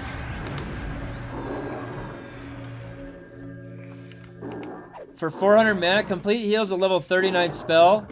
Okay, let me see. It heals for...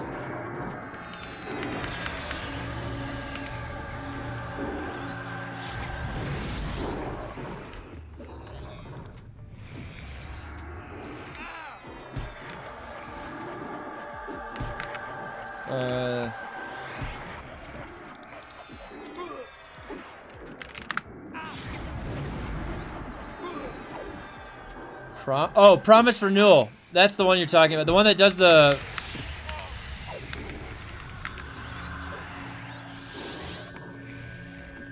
Oh, maybe I could swap that in for Word of Healing. That's actually a really good point. Because you can throw that out and it's you just like toss it out.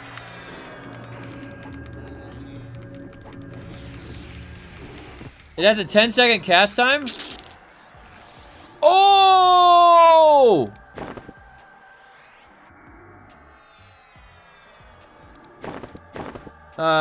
Wait, does it? Wait, let me see.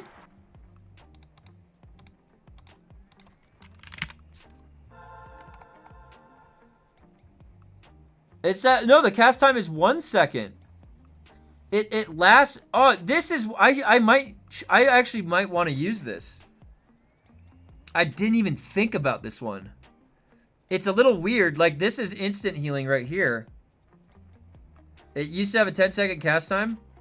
It does cost a lot of mana though.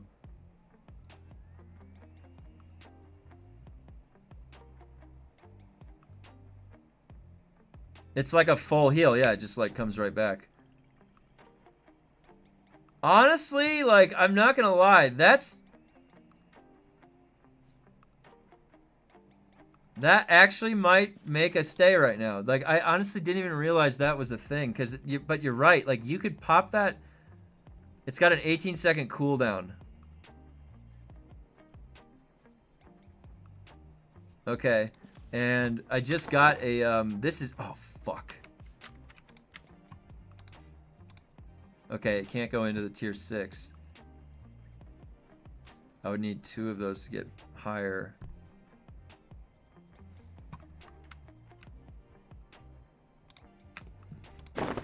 Oh my god, I could take that up to tier 5 right off the bat.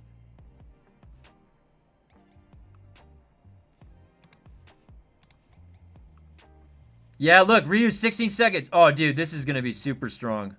So let's see how that functions then.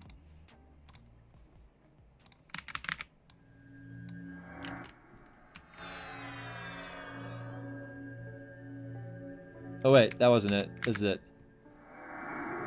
That was a pretty hefty chunk of mana. But I guess if you're about to die, right?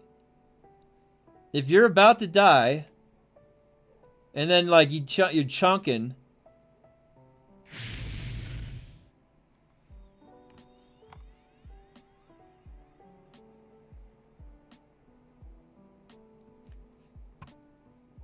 I'm gonna save this build.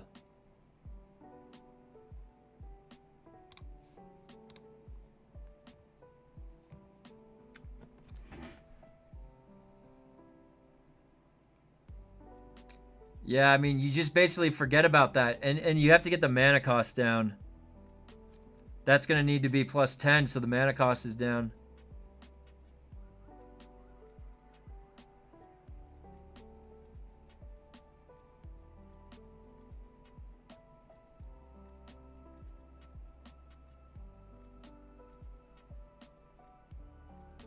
So what would it look like? You basically, like, put this on...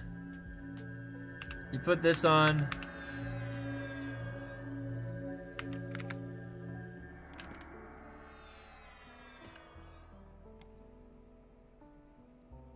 That's gonna hit 5,000. So it's like if somebody's taking massive amounts of heat, you could put all of this on there and then it will, yeah, look, 5,000.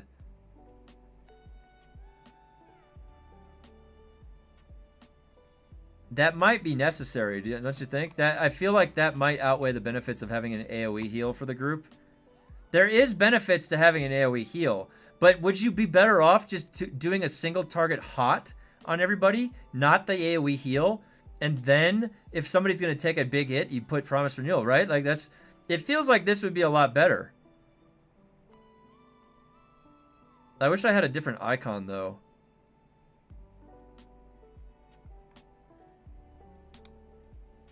But the icon's gonna make it look weird.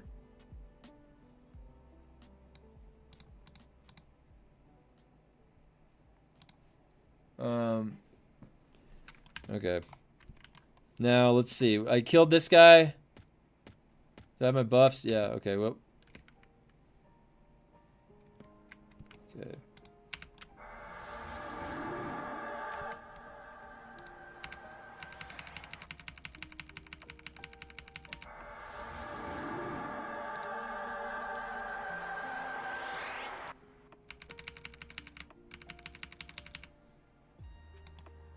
Okay.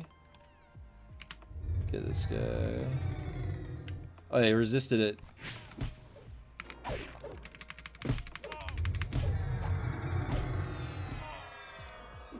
Oh, he's got a lot of buffs. Be a shame if somebody stripped them all off you. Does this strip? What's the cooldown on this?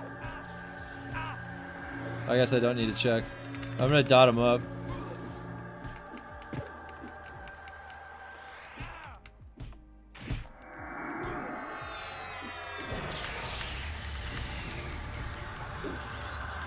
Wizard of Oz?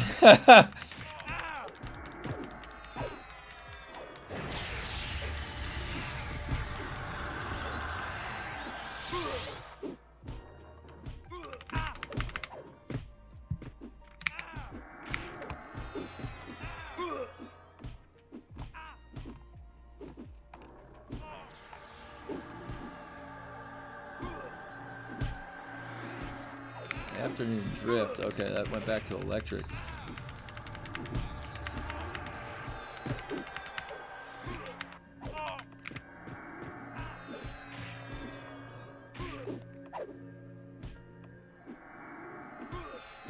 Let's check out this one.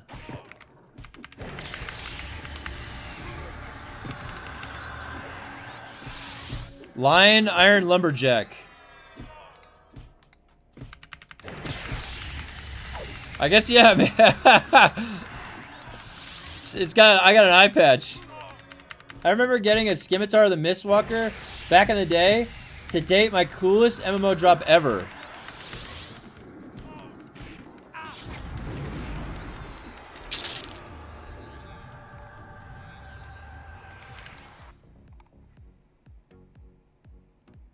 What is this song? I don't know about this one. Photon Fantasy.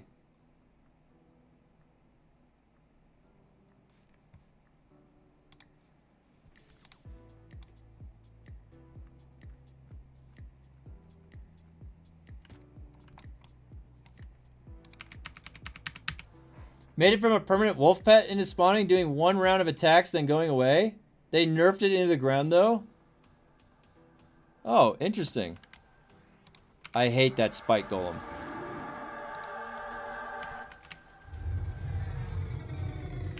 Oh, he resisted that.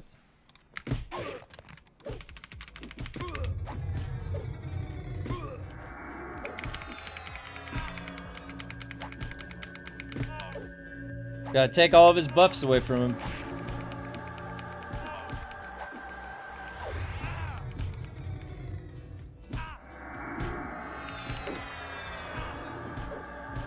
Is that mine? Why does it have a 3?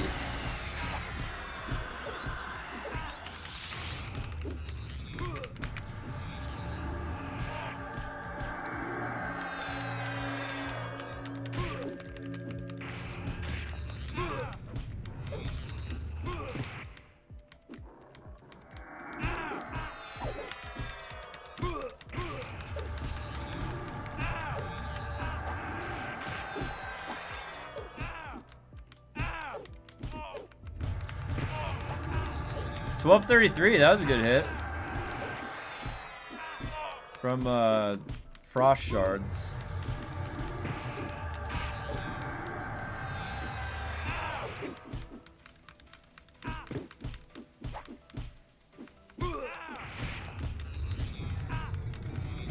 Now there is a way to do a damage meter in this game, but the problem is that it's a third-party overlay, and so it won't pick up on the stream unless I do desktop pickup, which I can do.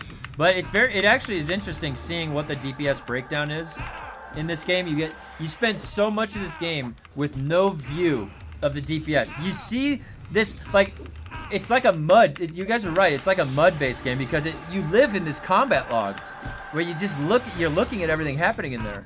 So an extrapolation of that combat log. Let's see. Can I put this guy in the air with these wristbands? Oh, he's in the air. And he's back down. Oh, well, that was entertaining for a second.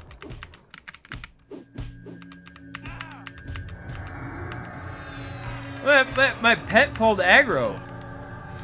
How did that happen?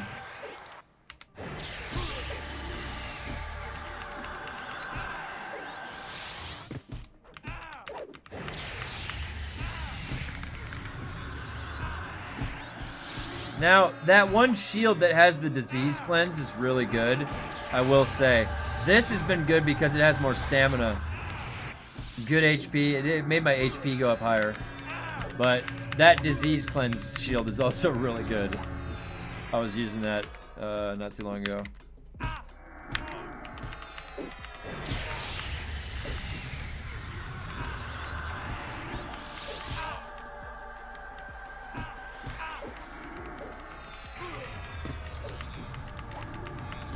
But yeah, I'll go do nagafen after this, D4.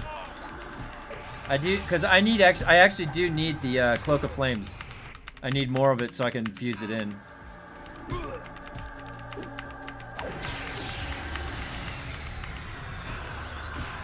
And you know, oh yeah, Vox. I gotta go to Lady Vox too. I don't know if I need anything from Vox.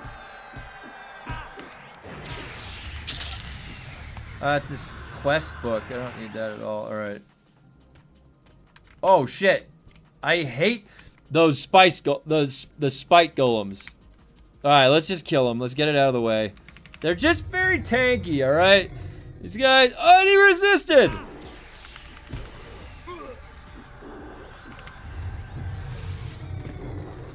Alright, landed. Now let's get rid of some of these buffs.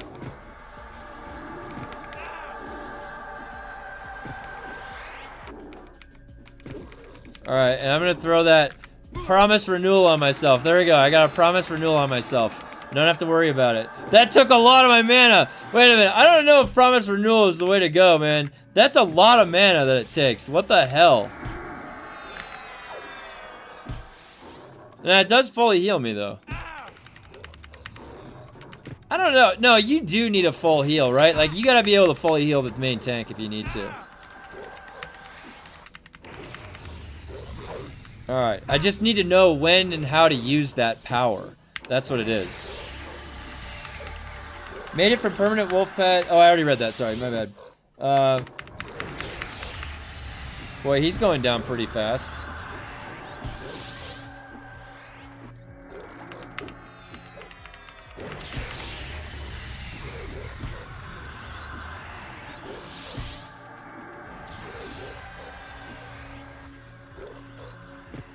Do you think that you could pull Promise Renewal out of Soulfire?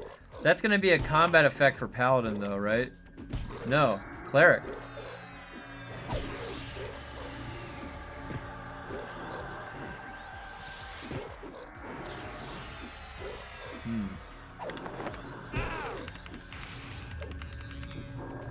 I'll have to think about that. Yeah, this is not the right album. Prime.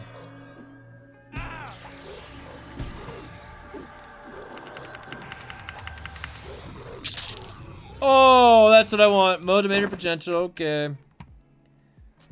Can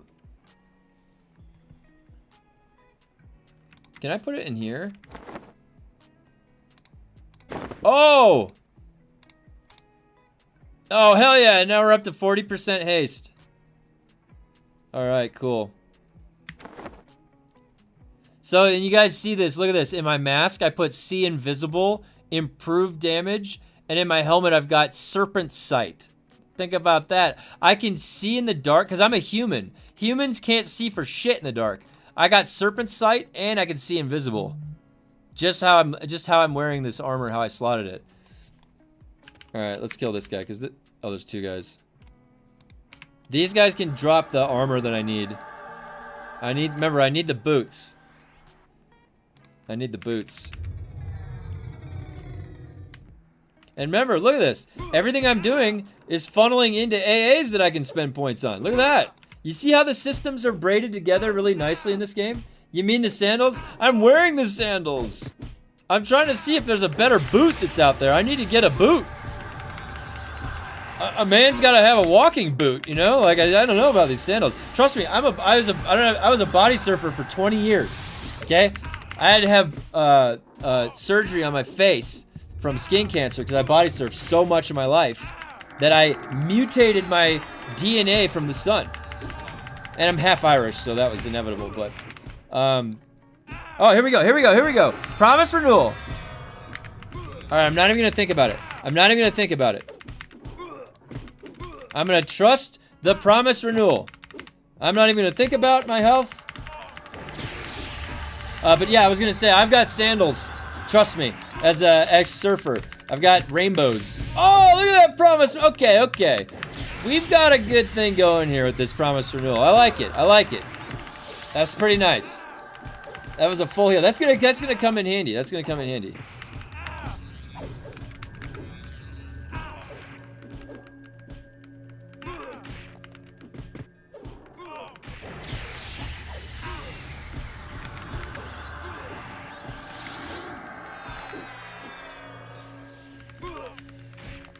I bet you could basically just only heal with that. Oh, nice. And those get merged in. And they're at +5. What are they at +5? Nice. Those will get +6. Yeah, see? Okay. So now I have a pathway. So think about this. There is so many things that you need to level up and put those gems into. This, though, provides an alternate pathway to fuse. You infuse them in, and it's another mechanism to get the armor and the stats up. So what I really need is I need this full set right here. This is okay. The lustrous, this is so good. I don't know what the Indosolite chest looks like, but I need the boots, and that'll at least give me a pathway to leveling all those up and getting really, really jacked up. That should beef up my health and everything so much. Look at my health. 64, 65 right now. That's pretty nice.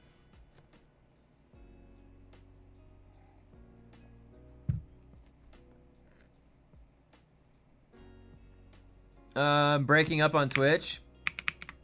Might be your internet connection, not mine. Okay.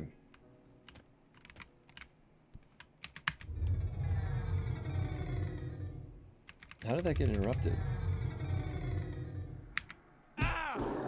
If you pause Twitch and restart it, it has that effect.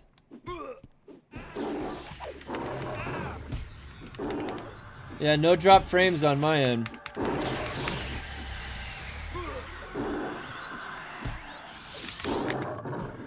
But you never know. Who knows? Twitch acts up. Could be OBS acting up. There's lots of stuff that happens. Sometimes I'll be gaming and then like there's like a lightning strike in the mountains nearby and the fire or something, and then all of a sudden my internet starts acting up and I don't even. This happened last year. I was playing Dune and we lost like power for 2 hours and I was flying out in the deep desert. It was because there was a fire nearby.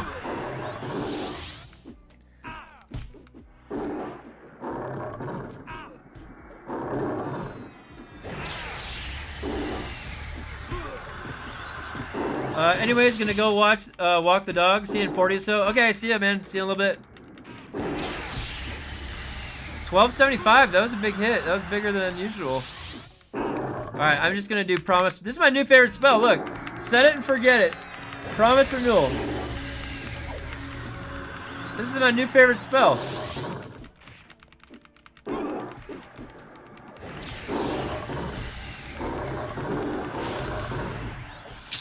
That's so good. That's so good. Alright, so I got another one of those. Let's see. What piece of gear needs to get leveled up? This Azarak skin. That should make all the stats go up. Yeah. HP, endurance. This is good. We're gonna get that Azarak skin up. What else needs to get up? I think everything else is the earring, the earring. Newbie to EverQuest Legends and really enjoyed your VODs of leveling. Oh, hey, thanks. I appreciate that. Yeah, well, I tried to document the experience as much as I could, but there was some of the leveling that was off stream. So if you're playing on Neriak or anything, if you want an invite to the guild, let me know. My brother and Jeff are pretty helpful. They're very knowledgeable. I try to help out where I can. My schedule is pretty busy because I have another job that I have to work, but I'm always on. Oh, hey, thank you very much for the Prime. Total Recall. That was awesome. Thank you very much. All right, let's go see what we got here. Is that guy gonna aggro right here? He doesn't see me, right? I think, yeah. Oh, yeah, I'm okay.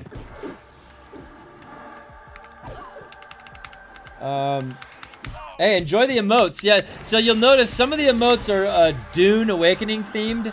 I'm adding in, I just started streaming like in, April? So I've been ramping up more and more what emotes and stuff that I've added. So I've got emotes of my face in there. I'm gonna actually add in, oh no, wait, I take that back. There is one emote that is the EverQuest emote. Where is it? And yeah, you'll notice some Dark Souls emotes that are in there because I'm a huge From Software fan. I'll be playing Duskbloods. I'm in the network test with my wife. Where is it? Oh, this. This is actually my character in EverQuest. I made him an emote. Look, if I gigantify him, check this out. Look, he's wearing the original leather gear that you get out of Befallen. Look at that. Oh, man. It's the small things in life, really. Oh, yeah, and some of them, I put my face. My face is in there. Where is it? Oh, wait, actually, I think this is my favorite one. I like the Willy Wonka one. Oh, wait, shit, I have to gigantify it. Wait. If I gigantify it, there we go. This one is like, this is the part of Willy Wonka where he's like, where are we going? And nobody knows, and he takes him into a weird psychedelic tunnel. Remember that? Oh, that's the best part of the movie.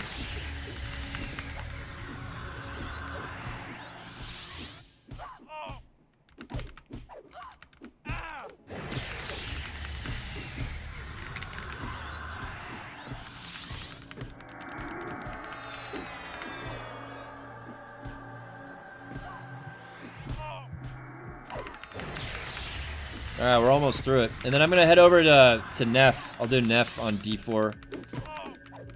Because this thing needs to get to +10, Cloak of Flame, so I can have the haste capped out.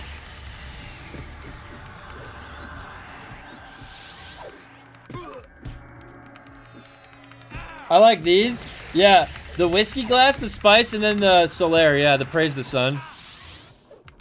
Yeah, Solaire's great.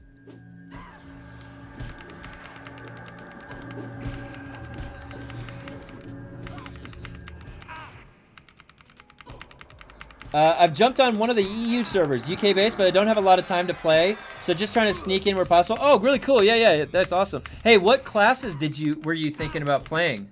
Did you decide on a three pick? I didn't.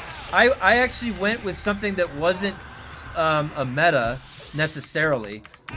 There's nothing wrong with going a meta, by the way. It's fun. It's actually really fun to play on some of those strong pairings. So don't think that there's anything wrong with like going Paladin, Monk, Enchanter. Nothing wrong with doing that. It's such a fun, strong build. And to know why people picked, a lot of people went Paladin in this first launch of the game because Paladin is the one that has the epic weapon in the game right now. The other classes don't have it. You can do some of the precursors to them, and I got Soulfire just as a warrior, just because it looks cool cosmetically, but. I think come December probably, right? That's when they're gonna have a a lot of the new the original epics in. I started a warrior cleric, but I enjoyed your beastmaster combo. Yeah, and so my old multi-box was warrior beast lord cleric, and I figured like I'm gonna try doing that like all in one character. That might be really fun because I am familiar with how beast lord works and stuff. So it's interesting because like it's cool to pick the race that you really like to pet. I wanted a pet lion. On live on EverQuest, I had a barbarian that had a pet wolf, a white wolf, which I thought always was like the coolest beast lord pet. So pick the pet that you like the best. The warder, when you actually do level up the spell, that's when the level of the pet increases and he gets a lot stronger. When you get this proc, the spirit of the whatever, that proc is really strong. That's a leg up that you're gonna get with the beast lord pet. He's gonna seem a little weak before that. And then there's also another buff. I don't even think I have it on there. It wore off, but there's another buff that makes him attack faster too. So it's surprising. So what are the perks of the beast lord? Paragon of Spirit, Spirit of Frenzy, like these two things. Paragon of Spirit is this intense regeneration, 200 points of HP, 80 points of mana. I always synergize that when I blow through my mana and I got to regen on a boss fight. You see how the timing works out. It gives you this comfort in your mind, knowing you have a little bit of cushion to then regenerate back into it. It also provides a hefty HP. I get up to like 370 or 357 HP regeneration on the tooltip. So, and then they get the Spirit Frenzy, and then you buff the pet to be pretty crazy. And so that's the benefits of Beast Lord.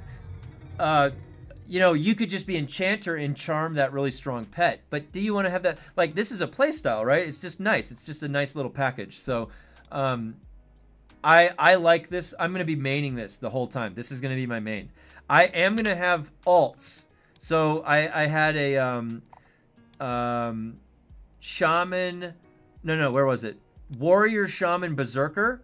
Because I was getting access to the Berserker's Frenzy and then the Shaman's stronger dots and slow. I thought that might be interesting, right? Because the warrior is the melee part, so I swapped out the beast lord. But my gear right now, look at this. This is beast lord specific. So my main setup is going to have a really good strength in the beast lord warrior hybrid. I use Dagus and then the spirit render. All right, so let me take out these guys.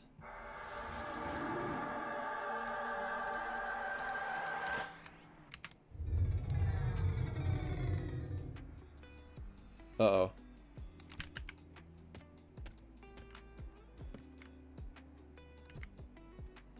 Where'd they go?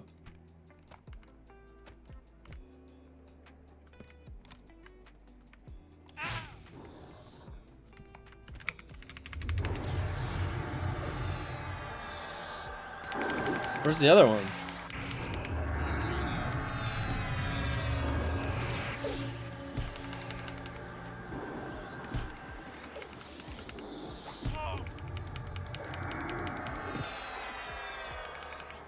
I'm just gonna strip his buffs as best I can.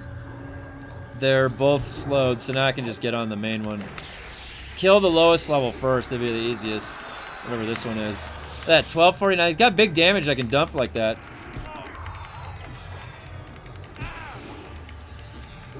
But yeah, Warrior Cleric, real strong setup. That's super helpful. Never played EverQuest before. Seemed quite overwhelming, but the playstyle looks super chill. One thing a lot of people mention to level is Wiz and Druid for the portals. Yes, I did that. Oh yeah. So look, all of these rituals right here, then I can access these from any class that's on the Rituals tab. It's when you press L. By the way, I don't know if you know this, when you press L and you're looking in abilities, make sure you check all these boxes. This is making it so that they automatically kick when you're auto-attacking by checking this box. It's not checked by default. So make sure you go through, you check all those boxes, because it makes the combat DPS like triple or double. But anyways, all of these rituals, this is from Druid and Wizard. And if you look on my loadouts, the first class that I leveled, I did Warrior, Cleric, Wizard. Oh, no, wait. Warrior, Beast Lord, Wizard, or Warrior, Cleric, Wizard? I think I did I keep the Cleric? Yeah. I might have done Warrior Beast Lord Wizard or Warrior Cleric Wizard. I forget which one. No, it was Warrior Beast Lord Wizard. And I got the Wizard up to level 23. That's what you want to do. 23. 23 will allow you to use the all those ports. It's super necessary. I would do that first because there's a necklace. This necklace. Kajar Karath necklace. You make yourself, it makes it really easy to get this when you get Wizard to 23. When you get Wizard to level 19, you can use the port to Toxulia, and then it's right by the Kajan entrance to where their island is, where you go pick up this quest for this regen neck. This regen neck, I would get this right away. This thing is super good. Super good. Look at that. HP regeneration, mana regeneration, and endurance regeneration on a neck. That gets up to 12 when you get this up to 10. So yeah, get Wizard up first. I would do Warrior Cleric Wizard and then get that up to 23. Then go back and do Warrior Cleric and then whatever you want to pick, whether that's Beast Lord or what. And then Druid, I ended up doing Druid like after I got to level 50 because I didn't want to wait. I wanted to play my main class, you know. So I after I got Wizard to 23, I went back and I played through my main class. My brother for example, though, he did something a little bit different. Him and Jeff, they were noticing that the Wizard damage was so impressive, just as it was. They kept the Wizard in their build all the way until level 50, and now they're going back and they're leveling up their alternate loadouts. So they knew that they realized that the Wizard was really strong. So, all right. So now this boss right here, that guy is like what is he? Druid, Shaman, Mage, Rogue, Shaman, Mage. I don't know if these guys actually drop anything that I need. So I can go ahead to nagafen right now. Thank you so much. All of that is gold information. For some of those tips, have you thought about uploading them to YouTube as a small video? I could do that. Yeah, sure. I kind of do things on the fly with guides. So if you know, my community or people in it, they need help with something, or they said, you know, what you just said, then yeah, I'm down to create something for that. Usually it's as an idea pops into my head. Like usually I'll get to the end point of a build and I'm like, all right, I want to show the build now. And so this is how you set it up. And that's what I got to the point for this build. And now, yeah, I guess we are at the point for like tips, because this game, it is a little bit different, but there are very clear pathways to get to 50, and it's not challenging. Like once you just know where those are, I can do it now again real fast. Like I got my alt up to where is it? Look at my alts. Level 30 Shaman, level 30 Enchanter, 25 Druid, 23 Wizard, 16 Berserker. So and this was barely, I've been spending the majority of my time on my main. This was fast. Oh my god. And you know what's so fun? You go back as level 10 and you keep all of your gear. I go back, you're juiced up. The only thing that you don't have is like the skills that unlock. Like level 15 is double attack. Level 46 is triple attack. As you go back to level 10, you may lose those, but you keep all this gear. So that you go back in there and you go to like, you set it to D4 Befallen, and it's just, you're like a monster in there, and you're getting all of the D4 loot. So that is part of the farming strategy. It actually encourages you to go back and experience other classes and other alts, because that's actually the fastest way that you can get something killed that is in D4, is when you're juiced up with all this gear and you go back there. Now, I'm right now in D4 in a raid, and you've been seeing, right, that there's been the motes dropping. So you can just also come to the end game and play the normal end game with your character, and you still get access to those motes. But like that, but the hyper optimized way that you can think about it, which you don't even need to think about it in that way too. You can just naturally play. I'm going to play an alt now. I want to try an enchanter and get them on the back end, see how that works. And just doing that is going to get you a ton of motes if you set it to D4. You'll notice it'll be almost too easy to go back and set to D0. So it's like it's why it's there. Okay, so now I'm going to go to nagafen. I don't really need these two guys. So nagafen is Lava Storm. Boom. I can just go right to Lava Storm. But yeah, okay, maybe I'll think about Moon. Yeah, maybe I'll think about making a some tips. It is helpful to have some of that kind of consolidated. That makes it so much more enjoyable to level. I think I found your channel through your YouTube video pop up when I looked at Warrior Cleric. Oh, cool. Oh, that's nice that the algorithm doesn't really know me for EverQuest yet. And so my YouTube channel, I started my YouTube channel a long time ago, like 15 years ago or 12 years ago. I work in ed tech as an educator. My degree is in pure math. So I was doing, like, I was playing like Anthem and then other games, and I would make guides on my builds to help practice speaking. Oh, hey. So do you. Oh, you just subscribed. Thank you very much. Yeah, so I was using the channel as a practice for my work, which was like going and lecturing about math and why it was important, and then talking with kids and like working with the curriculum that I was working with. So it was like a nice outlet for me to practice making guides and doing that, and just how to talk about information in a way that keeps people engaged to it and then gives them exactly what they need, you know, not too much fluff in there. So it's always been a good practice. That's the YouTube channel. And then back in whenever Chapter 3 for Dune launched, I started streaming because there was almost too much to capture. So I wanted to set it up. And my wife has been streaming for, like, you know, 9 years now or something. She's a veteran streamer. So I hadn't really thought about doing it before that. It's been great though. It's allowed the community to expand streaming, so it's been a really great experience, and I'm going to continue doing it because of that, because of how much fun I've been having, and how many people I get to meet. I'm a big, like, I like gaining insight in life. I also like sharing insight, and that is one of the best things about this community, is that it's just like this constant hub of information that gets shared. All right, so I always get hit by the sonic bats running in here. Let's see if that happens. Yeah, I'm glad you found the channel. There's a Discord, so you can actually type in !Discord. I don't use normal social medias. Okay, so I don't have like Twitter or Twitch or anything like that, or not Twitch, but X, and I use Discord. So that's where to find me on the weekends. That's where to find me. My wife and my friends will be hanging out in there. It's what we've grown based on, and it started out as Dune, and I have since expanded it to all of the game genres that I have interest in, the survival, MMORPG, RPG, all that stuff. So we have lots of different games that we play in there from time to time. So it's a good way to plug into a nice community. All right, so I'm gonna go invisible. I always aggro the sonic bats. Okay, we're going in to get to Nagafen. So the way that you get to oh, I need to be levitating. Am I levitating? Yeah. You have to go into the lava right here, crouch down. All right, and now here's where all the sonic bats are. They see, yeah, look at that guy. They see through invisibility. I might just need to pacify him. Let me see. God damn it! Ah! Ah! Bats! Shit! He's gonna pacify you!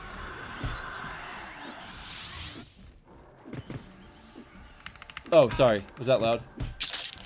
I got attacked by sonic bats. I'm stunned! What happened? Sonic the Hedgehog? No, sonic bats. They're worse. Look at this thing.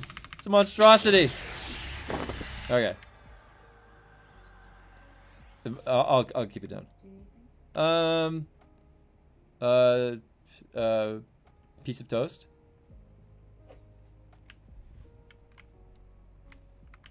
All right, so here, look. I think this is. No, here's the lily pads. Okay, go up here. Wait, first I gotta hide myself. Super stuff. Join the Discord. All right, hey, nice. Welcome aboard, buddy.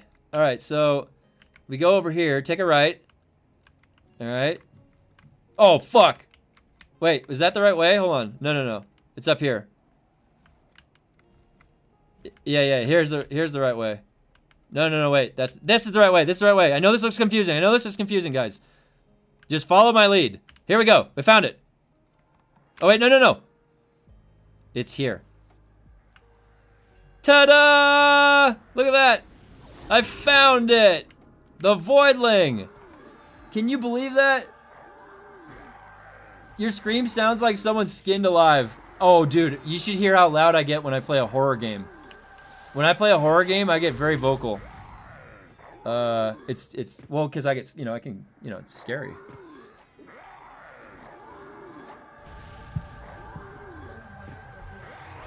Just butter. It's fine. Just butter. Just butter. Just butter. Just butter. No garlic, just butter. Oh yeah, there's this, wait. Hold on, wait a minute.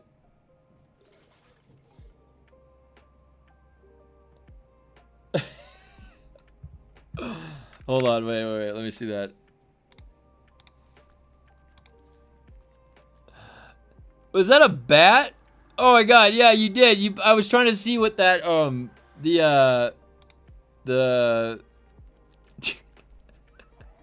icon moth stuff posted. It was a bat. Yeah, welcome aboard. I'll say what's up in the Discord in a little bit. All right, I'm gonna go into hail.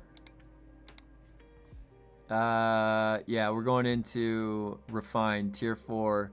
Now, I don't know if you guys have seen this, but there is actually like a shortcut route in Nagafen's that my buddy Jeff showed me.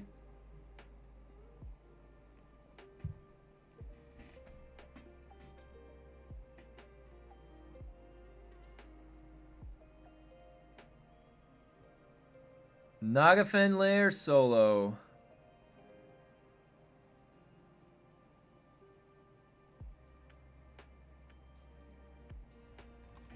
All right. I've got to pacify my way in. I might need to rebuff when I get there. There's a guy right here. No! How? He saw through.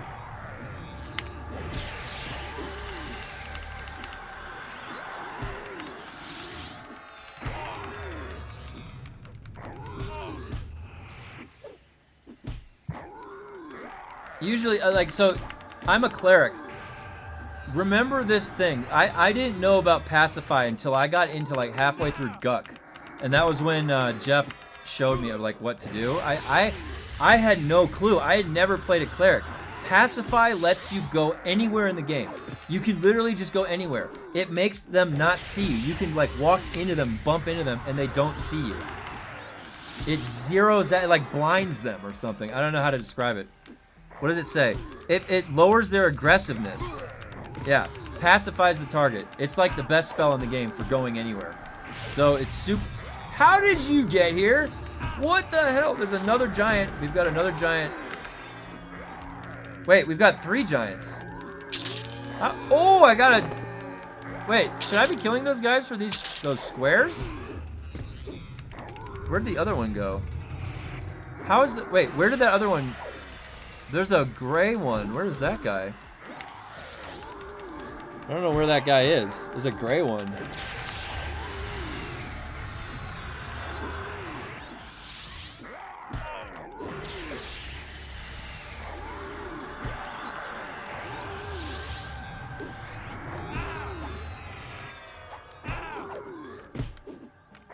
I love, look at this lacerate proc. It's 60 seconds long, and it reduces the healing they can receive. Oh, thanks, babe. Hey.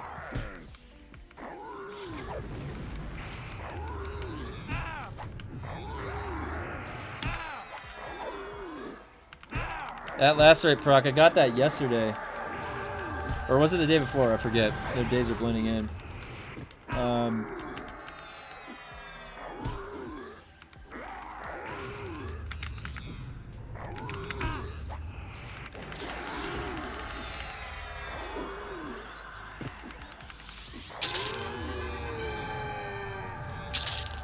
All right.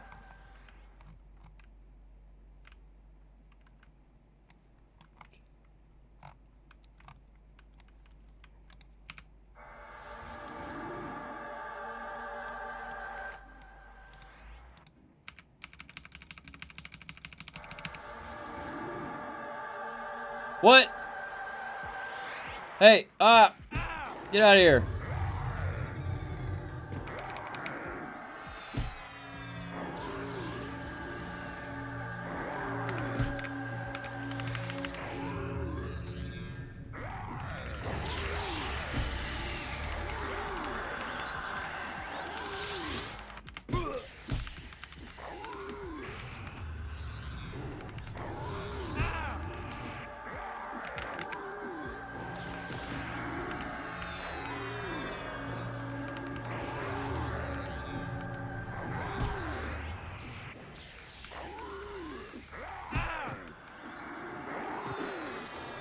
Damage seems good. Shit. I have to grab something. Quickly finish him off so I can grab this thing.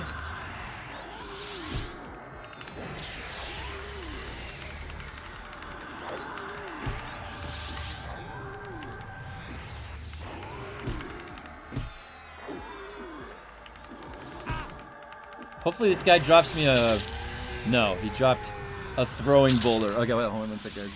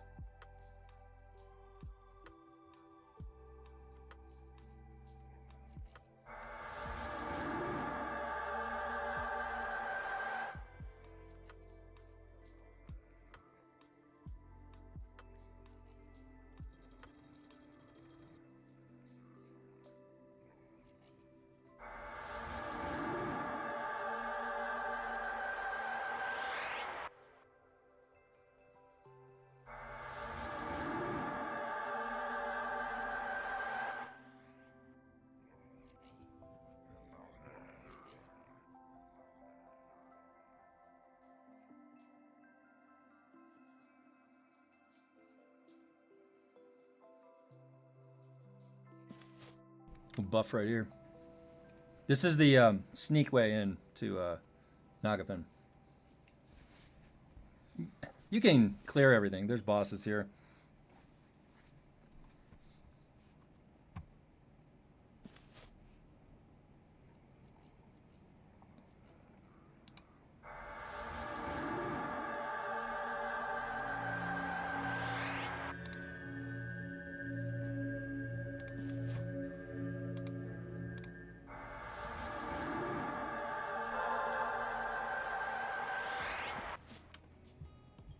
Okay.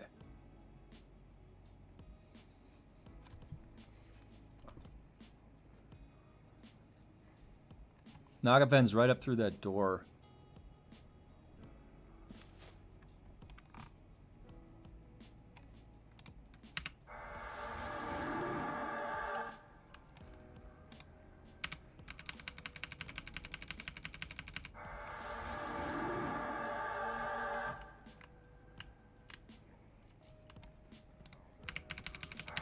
Oh, I think we have to...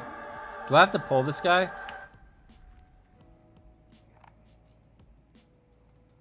Oh.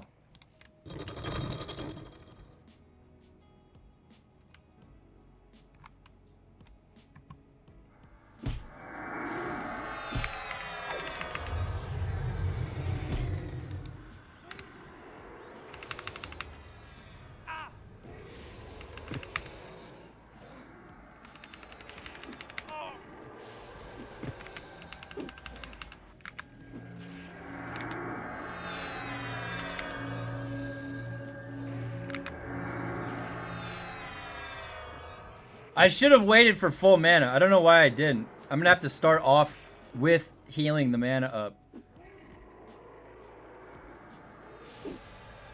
I started that fight so bad. I didn't even notice that I ran in with low mana. I should have waited till 100% mana. Oh, whoa. And I need to slow him. Hold on. Boy, I really didn't start this fight off very intelligently at all. Oh my god, dude. Start the fight off with 60% mana. That's smart. Jeez. Now I gotta be in like ultra conservation mode. Hopefully the pet doesn't die. What is attacking the pet right now? You know what? Maybe I can use that, Oh, wait. Maybe I don't even have to. Wait, let's see.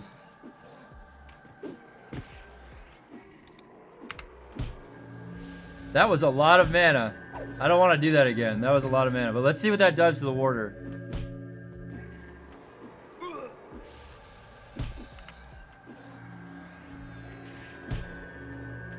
Oh, I think that. Full heal. Okay, that is a good spell.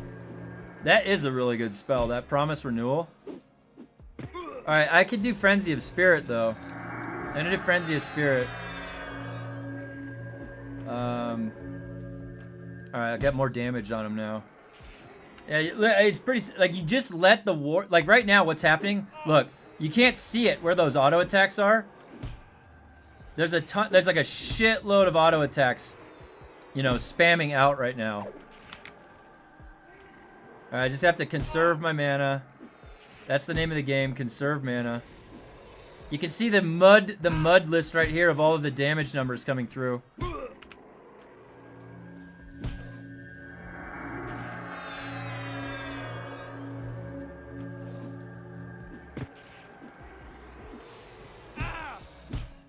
Really happy with adding in that.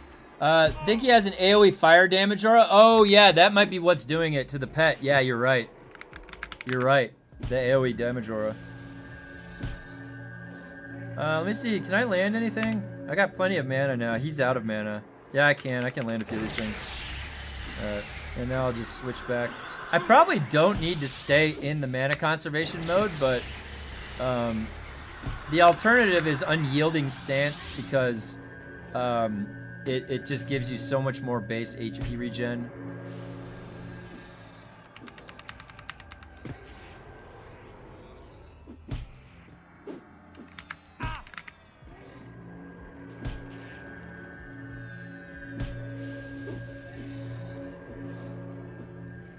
Really, really strong. Once you get these two Cleric, the Sacred Echo and Celestial Healing, once you start leveling those up, oh my gosh. This heal over time lasts forever and it heals so much health. It's so nice. I'm gonna put back on the poison. There we go. And this is just in that Unyielding Stance. I could probably drop some damage on him now. My mana is so high, I can just go full DPS and start doing Frost Shards. So now I can just burn through the rest of his health, you see. Keeping that one, I just keep the one hot on myself, that's it. I know having high fire resist was a must back. I seem to remember that. I seem to remember that.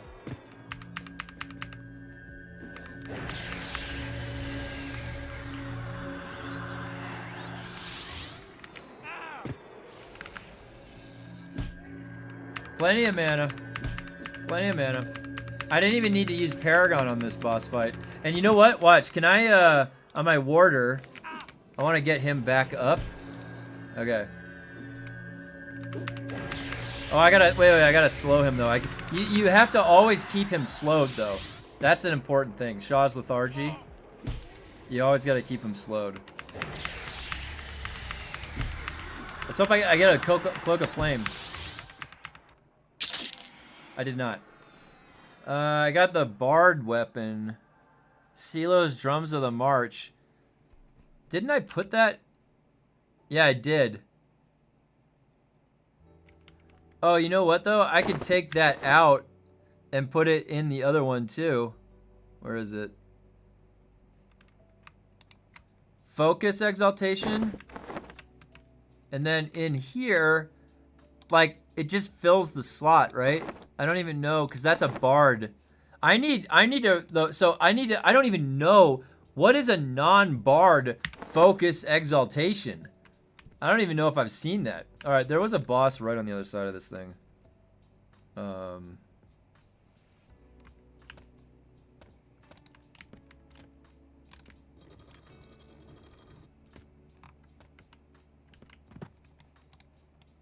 Magus. He's worth trying to get a moat from, at least.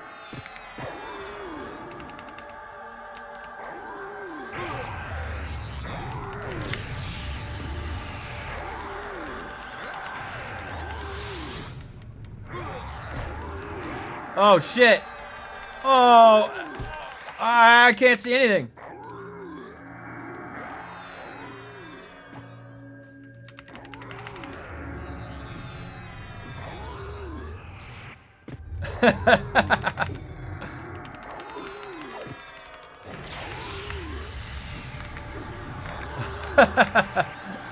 Hey, what's up, Mike? What's happening?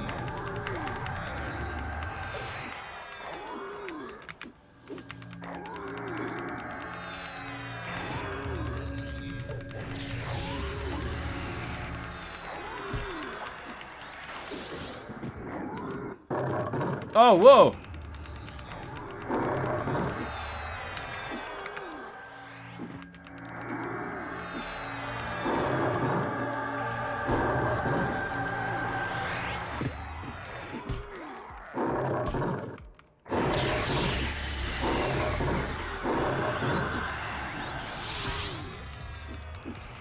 Doing laundry? This boss is funny.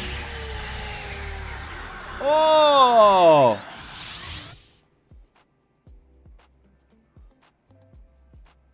I got a focused effect, improved damage. Is that for face only? Hell yeah. He's a pizza chef. He's dead.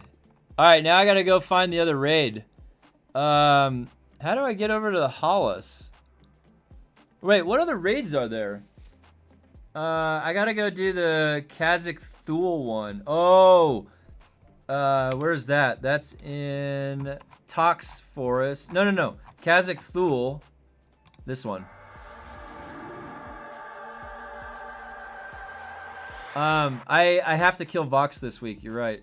I have to go. So, what's the fastest way to? Oh, let me kill the fear bosses, and then I'll go over to Vox.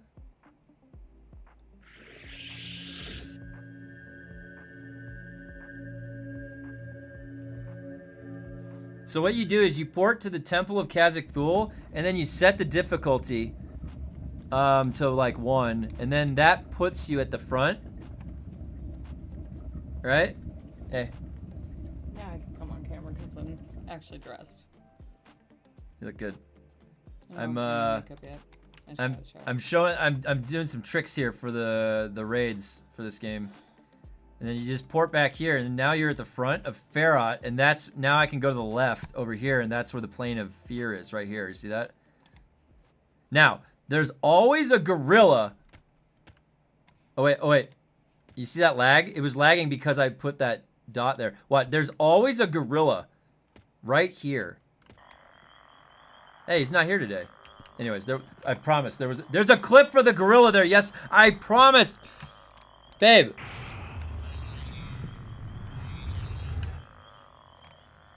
There was a gorilla there yesterday, I promise. He attacked me. He came running at me and died immediately. And remember, I started talking about the movie Congo.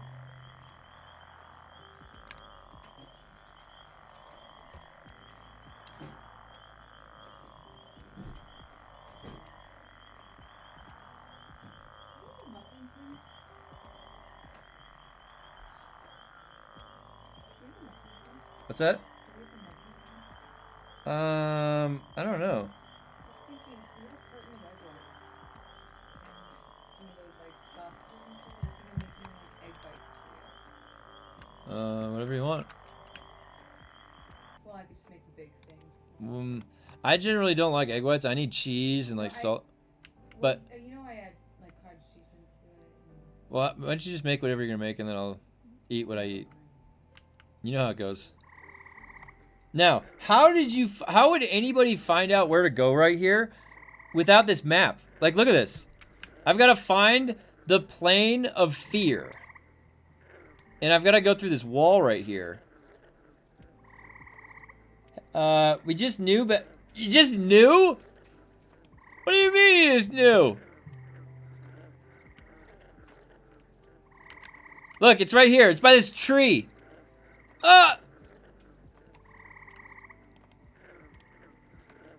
Okay, now I just follow this path. Dude, I would have gotten lost in this labyrinth too. Like, look at this thing.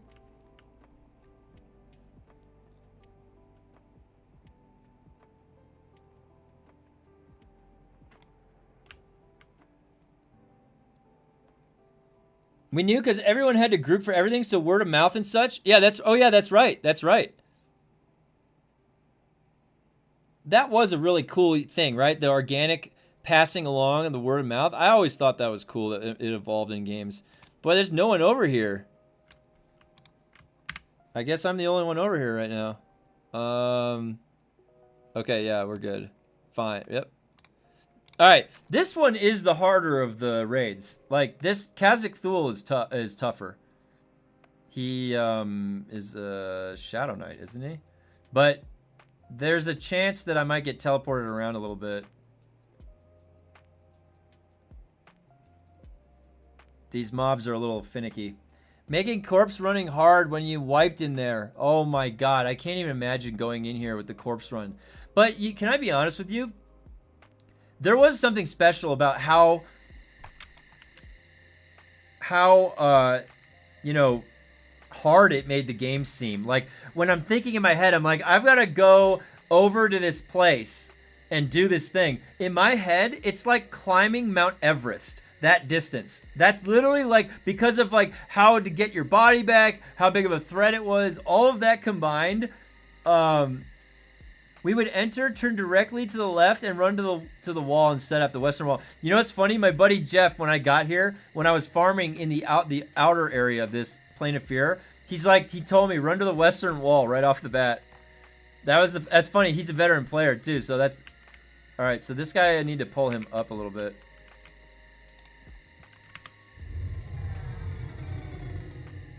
Oh, he resisted.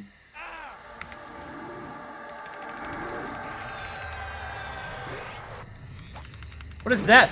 Ah, it's a giant cube of phoboplasm. Ah, and what is that? It's a summon. Oh shit. I just have to slow everything. Yeah.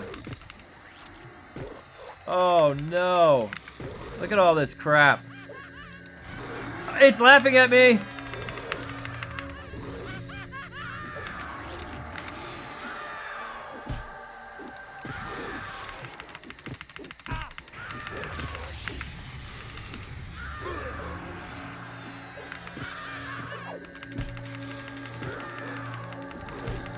Oh, look at that full heal for Promise Renewal. That was sweet. Whoa. I gotta look at that later. There's another Phoboplasm. Did it multiply? Pets at half? Oh, yeah. Not for long.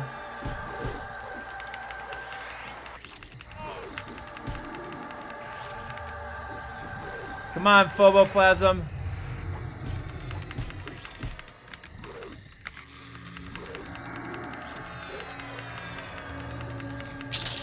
Alright. What else is left? Oh, it's just... Okay, now it's just terror. What a weird engagement right there. Alright, now let's get back on track. Let's get back on track.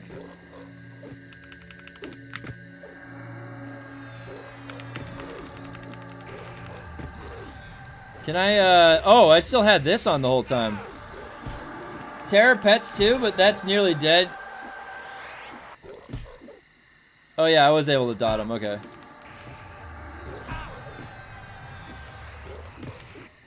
Well, at least he didn't throw me anywhere. One of these guys tosses you.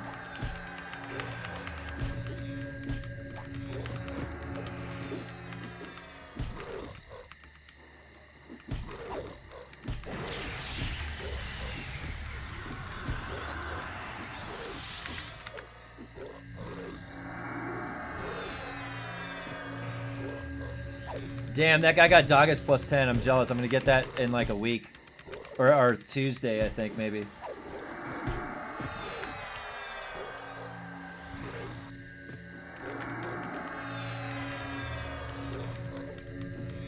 Boy, this guy is definitely tanky on the difficulty 4. Back then, unless you were pulling, you never saw much of a raid zone. Is that because you had to sit in one spot? I know that the aggro, like when I came in here, they were aggroing from so far away. It made it very difficult to go anywhere, so I can understand that. Usually when I want to guarantee I land something, I just switch to over channel until I can get all these to, I don't know, like plus, like whenever I feel more comfortable that they're gonna land every single time. The only thing I don't need to over channel for necessarily is the spam this one, but I mean it even helps with that. This I got to 7, so it's at minus 105 cold resist, which is pretty nice.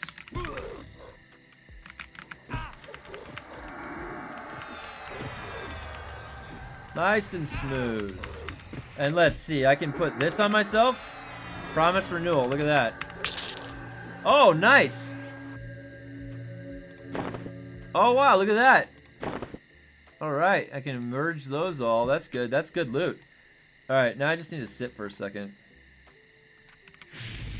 Wait, what's that? Oh, that was Promise Renewal. That thing keeps psyching me out whenever I see that.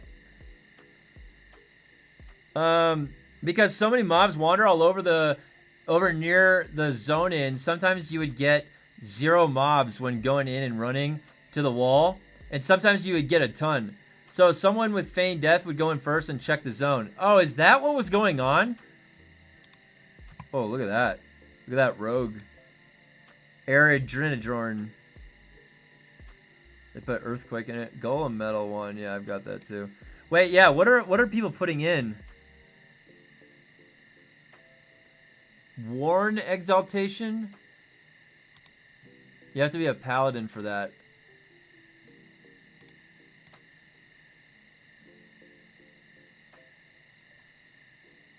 How come they have... Is that because that's their epic?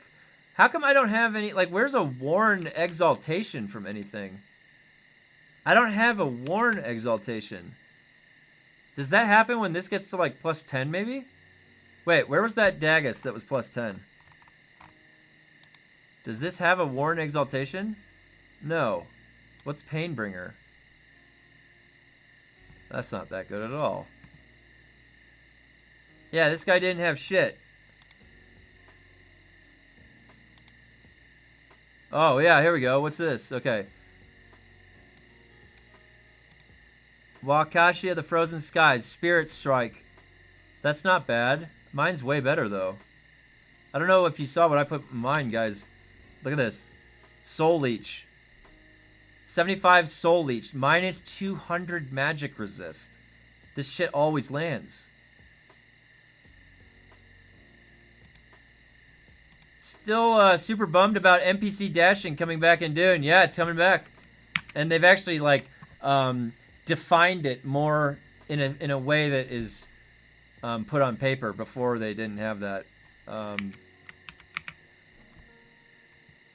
Okay, let's see here.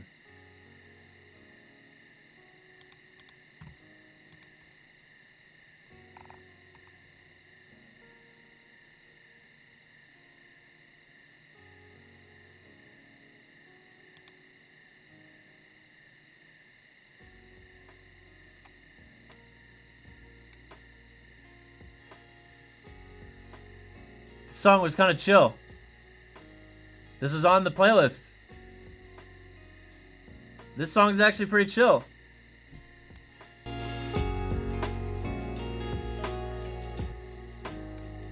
Oh, let's start it over. I really like... So music is a really interesting thing in the talk about the universe and physics, because it's a very strange thing what music is. Doesn't make a whole lot of sense why it works the way it does. Alright.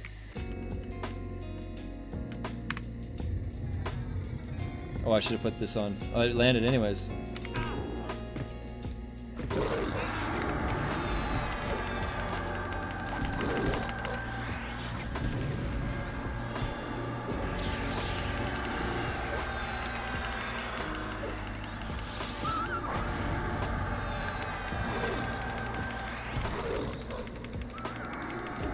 Am I stunned? How am I stunned this long? Dude! That was like a... That was a long stun.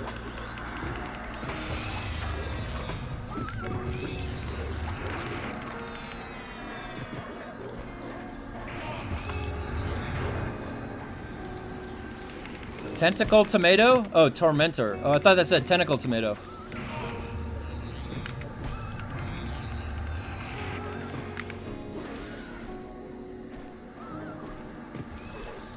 Alright, we're gonna have to turn up the heat here.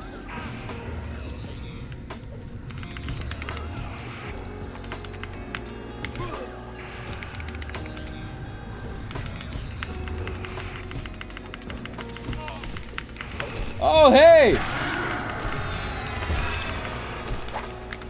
Cat, thank you! Alright! Oh no, I'm trapped inside the tentacle, so it's making a loud noise. It's too loud. He's...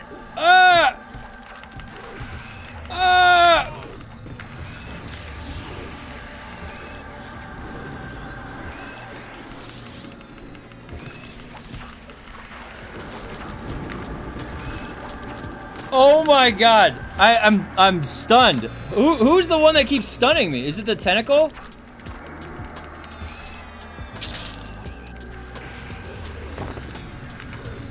Woo!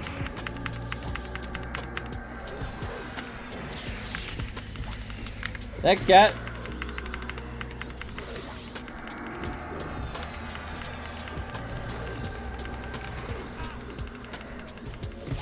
I'm stunned again! It's this thing! It's a Gorgon! Oh, dude, I recognize this from the plane of sky. I didn't even see this was here. You sneaky little bastard. Ventricular gloves, eh? Alright, well, we survived that. Nothing to see here. Just a little bit of a scratch.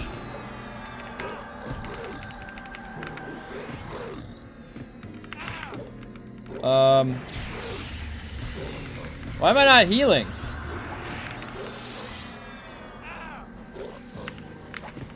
Oh, dude, that promise renewal was so good. Might not want to turn your back towards the boss, then you can't parry or riposte. Yeah, if that happened, that was accidental. I was getting stunned when I was in there, and so I was making it hard to, like, move anywhere. That promise renewal is really good. I can't believe how effective that is as a heal. Now he's got that minus healing on him.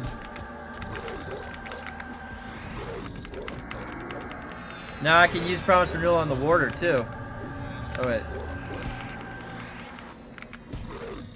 There.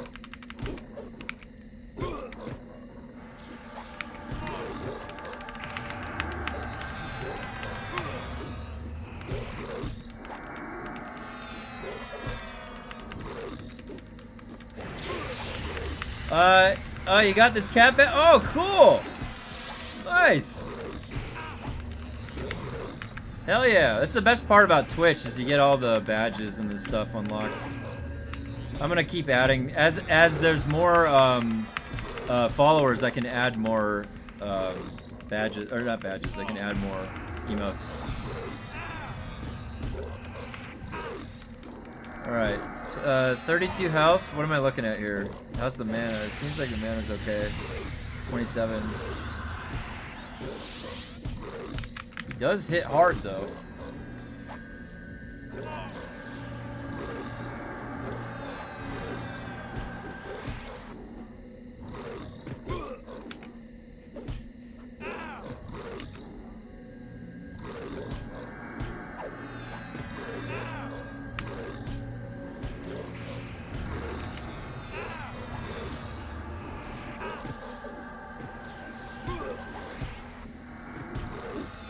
Yeah, I see it. Oh, there it is. Oh, cool.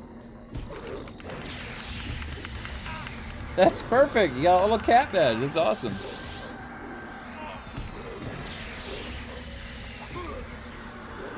Oh, that didn't work.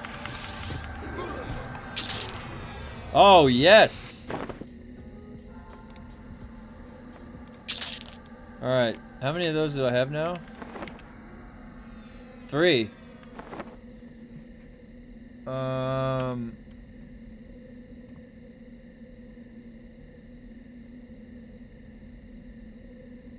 What did I want to put those in? Oh. Just take one at a time.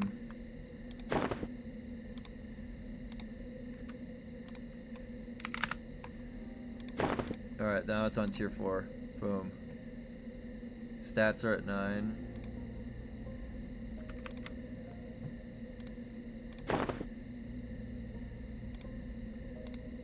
$13.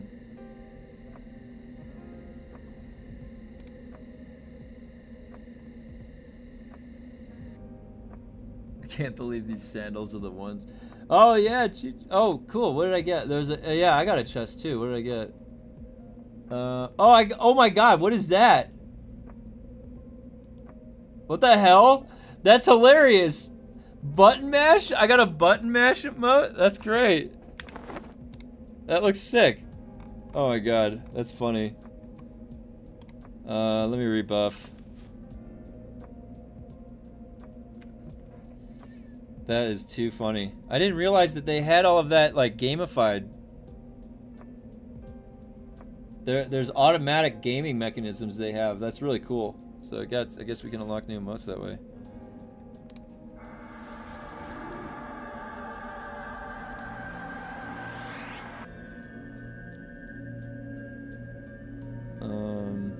Oh, you know what I should do? I forgot my build. This build. Let me link it. I can link it in the description. Wait, no, that's not it. Here it is. Copy. Where's the description? Edit. Build. There we go. Okay. Oh, how do you add that in Twitch? Isn't there a way to pin like a comment or something? Hold on. There we go. I had to pull that up. Here, this. So if this is the video, and then I'm gonna pin this. Ah, there we go. Pin.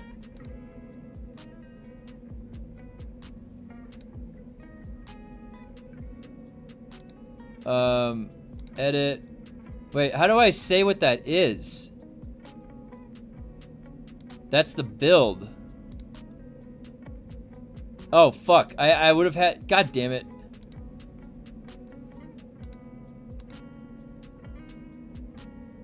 I had to type it in the message. Build. Okay, there. Pin that one. There we go. Alright. Okay. That's what I wanted to do. Okay.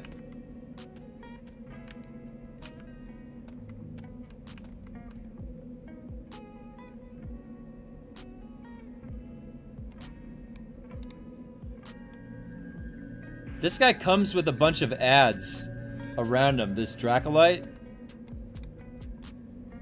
I don't know if there's Cazic thule right there. Oh shit!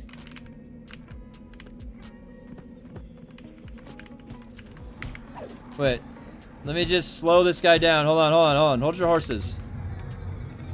Oh fuck, it's got this nightmare pet? This nightmare pet makes you can't see.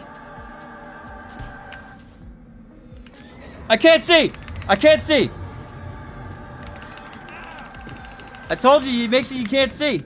Look at all these dots I have on myself! What is this? Oh, this is bad. Get to the chopper! Oh, that was good. That was a good timing. I can't see shit! Oh! Ah! There's a skeleton laughing at me! I'm gonna send him in the air. Send him in the air with the whirling bolt.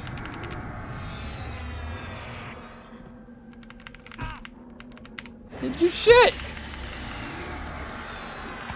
I didn't do shit. All right, he's dead. He's dead. Oh! Oh! Whoa! Let's kill the pet. Leave no witnesses.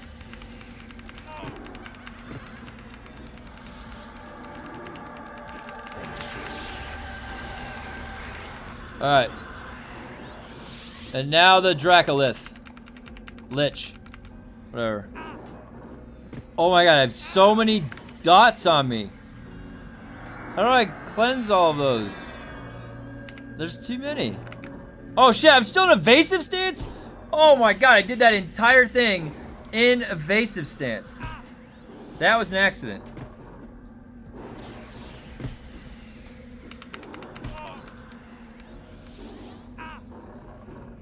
Okay, I don't know, like, how, I don't really know how efficient I have to be with this guy. Paragon of Spirit is back up in 4 minutes. I just have to make sure it's slow. Maybe I can strip off some of those buffs. I got off some of them. That's not bad. Alright. Oh my god, my warder. I'm gonna give him a shot of adrenaline straight to his heart.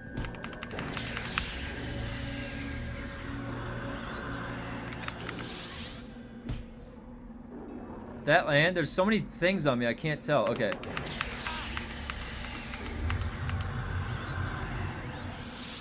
He's about to be out of mana, so I'm not gonna have any threat. Once these bosses run out of mana, you don't have anything to worry about at that point.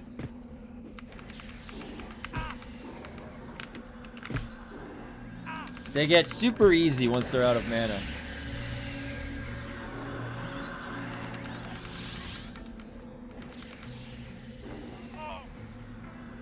I wonder, let's see. So, should I try and land? Let's see if the bones guy can get poisoned.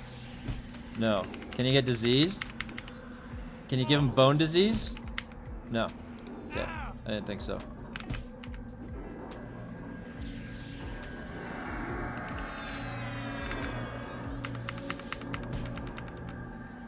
Boy, this guy's got a lot of tankiness to him, that's for sure.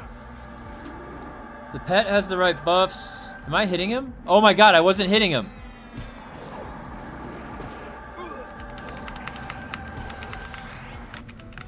Like, this guy's tanky.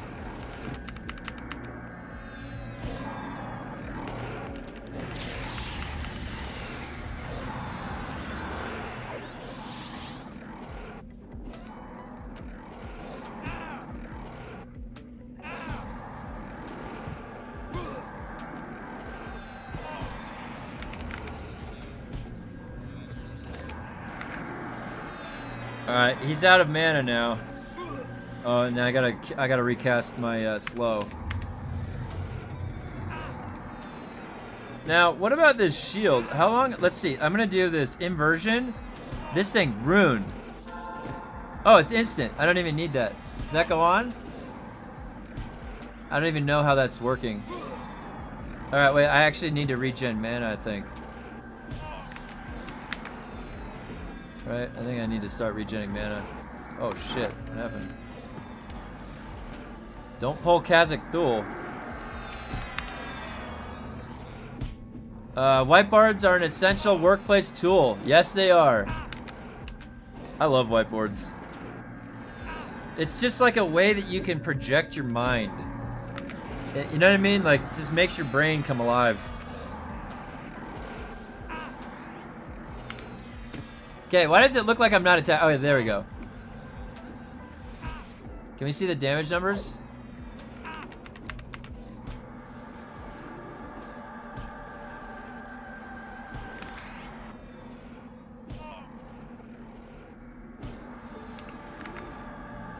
Two of the biggest guild leaders at the time was Headhunter by Blizzard. Oh, Headhunter by Blizzard to help develop Vanilla WoW. Oh, really?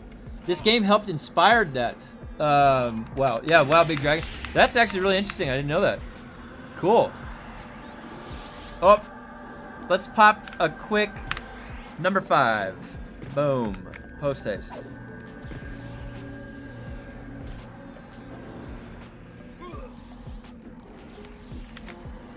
Gotta get my celestial healing on myself. Tigol and 4 or something, wasn't it? Oh, really? Oh yeah, you guys remember? Do you guys remember the names?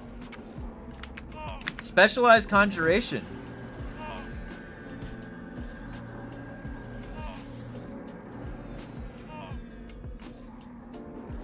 Oh my god, my pet.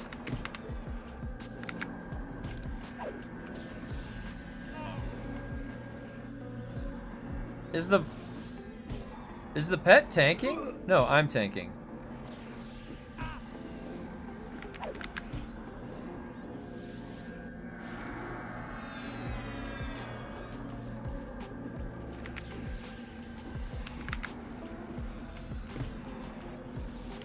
%, mana. I have to, let's see. Oh, Paragon of Spirit came back up. Oh my god. Is that long of a fight? Is that long of a fight? It came back up.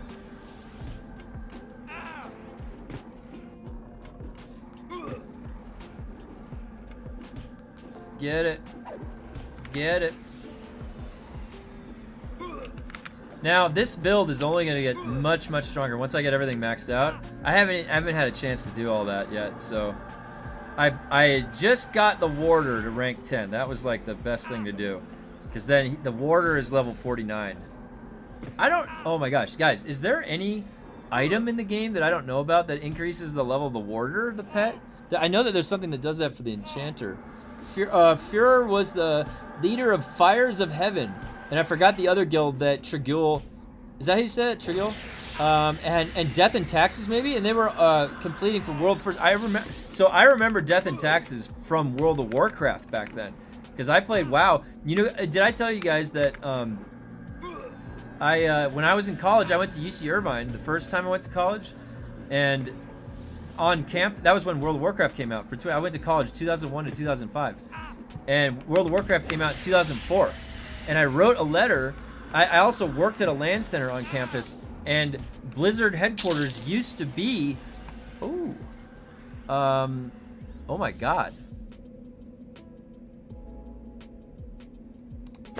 Oh, nice. I got a big one of these.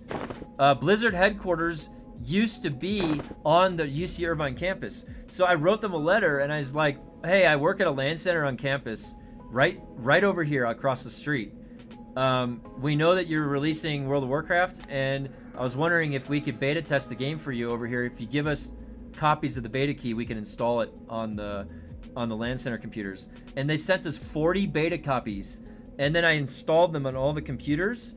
And we had all these kids coming in and beta testing World of Warcraft. And here's a story from that, because I remember I was testing out the different classes, and I picked a druid. I thought it was cool to like shapeshift into a bear. You get that at level 10. Well, Mark of the Wild, there's a bug where when I got bear shift at level 10 and I had Mark of the Wild on me, if I shifted into bear, the Mark of the Wild buff dropped off. So I thought to myself, because I was new, I was like, do I have to choose? Like, I can either be the buffed version but out of bear form, but then if I shift, I gotta lose my. So I ended up rolling a different class.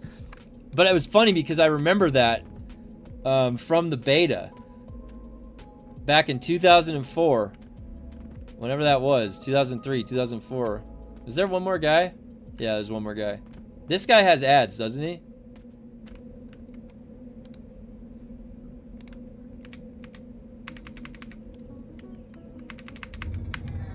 I remember Fires of Heaven, though. They got in trouble for a world first MC because they had WoW employees in the guild. Oh, really?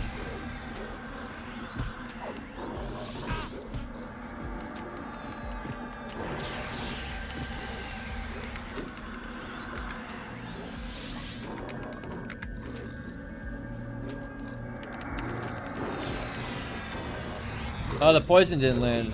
Maybe poison does. Oh, wait. Does it land on this guy?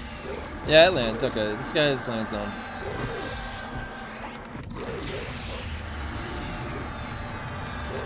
Yeah, they were a good guild regardless. They dominated an EQ before that though. Oh, really? They must like maybe they're just like a little bit older than me because like I feel like I got into it when I could. Like I was like playing console games, you know, like junior high school and then high school. It's like N64, SNES. I started at NES. I literally played as soon as I could. Like I wasn't old enough, I don't think, you know? I think if I was like 10 years older, then there may be a chance that I would be in like the MMOs by that point, like EverQuest right away. Führer apparently designed the Thunder Fury questline and WoW. Oh, really? Cool. I never got that Thunder Fury. And WoW, I never got it. I never was like a tank or I guess like who else would get a rogue? You could give it to like a DPS rogue, I think, right? But would rogues ever take that as priority over a tank? I even saw like a boomkin with a Thunder Fury. I think it was more of a meme though at that point. Maybe it wasn't a boomkin. Maybe it was like what was it? I don't know. I think I've seen it on some like a class. I was like, what the hell? I got it as a rogue, but it was better for a tank. But better for tank warriors. It looked really cool on a rogue.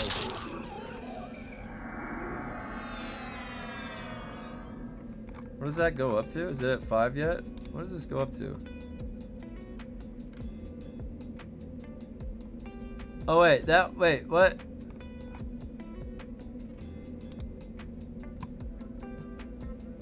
This is resists.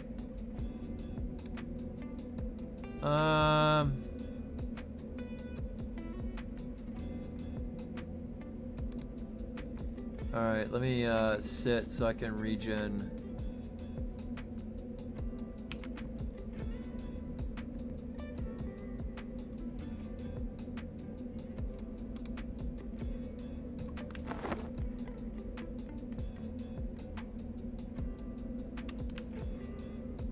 I have improved damage in there. Can that improved damage go in? No. It's just face.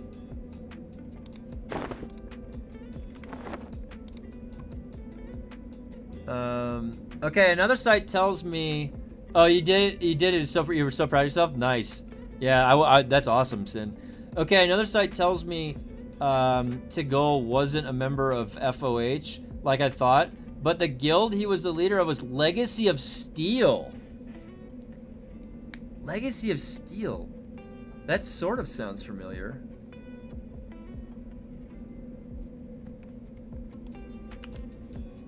That sort of sounds familiar. Alright, let's go kill cazic thule.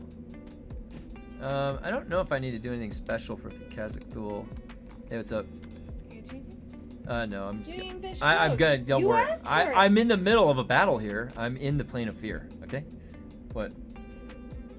Wait. My mouth is dry. Drink some water. All right.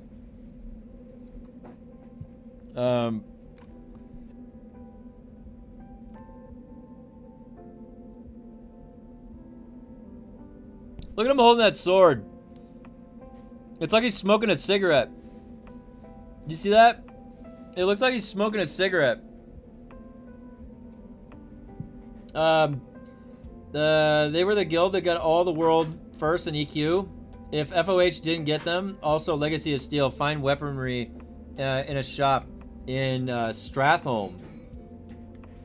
Cool.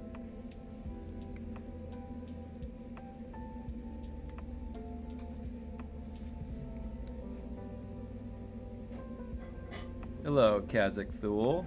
Alright. He's a Shadow Knight monk wizard. Oh boy. This should be interesting. I need to get behind him because he's gonna toss me. Wait.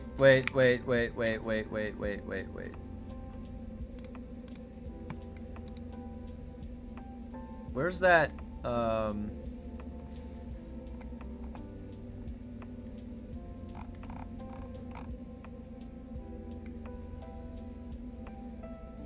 where does it go when I like a song?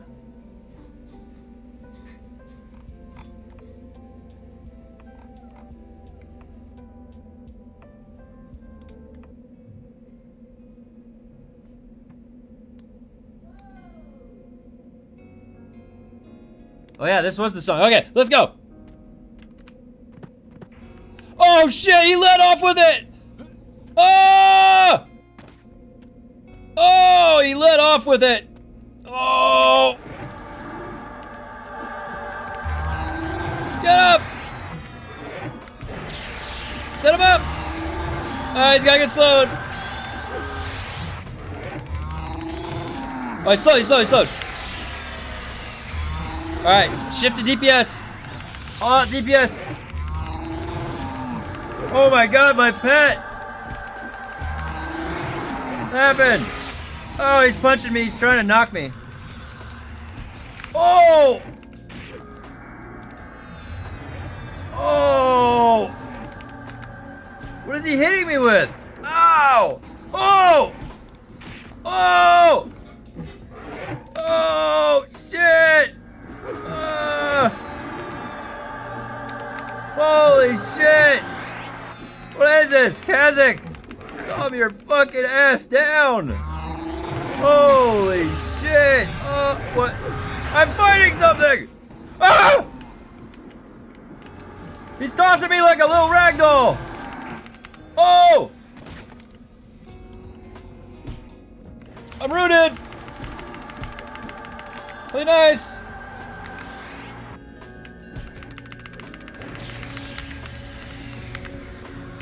Recovery! Oh! Get me out of here. Alright, here we go. Can I hit him here? Am I hitting him? Yeah, I'm hitting him. Alright, we're back to square one. Okay, we're back here. Let's go into conservation mode. Okay. Ow. I'm gonna go into conservation mode very soon here. He's gonna be out of mana, okay? He's gonna be out of mana. And I am gonna be there when he's out of mana. Okay? Lest you worry. Oh, there we go. Full heal. Perfect. He is gonna be out of mana. Now, I should start playing conservative here right now. What I'm gonna do is shift into this form. Paragon. Okay? This is where we back him into the corner. Right here. Okay? Right after I get back into the corner. So it's an exchange of corner backing.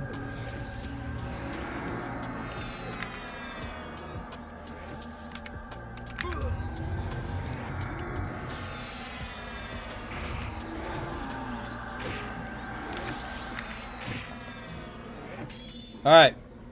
We weathered the storm. We have weathered the storm. I think. Okay.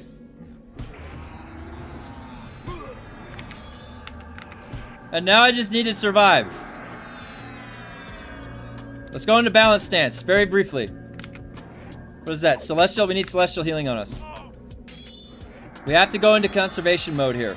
He has 62% health, but he is out of mana.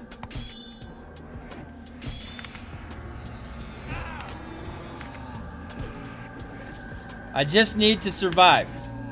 Play it nice and easy. He is out of mana.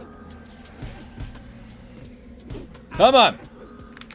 He's also beating the shit out of me still. I don't know how he's still doing that. Come on.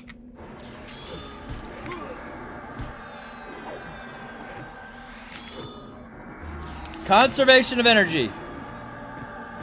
Okay, he's got 30 seconds on the slow, so I have to land the slow. Always have to land the slow. It landed. Okay, we're good. Go back to conservation of energy. Recovery. Celestial healing. I gotta get topped off. I don't know where that damage came from. Alright, there we go. Alright, we're in balance stance though. Alright, that bought us some time. The balance stance bought us time. It got a yellow bar, look at that. So if I really needed to, I can go into evasive stance and heal. So it bought us time. I'm gonna get another heal, it's gonna get up. We're conserving our energy here.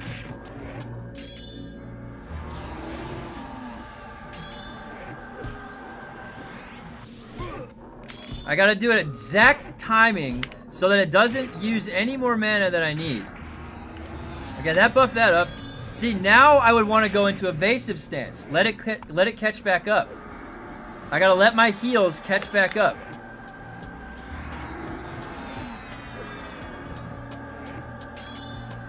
And I'm conserving as much mana as I can.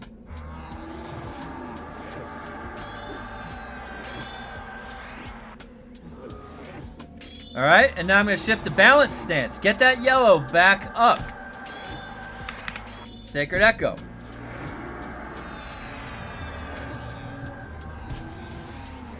Oh shit, he moved me. I gotta make sure I'm always in range. Okay, I can wait a second here.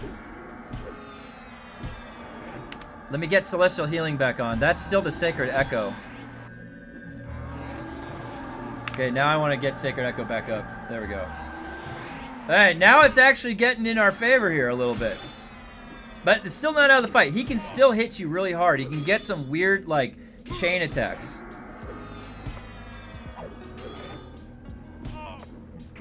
Oh, shit. And the unexpected can always happen.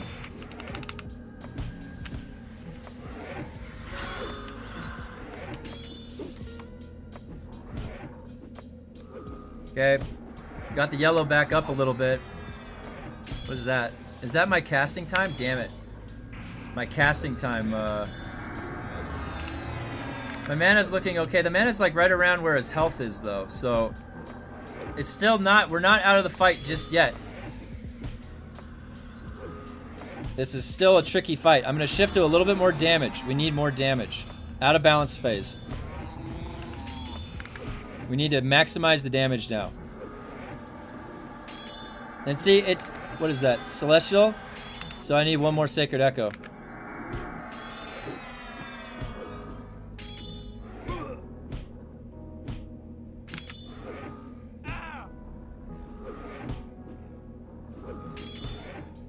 He's got 1 minute on his slow. Alright, so right here, I'm going to shift into evasive, and I'm going to land that slow again so I don't have to worry about it. He moved me. Alright, get back into the mana stance immediately. And balance. Let's go to balance. We can shift. Is that sacred? Yeah, sacred. Get another sacred on you.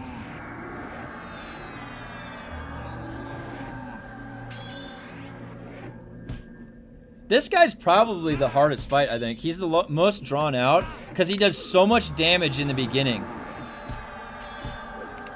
So So, and he honestly does consistent damage throughout most of the fight. So you just have to be really careful. Even right now, like I still don't know if I've got the fight yet. It's that close. It's really that close. Like it's on the wire still. Because my mana is just teetering where his health is. So I have to be very, very careful right here. And I mean, this is just going to be what it's like until the gear gets back up, you know, up to what it needs to be able to more easily solo this guy. This build uses a little bit more of the defensive survivability on the back end. You've got the cleric heals, and I need to get those leveled up more too. All right, so I'm gonna go into evasive stance just for a second to let that catch up.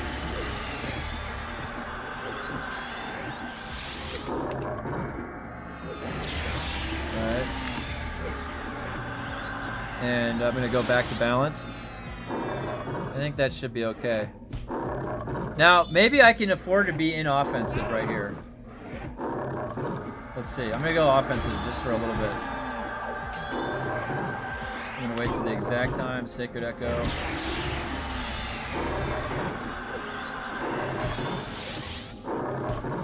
It's very important we get the timings of these down exactly so that we don't overlap any of the mana cost. And there, did he take that off? That looked like it came up. We're still not out of the water yet. We're close, but it's 23 mana to his 13. I'm in offensive stance right now. So I'm taking a little bit more heat than I would normally. I'm gonna need to get the celestial healing up. All right, I'm gonna wanna probably buy myself a little time here soon. Let's see. You know what? I might as well just get the last one on there, just in case it's past a minute. There we go. All right. Let's take it home to the victory. Okay, he still has 9%. This shit is nerve-wracking because he's tough. He can still hit really hard in there. So I'm guiding myself a little bit of balance stance, yellow, just to get a little bit of evasive in case I need it. And then I'm going to shift to offensive. Just for the last few percent.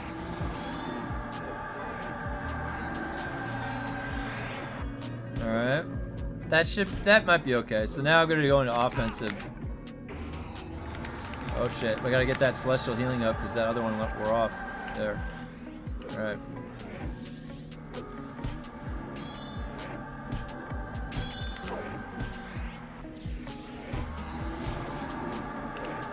Gotta get that heal up, and I could probably, if I really needed to, go into evasive stance if he's gonna drop me right at the end.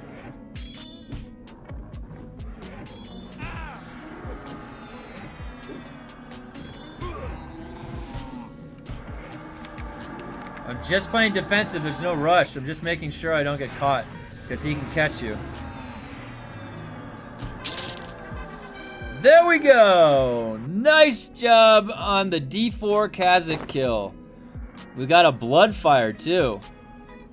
I'm gonna take that separate so I can have the... Is this, it's a tunable! Oh my god, I can trade this to somebody. Winter's Roar. What is this? Darkwood Trunk? That's just a capacity thing. Oh, I can put that in my bank. Huge. Staff of the Earth Crafter.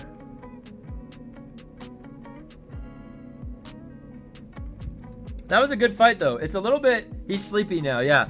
Yeah, he's asleep. It's a little bit, let me take that separate. Oh my god, my inventory's cluttering up. Fuck, I gotta do some, oh no, I got some space up there. Alright. The Plane of Fear, D4. Down, solo, that's good. That cazic fight was kind of tough because of how long it is. He's just really, really tanky in D4.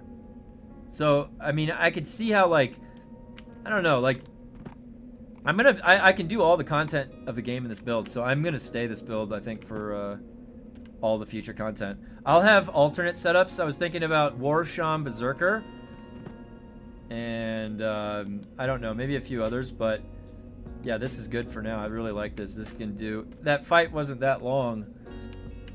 All right, let's go. What time is it? Oh shit, it's 150. Let me go. Let's see, to the gate. I recommend, if anybody's starting the game, I recommend putting your gate port where I'm gonna go port to right now. He's pining the fjords. Just spoke to Joel. He explained the lack of Dune content. He said Kevin's cape is top priority, and the whole team can't figure out the issue. Oh, man.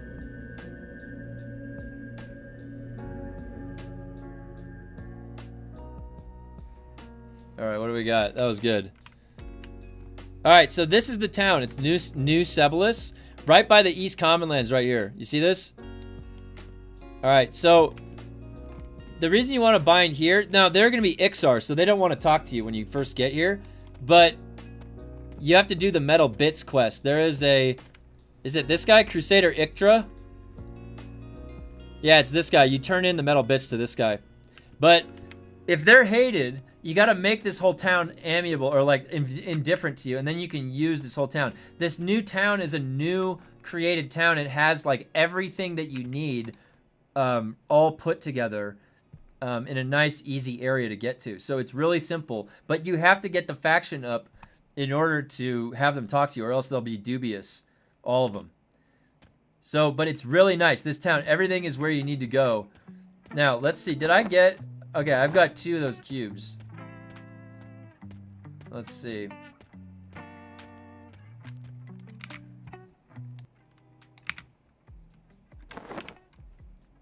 Now, which was the one that I wanted to get? Oh, the,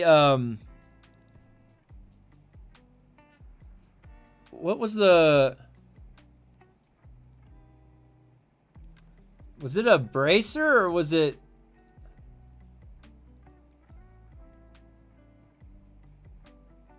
What was the bracer that I was going to get up? The Induslight bracer? Strength, dexterity. It's because there was no dexterity. So, wait. Okay, I can get it up to 4 right now. But is it going to be better than that? 15 wisdom, 15 charisma, and look at that fire. I don't think it's going to be better. No, that's going to be a waste. Okay, wait. This was at +3. The earring... Oh, and that has dex.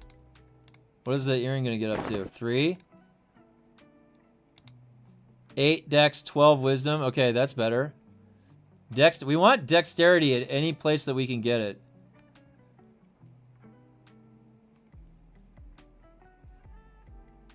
Oh, look at that. And I have one of these big ones. Does that go in there? No. That goes into tier 5. Were any of my spells about to level up? What about the slow? What did that change to? 6! Tier 6. Let's do it. That slow will become tier 6. Minus 90. Perfect. The slow is one of the most important abilities that we have.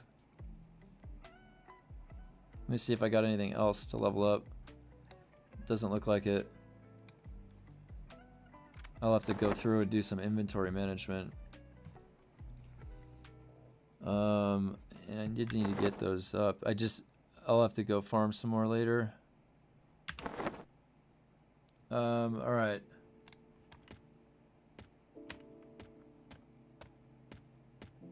Hell yeah. So now I've got a rank 6 slow. That is real nice.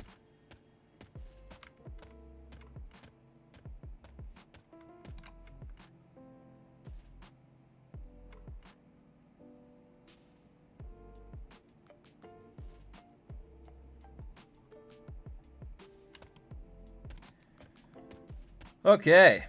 So, there's a few new people here. So tomorrow, Friday, is variety day. What that usually would mean is like I would have a wheel that I would spin, and there's a bunch of games, and I would just rotate the games that I'd be playing.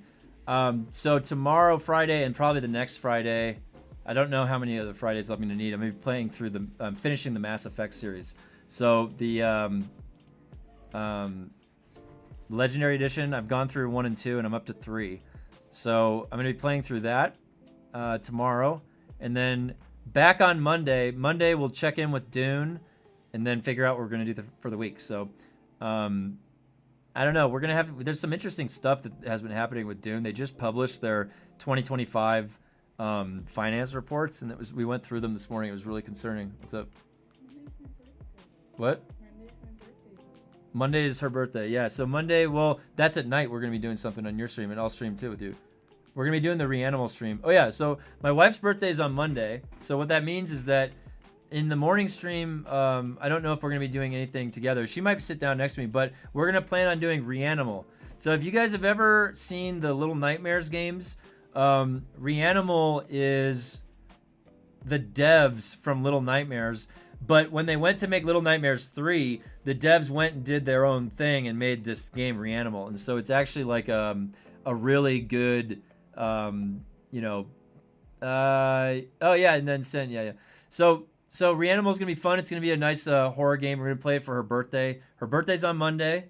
I'll probably remind everybody on Monday when I start streaming again. Tomorrow 8 a.m. I'll be there with Mass Effect. I hope you can stop by and say hi. Make sure to join the Discord too, because that's a way you can get a hold of me over the weekend, or if I'm playing anything, I'll be there. So okay, tomorrow 8 a.m. Mass Effect, and then Monday we're back to the normal schedule. Thanks for stopping by, guys. Wait, so should I maybe, hold on. Who else is playing, EverQuest? I'll raid somebody today. Alright. And yeah, if you have any questions, guys, about EverQuest, let me know. I'll be in the Discord. I have an EverQuest channel that I started in there. Alright, who's playing? There we go. We're gonna raid this guy. He's playing Eat Up. I've seen Eat Up play other games. He's usually playing the same type of game I am, so he seems like a chill guy. All right.